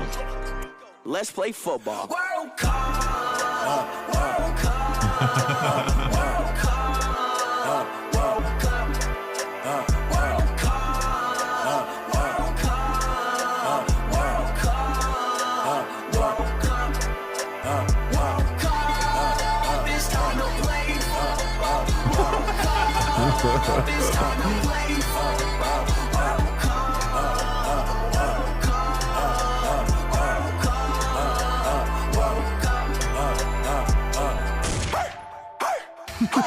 Hey, hell no, man, let's get right. Got Portugal with the come with the nightlight. Mexico, we come with the right. Italy, we come with the right. Like Cameroon, we came with the pipe. Mexico, we coming right like World Cup time. Fight till we die. We up in the field, we finna hit till we die. Kick till we die. Hunt until we die. Headers until we die. And like hatchings, we finna try. Hey, hell no, who finna win? 22, we on the bend. World Cup in that you turn, you know we out, we on the jet. Mexico, we up in man. Got a little on my bed like hell no, we in this den. I like to play football. If Ronaldo finna win, we gon' get hit it like it's too far. Argentina, man, what's up? Messi, he finna what? Messi, you want the what? Messi, you bought the huh? Hat tricks, we up in this man. We up and chirping the band. Messi, you got. He's because he's a big Ronaldo fan. Yeah. That's why he's like saying Messi, we finna what? Like he's like, it's on site. You know what I mean? Like anyway. Finna win. Ronaldo, he about to win. So we.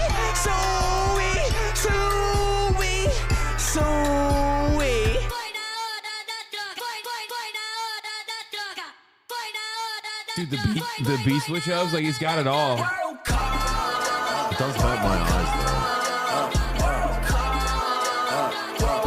It's just too quick. I feel like I'm too old for this many times.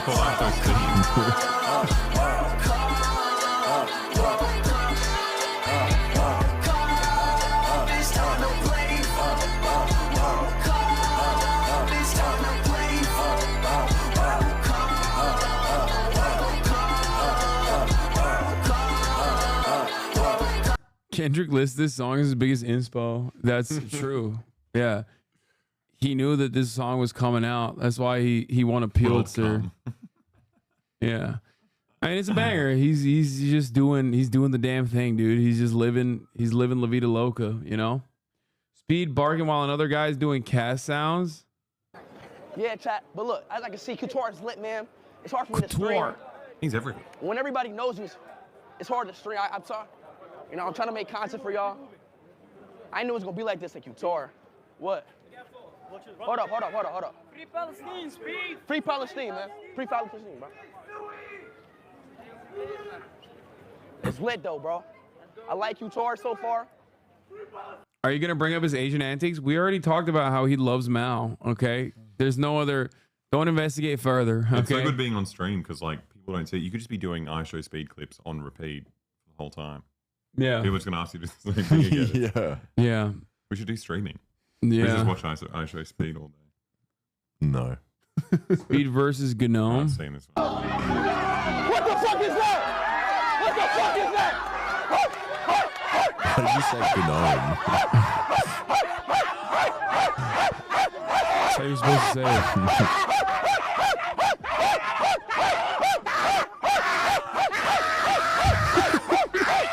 What is that? The fuck is that? What the fuck is that? What? I'm a knight. I'm a what? Him trying to not laugh at KSI's hairline is funny as hell. On you, bro. All eyes on you. All right. Okay.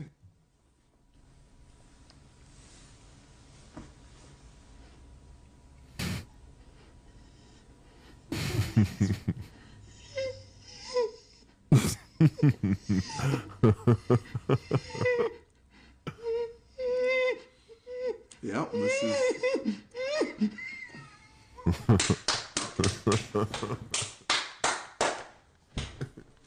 Okay. Bro, all eyes on you. Messed up, man. That's fucked up. Okay, that's fucked up. Sorry, I just got here. Why are we watching iShowSpeed? Not a complaint, just curious. We're just looking at the presidential candidates.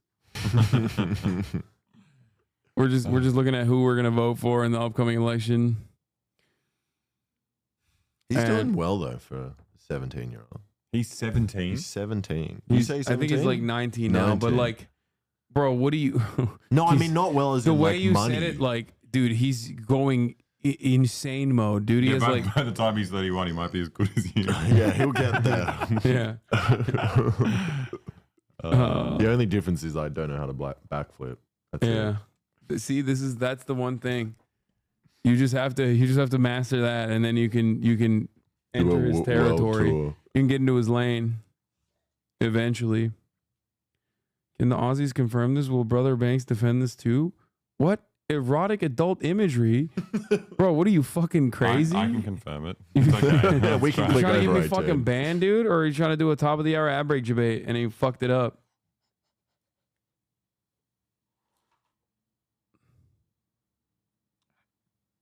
What? Okay, we're done with speed clips. All right. Dude, I'm tired. Did fucking clocked 7 another PM. Yeah. Holy shit. Clocked another 8-hour half-day stream, dude. Wait, this is half. What? How long are you usually No, going? I'm kidding. It's a meme. You're a monster. I say it's a half day as a joke. All right, we'll do the Amazon video tomorrow and all these other videos tomorrow. Yeah, time flew by, chat. Oh, okay. Thank you, Aussie boys, for coming on.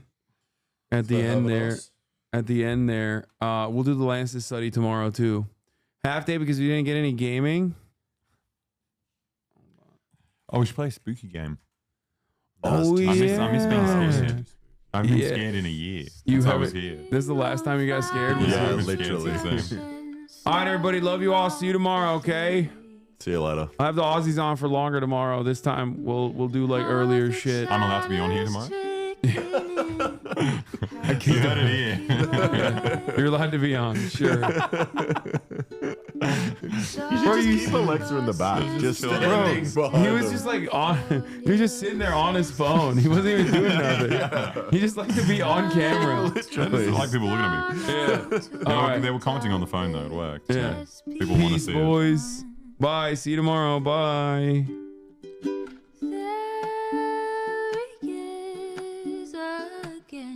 Hasan is streaming. Hasan is streaming. There he is again. Hasan is streaming. Hasan is streaming. Reviewing the P.O. box. Uncle Uyghur's face. Sudden discord agitprop. Great names take embrace. Tiny Bernie Sanders, LGBTQ Air Force. The whole left at your fingertips, Ane at your door. H3 crowded debate, the Young Turks online show. 3 full fucking years of this, plenty more to go. 90-day fiance talks of champagne bourgeoisie. A Trump rally live reaction on mass riot at DC. There he is again, Hasan is streaming.